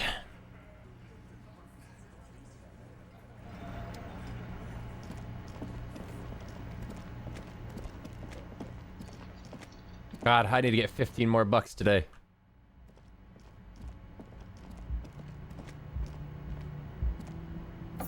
Yeah, this thing's probably fucked up beyond usage. Kim also tries not to look at the pile of taped viscera on the carpet, or the weird suitcase on the hat rack, or the potted plant dying in the corner.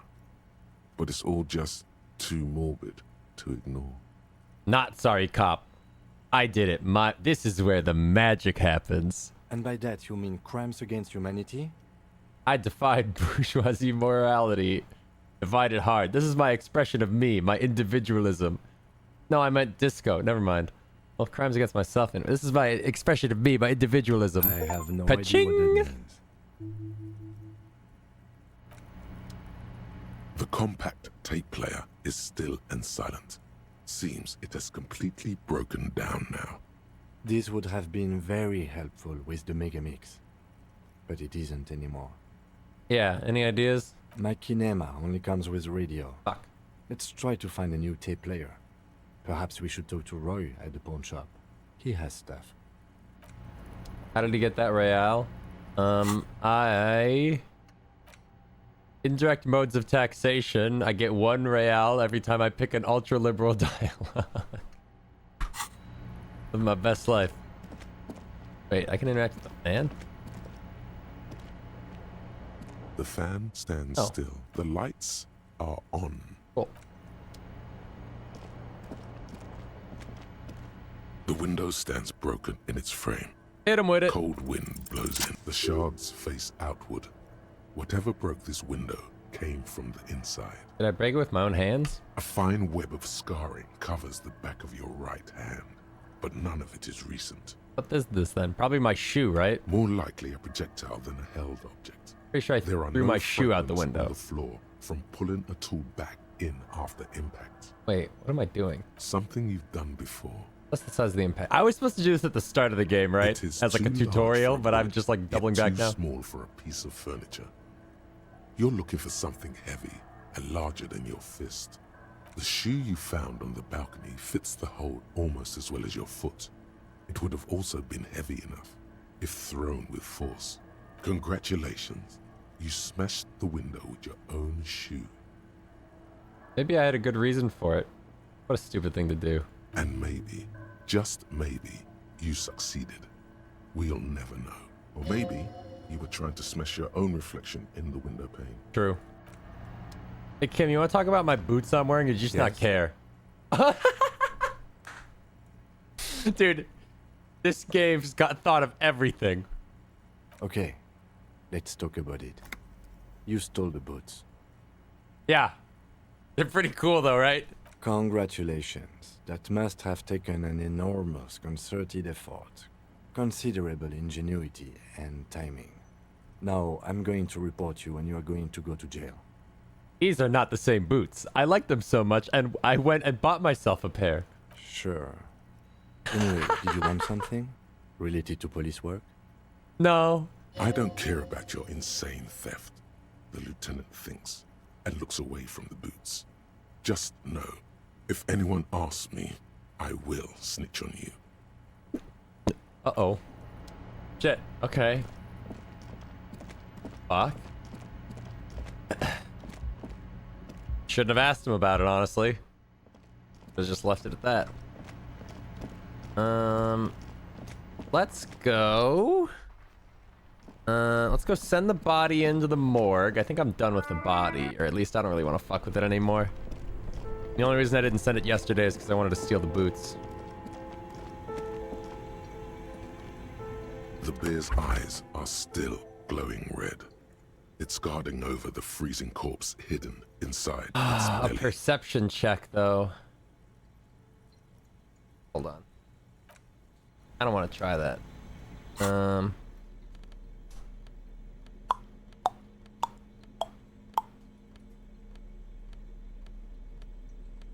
it.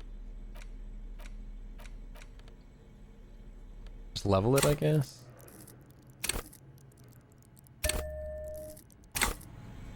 The bear's eyes are still Oh, glowing it's red. so low. It's guarding over the freezing corpse hidden Okay, let's try it. inside its belly. Damn You it. touch the dead man's body.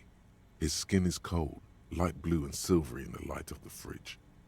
It'll come to you sooner or later. Nah, just fucking At least bag he's him. safe here until then.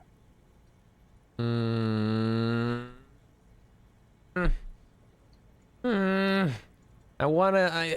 Just bag him. If you think so, officer. Yeah, just I'm not bag going to him. object. I don't care. Just bag him. I need a little help for carrying him to the holding pen of my kinema. I'll take it from there. What should I do in the meanwhile? Continue working here. The locals, the case, or attend to your own business. Wait! I will meet you downstairs in the Whirling in Rags tomorrow morning, 7:30 sharp. No? Wait. This means Lieutenant Kitsuragi will leave the party until tomorrow morning. You're free to do side tasks and even the main case, though it might be more difficult. Oh my god. If you have nothing to do, read books or sit on the bench on the plaza. God. Fuck. Alright, my day without Kim. Huh.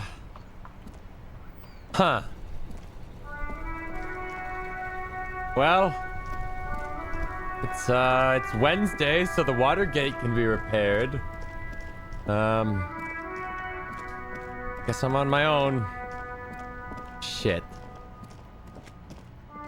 Who are you guys?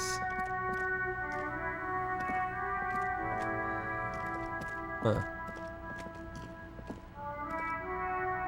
A rusting control panel with loose wires. Pull it. You grab the handle and pull the lever up. As soon as the metal connects against the contact pins, you hear a loud clunk.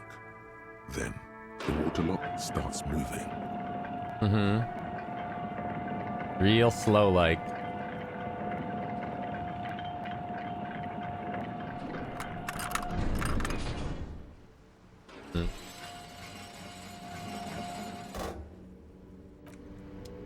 Alright, before I do that, I'm gonna go get the lowdown from the rich lady, though, while Kim's not here. Maybe even go learn about some cryptids. I can do whatever I want, man.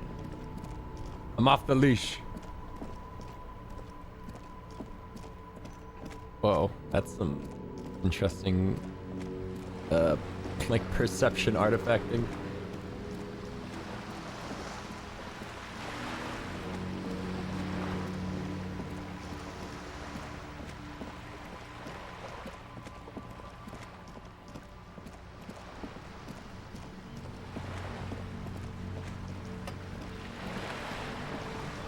Hey. You're back. Good. What can I help you with? I've got some questions about reality. More lessons in basic reality? Wait. My favorite part of the day. Oh. Go ahead. Ask me anything.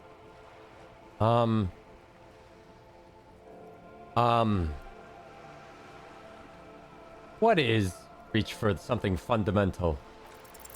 What is all of this? The scent, the sound, the air. What world is this? What world? The only one, I suppose. The world of matter. And its pale antipode. The camera of her mind glides over the surface of the water. What do you see? Great bodies of water. Forest-covered surfaces. Clusters of light where the cities lie. You've seen the montage. We all have. This world is enough. There is a term of endearment they coined for it in the DeLorean century, when humanity was high on this world, discovering more and more of it, these archipelagos included. What is it? Elysium. Disco Elysium. Elysium, the world needs a term of endearment. This world does not deserve a term of endearment. It does. There are those who would call it hell. What is hell? A term of hatred that originates, like many such things, with the Mesk petro-fascists. I don't feel like I've got the whole picture yet. Oh, you want a picture of the world? There is no complete set yet, dear. They're having some trouble reaching orbit. How come? Great things are difficult to achieve. For now, we're viewing the world from the inside, sideways. Inside sideways? What shape is this world then? We used to think it was a sphere, but that is beginning to look less and less likely by the day. Huh? You wouldn't know it from the tabloids. What? But the ORG nations have been launching weather balloons into the lower ionosphere since the 30s. Okay. ORG, Occident Reverscholgrad. There's a steadily increasing trickle of images. Between the big three scientific contributors, they're piecing together a dark grey corona. A dark grey corona? Yes. Pale covers 72% of the surface. There are grey flares and prominences, even arcs above entire isolas. The images are blurry, But if there was a sphere in there, it certainly looks like it fractured a long time ago. Huh. A cold fear seeps into you. Oh my god, wait, what the hell are you telling me? You seem to be spooked. Please don't be. Pale, and what do you mean, Corona? They say there is a rarefied envelope of matter surrounding the darkened disk of our planet. What? That is, if we are still living on a planet. Or, to speak more plainly, imagine vast swathes of land disrupted by nothingness. Huh? I am sorry, dear. It must sound quite terrifying through the acute encephalopathy. What? Even scientific positivism isn't entirely convinced about what we're dealing with here. But this is one of the greatest questions of our time. Maybe when they get the complete set together, it will jolt us out of our rut, bring us together, however naive it may A sound. fractured Corona doesn't feel like it's gonna bring anyone together. You have misimagined it. I don't have the power to convey to you the effect and geometry of the images that depict our world from below low orbit. It's like the crowning of the world. It's insane. Very disco. You'd love it. Well, if you say it's disco. See? Everyone finds something worth holding on to in this world, however wasted its opportunities. Suddenly, you're conscious of yourself standing there, on whatever this all is. Your arms hang down by your sides. Hit him with it. It remains No! a mystery what you mean by this something close. What This is pale? Isn't about you. It's about reality. What is pale? The pale is not, technically speaking, part of reality. It is the opposite of reality. But what is it? A definition? Okay. The pale is the most dominant geological feature of the world, Detective. The separative tissue between the islas. It is the inter-islary mass. Wait, what is an isla? Isla is a Messinian word for a So continent this of world's matter, like literally enveloped on fractured all between like sides by the matter and pale. antimatter or some Also, shit. Isolation, or landmass. We used to believe there was only one. In the last 4 centuries, we have discovered 7. Windy, Seol, Samara, Ilmara, Grad, Katla, and this, Insulinde. And Insulinde is? An oceanic isla. It comprises mostly of water. Muindi is the largest, Katla the coldest, Insulinde the bluest. What can I say? Each is perishing and dear. I didn't realize this game had like this kind of wacky world building. Achromatic, odorless, featureless. Huh. The pale is the enemy of matter and life.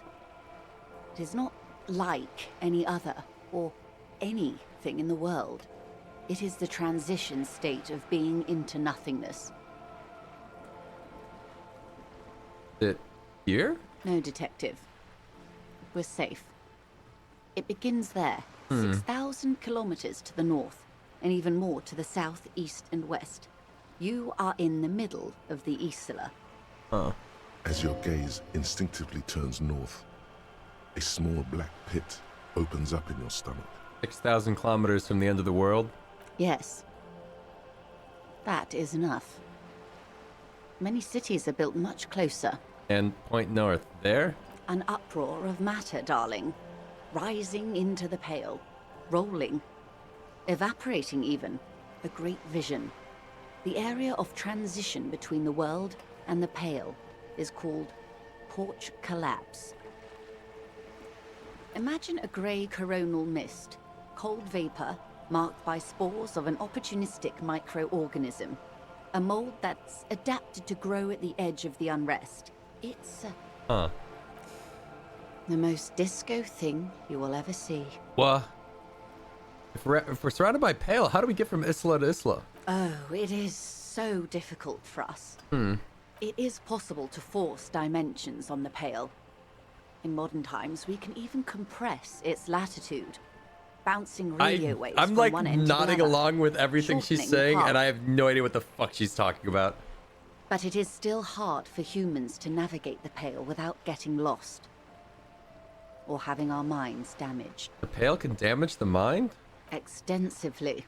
How? Some say The damage stems from extreme sensory deprivation. Others argue that Pale somehow consists of past information that's degrading, that it's rarefied past, not rarefied matter. They call it the blend over of the self. The Pale does not only suspend the laws of physics, but also the laws of psychology, maybe history even. The human mind becomes over-radiated by past. Who says and who argues?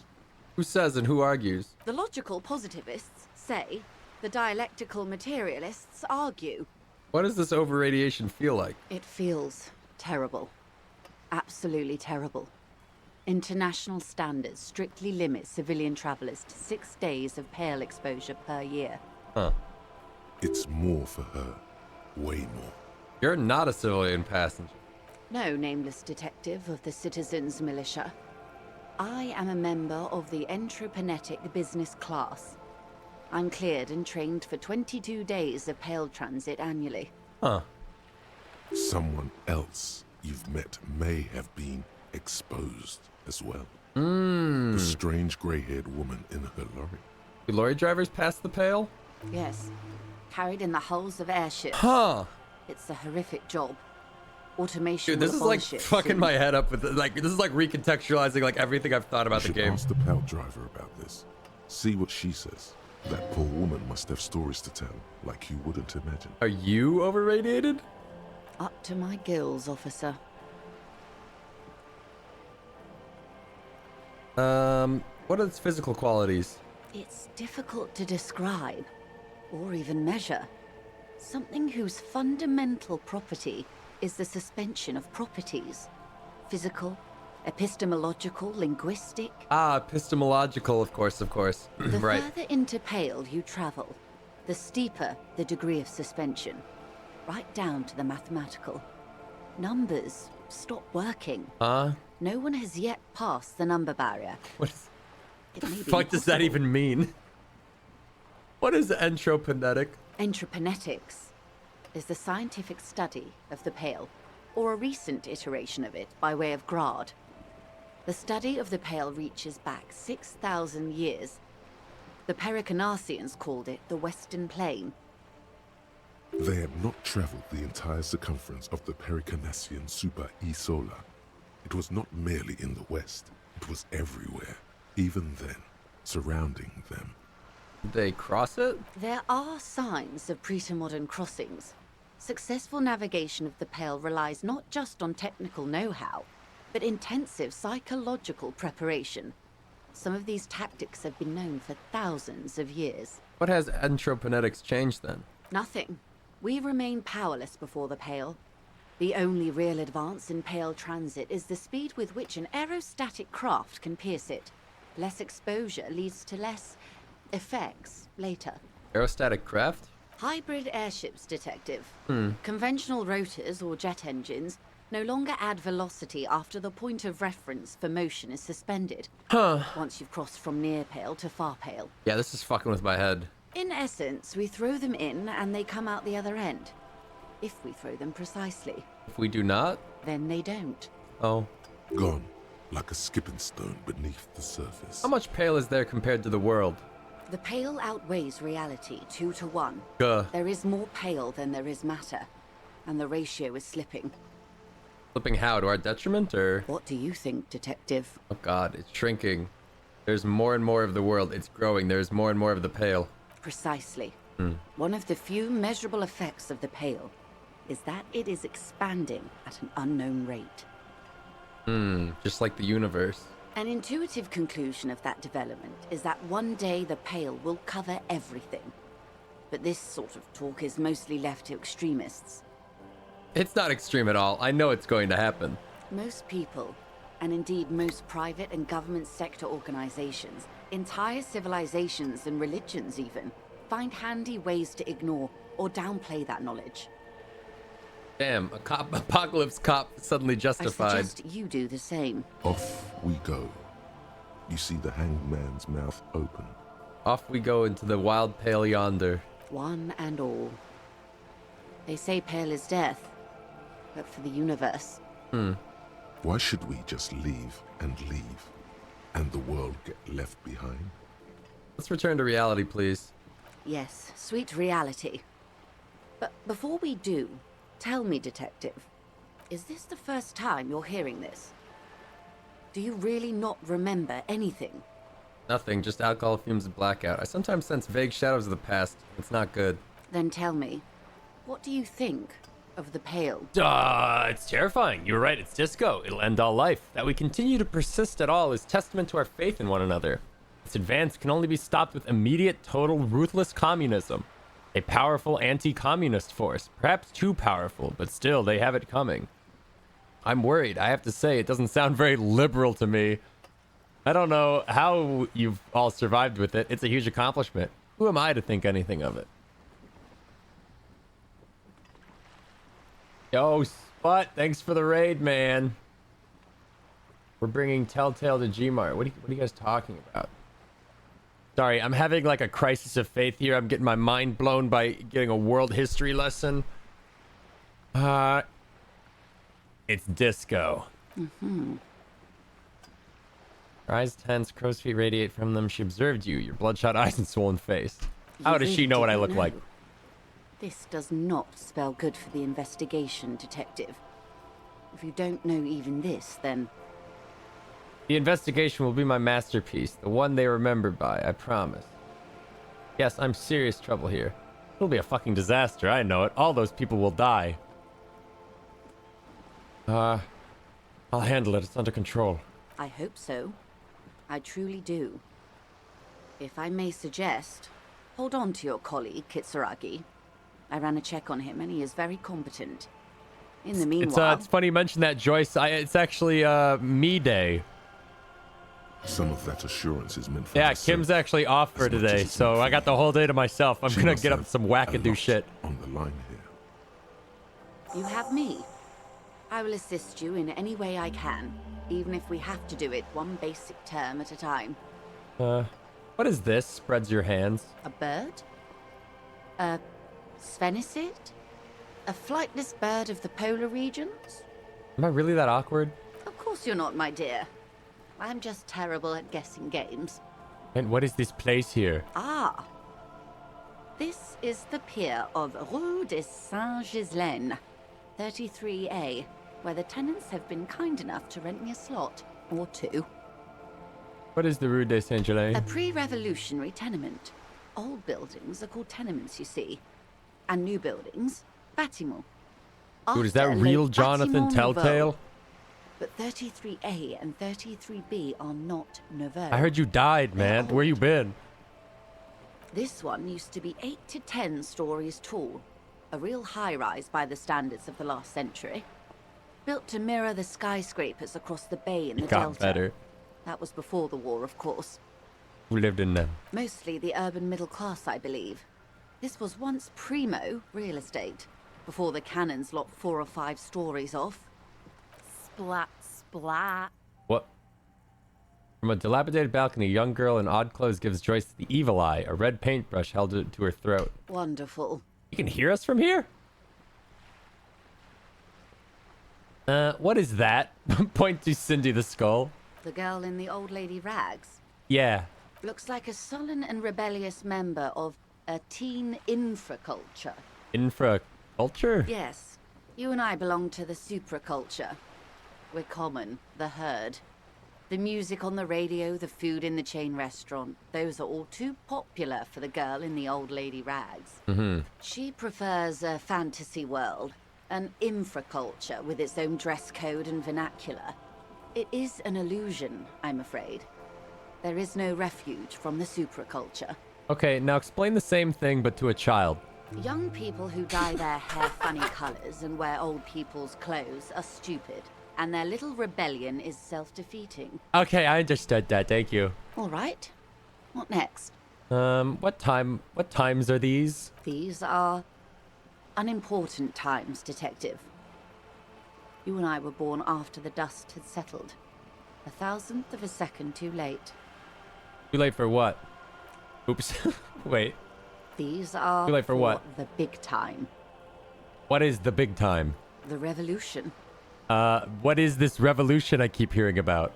It's quite easy. Every 100 years or so, our species gets together to decide what's next, who gets shot in the head, and who gets the mineral rights. It's a real kerfuffle. Who got shot in the head? Those would be the communists. Generally speaking, 40 million people got shot in the head during the World Revolution. But the communists, they all got shot in the head. Huh. She's not gloated. It's a relieved celebration. Oh, and the anarchists too. They shot them well. Huh.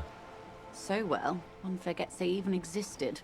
The communists and the anarchists shoot back? Did they ever? Before they got shot themselves, they shot 2 million people. Truly a kerfuffle. Yes, the Insulindian deluge, they call it. I had a deluge in my head. Point to your little head. Yes, an acute thiamine deficiency can be exacerbated by alcoholism. Exacerbated means made worse. Anyone else get shot in the head on the opposing side? Oh, lots of people. Even the king got shot in the head, or thrown beneath a horse, or drowned. Accounts differ. It was unceremonious. Just as well, he wasn't actually the king. Just the king's nephew. The real king abdicated and lived out a long and productive life as a venture capitalist in Grad. Smart king. Cowardly king. I loved that king. Fucking communists. I don't care about kings. Tell me one more thing. I don't care about kings. Tell me one more thing. About head shooting? Nah, about the mineral rights. The liberals got the mineral rights. And by mineral rights, I mean everything. And by liberals, you mean? Liberals are usually middle-class people, Detective. Or the remaining gentry. The beneficiaries of the pre-revolutionary arrangement. Uh-huh. Some were rich enough to stay with the Constitution, with monarchy. Big mistake. Others bet on the revolution. They were called the ultras, or ultra-liberals. They fared well. Wait, that's me. How did the liberals win it all? They didn't win so much as survive. We were the last ones standing when the war ended. Everyone else got shot in the head, remember? Huh. We. She's one of them. Of course. If everyone got shot, who was there to surrender to? To foreign intervention. The coalition. Those people really took the mineral rights. Wait, you said the liberals already took everything. The liberals took everything that wasn't nailed to the ground. The coalition took the ground. The ocean, the laws, and the people. Who are the coalition? The coalition of nations. Grad, Mesk, Vesper, Messina, Oranje, and Sur-le-Clay. The armed center of the world. They landed here and ended the revolution. It was the moralist thing to do. Right. There is bitterness in her voice, tempered with understanding. She is critical, but ultimately understands the cause. Moralist? The moralists believe in keeping everything exactly the way it is. They believe in mineral rights, and not shooting people in the head. At least not in the same manner and volume as the others do. They are the long-standing provisional rulers of Revachol now, the coalition government. Right. This is their zone of control. They embolden the RCM with crumbs of the same law they took. Technically speaking, you are a moralist. I don't think I'm a moralist, ma'am. I think I'm an ultra... Let me check my notes. Yeah, looking like I'm an ultra-liberal communist from the looks of things. Yeah, if always picking the option that doesn't commit to anything, then hell yes I am. Not just technically, practically as well. I like what I've heard about these people. I don't think I'm a moralist, ma'am. Of course. Not easy to be moderate about head shooting in your line of work. When was this kerfuffle? The turn of the century revolution? Don't answer it. It's a trick question. The revolution began in '02 on the Isla of Grad, though by the end, nearly the whole world had gotten involved. Who started it? It wasn't a who, but a what. A pandemic of Zarat, a particularly virulent prion disease, which the authorities in Grad proved unable to contain. Then Mazov came along and overthrew the government. What did this Zarath do? It made people overthrow their governments. Wow, really? Of course not. Oh. It was a highly infectious microorganism that destroyed brain tissue. The actual causes of the revolution were material. The pandemic only provided the spark. Where did it spread from there? From Revachol and Grad? Not far. The world managed to cauterize itself.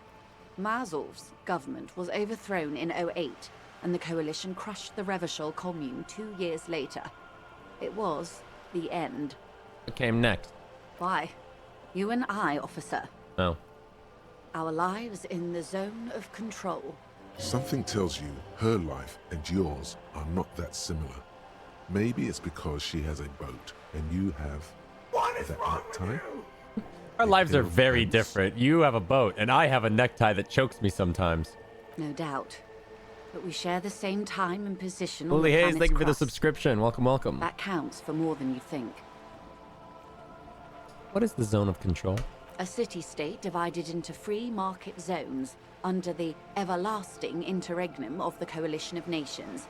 And you, of course, the Citizens' Militia. The clatter of typewriter keys fills the main hall of the reappropriated silk mill. Hold that thought choice, I'm Precinct getting a 41. vision. Chad Tilbrook presses enter.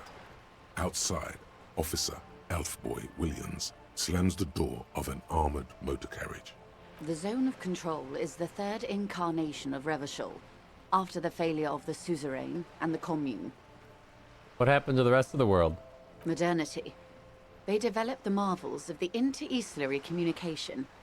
Telematic milieus, radiation, colored plastics. Meanwhile, in Revachol West, the aftermath continues for the 5th decade. Been like this for how long exactly? 43 years. Hard to fathom, I know. What have we been doing all that time? The 20s saw a decade of urban war, west of the river leveled, offshore platforms in flames. Still, it's regarded as an improvement on what came before. 08 to 19 was simply hell. And after that? The 30s? Things settled down in the 30s.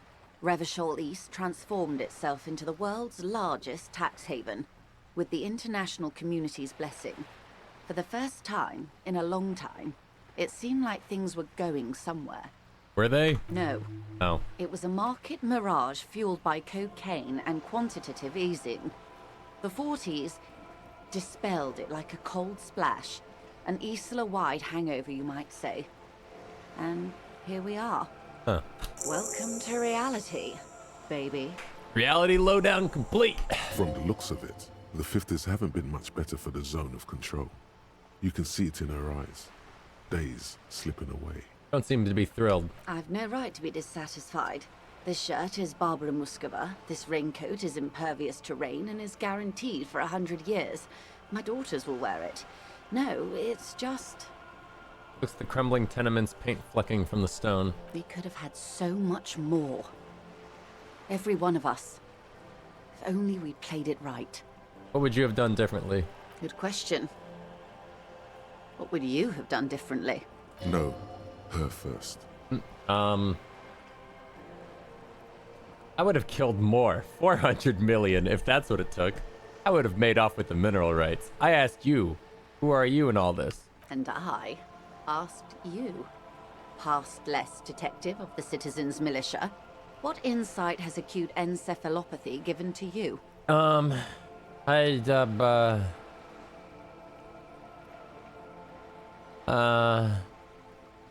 just thought a medical solution sounds like Sarath drove people mad. I would have killed more. I would have made off with the mineral rights. I would have sought for a medical solution. So a quarter of humanity simply lost their minds. And how would you stop a prion, a complex folding protein, unlife, with the technology 50 years ago? With some hygiene, modest social care, and perhaps a little research. Liquidate the rabid, prion-infested dogs who want to kill everyone with cleansing artillery fire. With privatized healthcare and a work ethic that does not turn your brain into sponge tissue. Okay, maybe it's impossible. What happened had to happen, and always will. Privatized healthcare and work ethic. Just a little hygiene and modest social care. Good hygiene. Yeah, just wash your Really? hands. Yeah. A very moderate solution Uh-huh. to an extreme problem.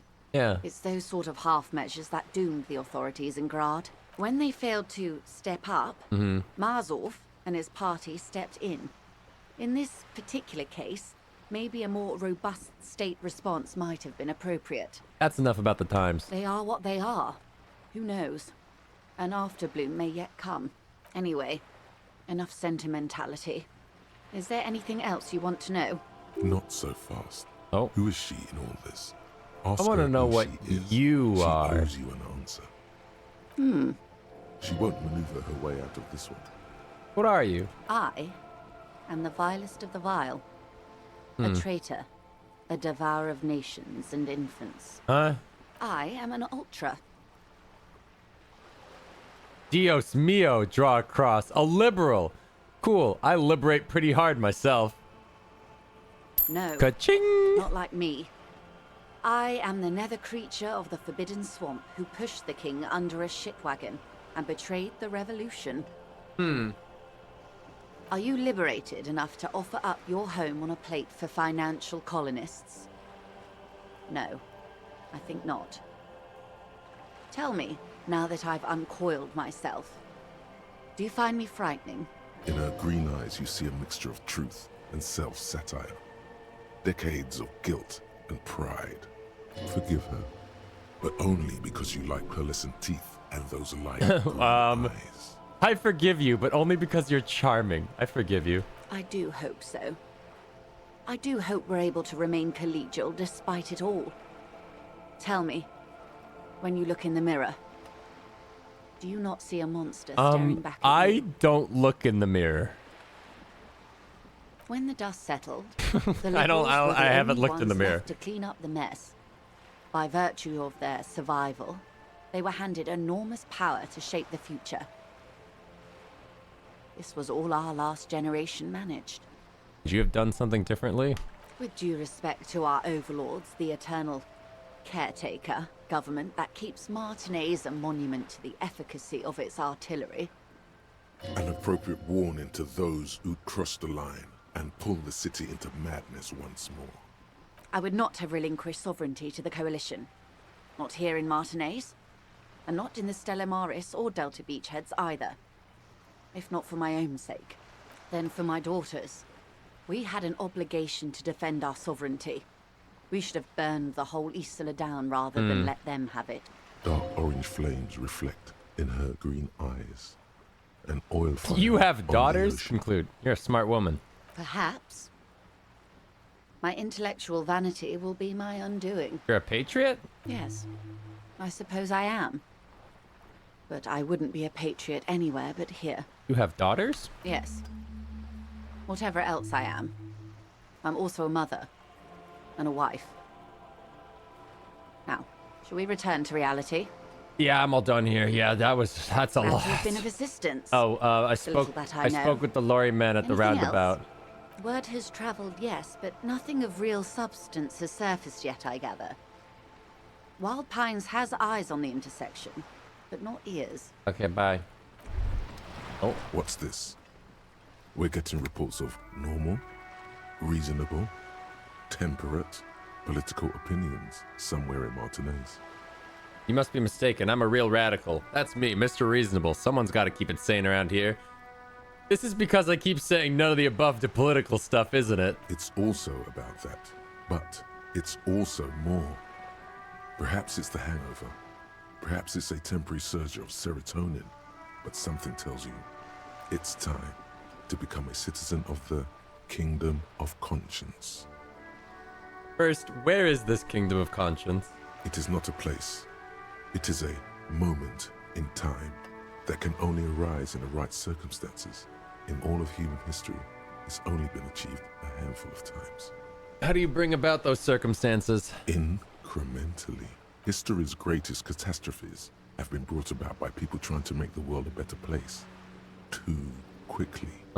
That's the genius of Dolores Day. She recognized that progress is meaningless if its gains are lost because of instability. Real, lasting change can only come about gradually, increment by increment. What about all the things that are wrong now? Tisk tisk. Just because you live in the present doesn't mean you have the right to place your needs above the needs of the future. You may never live to see the kingdom of conscience. Your children may not. Even your grandchildren might not. But that's no excuse not to keep working. What benevolence. Wait, is the kingdom of conscience really about doing things or just preserving the status quo? Do you believe the status quo is preferable to chaos and bloodshed?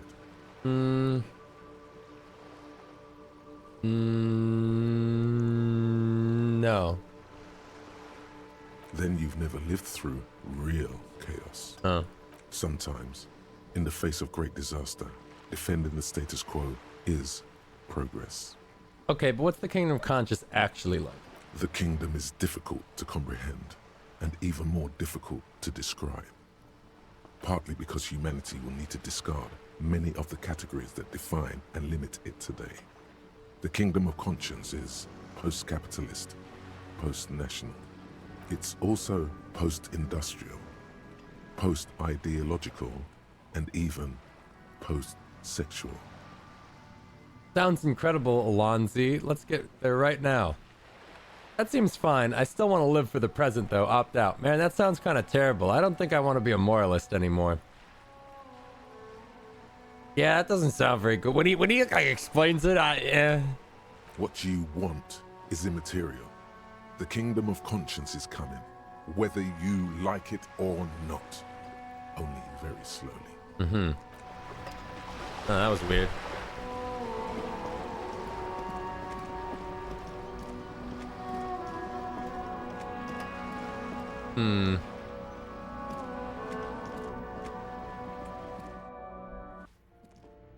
How do I get...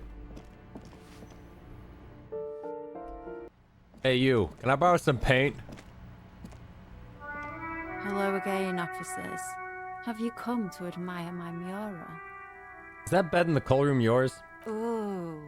Not only have you found my address, you've discovered my biggest secret.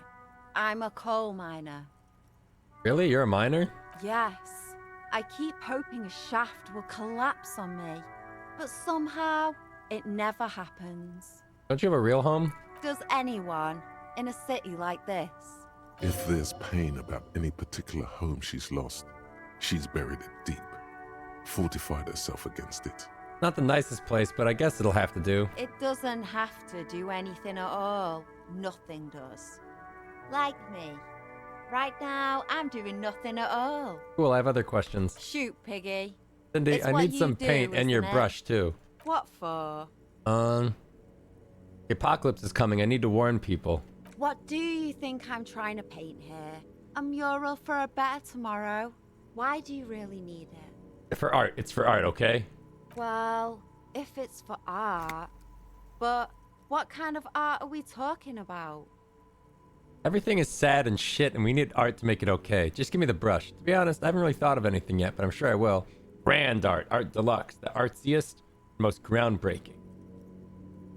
Everything is sad and shit. We need art to make it okay. Sounds like you're just about to live out your self-pity, not make a statement. I can't have shit art on my conscience. To crush a man's dream like that, I hope you're happy. You'll see. You'll all see and tremble. Yeah, not gonna hold my breath, Piggy. You look like you'd suck. This is impossible. Everything, really. Hold on. Conceptualize, conceptualize. Oh.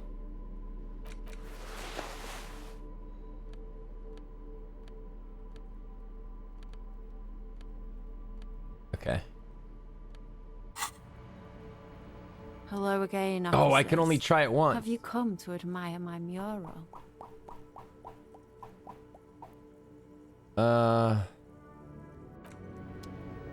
It's not happening, man. Fuck.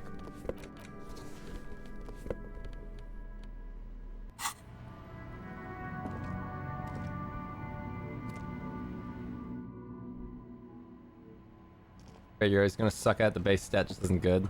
Yeah. Yeah. Where's my cool jacket?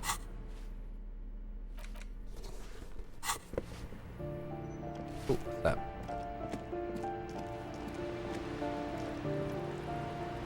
Someone has torn the wall down. Oh! Old grocery list on the table and checks. Boink.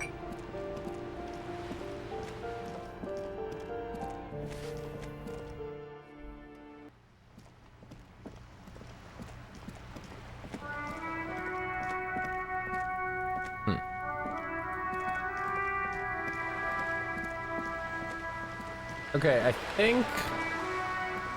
think I might wrap up there, because we're about to go across the river, which feels like it's like a new segment of the game. And I don't know if I want to commit to that right now.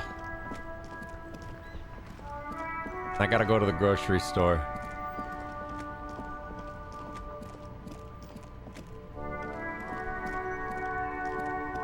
My day without Kim starts tomorrow.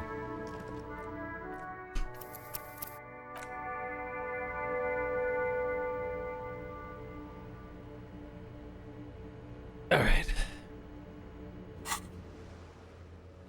Fucking ultra-liberal communist. I could have been a superstar. I don't know what good cop, bad cop means, because it's tallying both of them, so I don't know what the breakdown is of both. Whatever.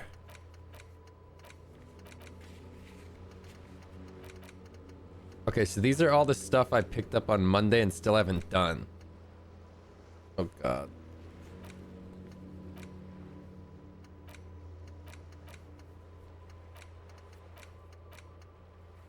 Ask around for his apartment. Oh right. I never found that guy.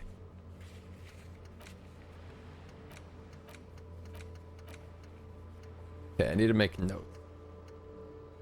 Nah, I don't need to make notes. That's what these are for. Okay. Good cop, bad cop is basically how much Kim likes you. It can go into the negatives. Oh. I'm doing alright so far. He kinda likes me a bit. Except for when I put the gun in my mouth and said that I would do it again. He didn't, he for some reason wasn't stoked on that potential.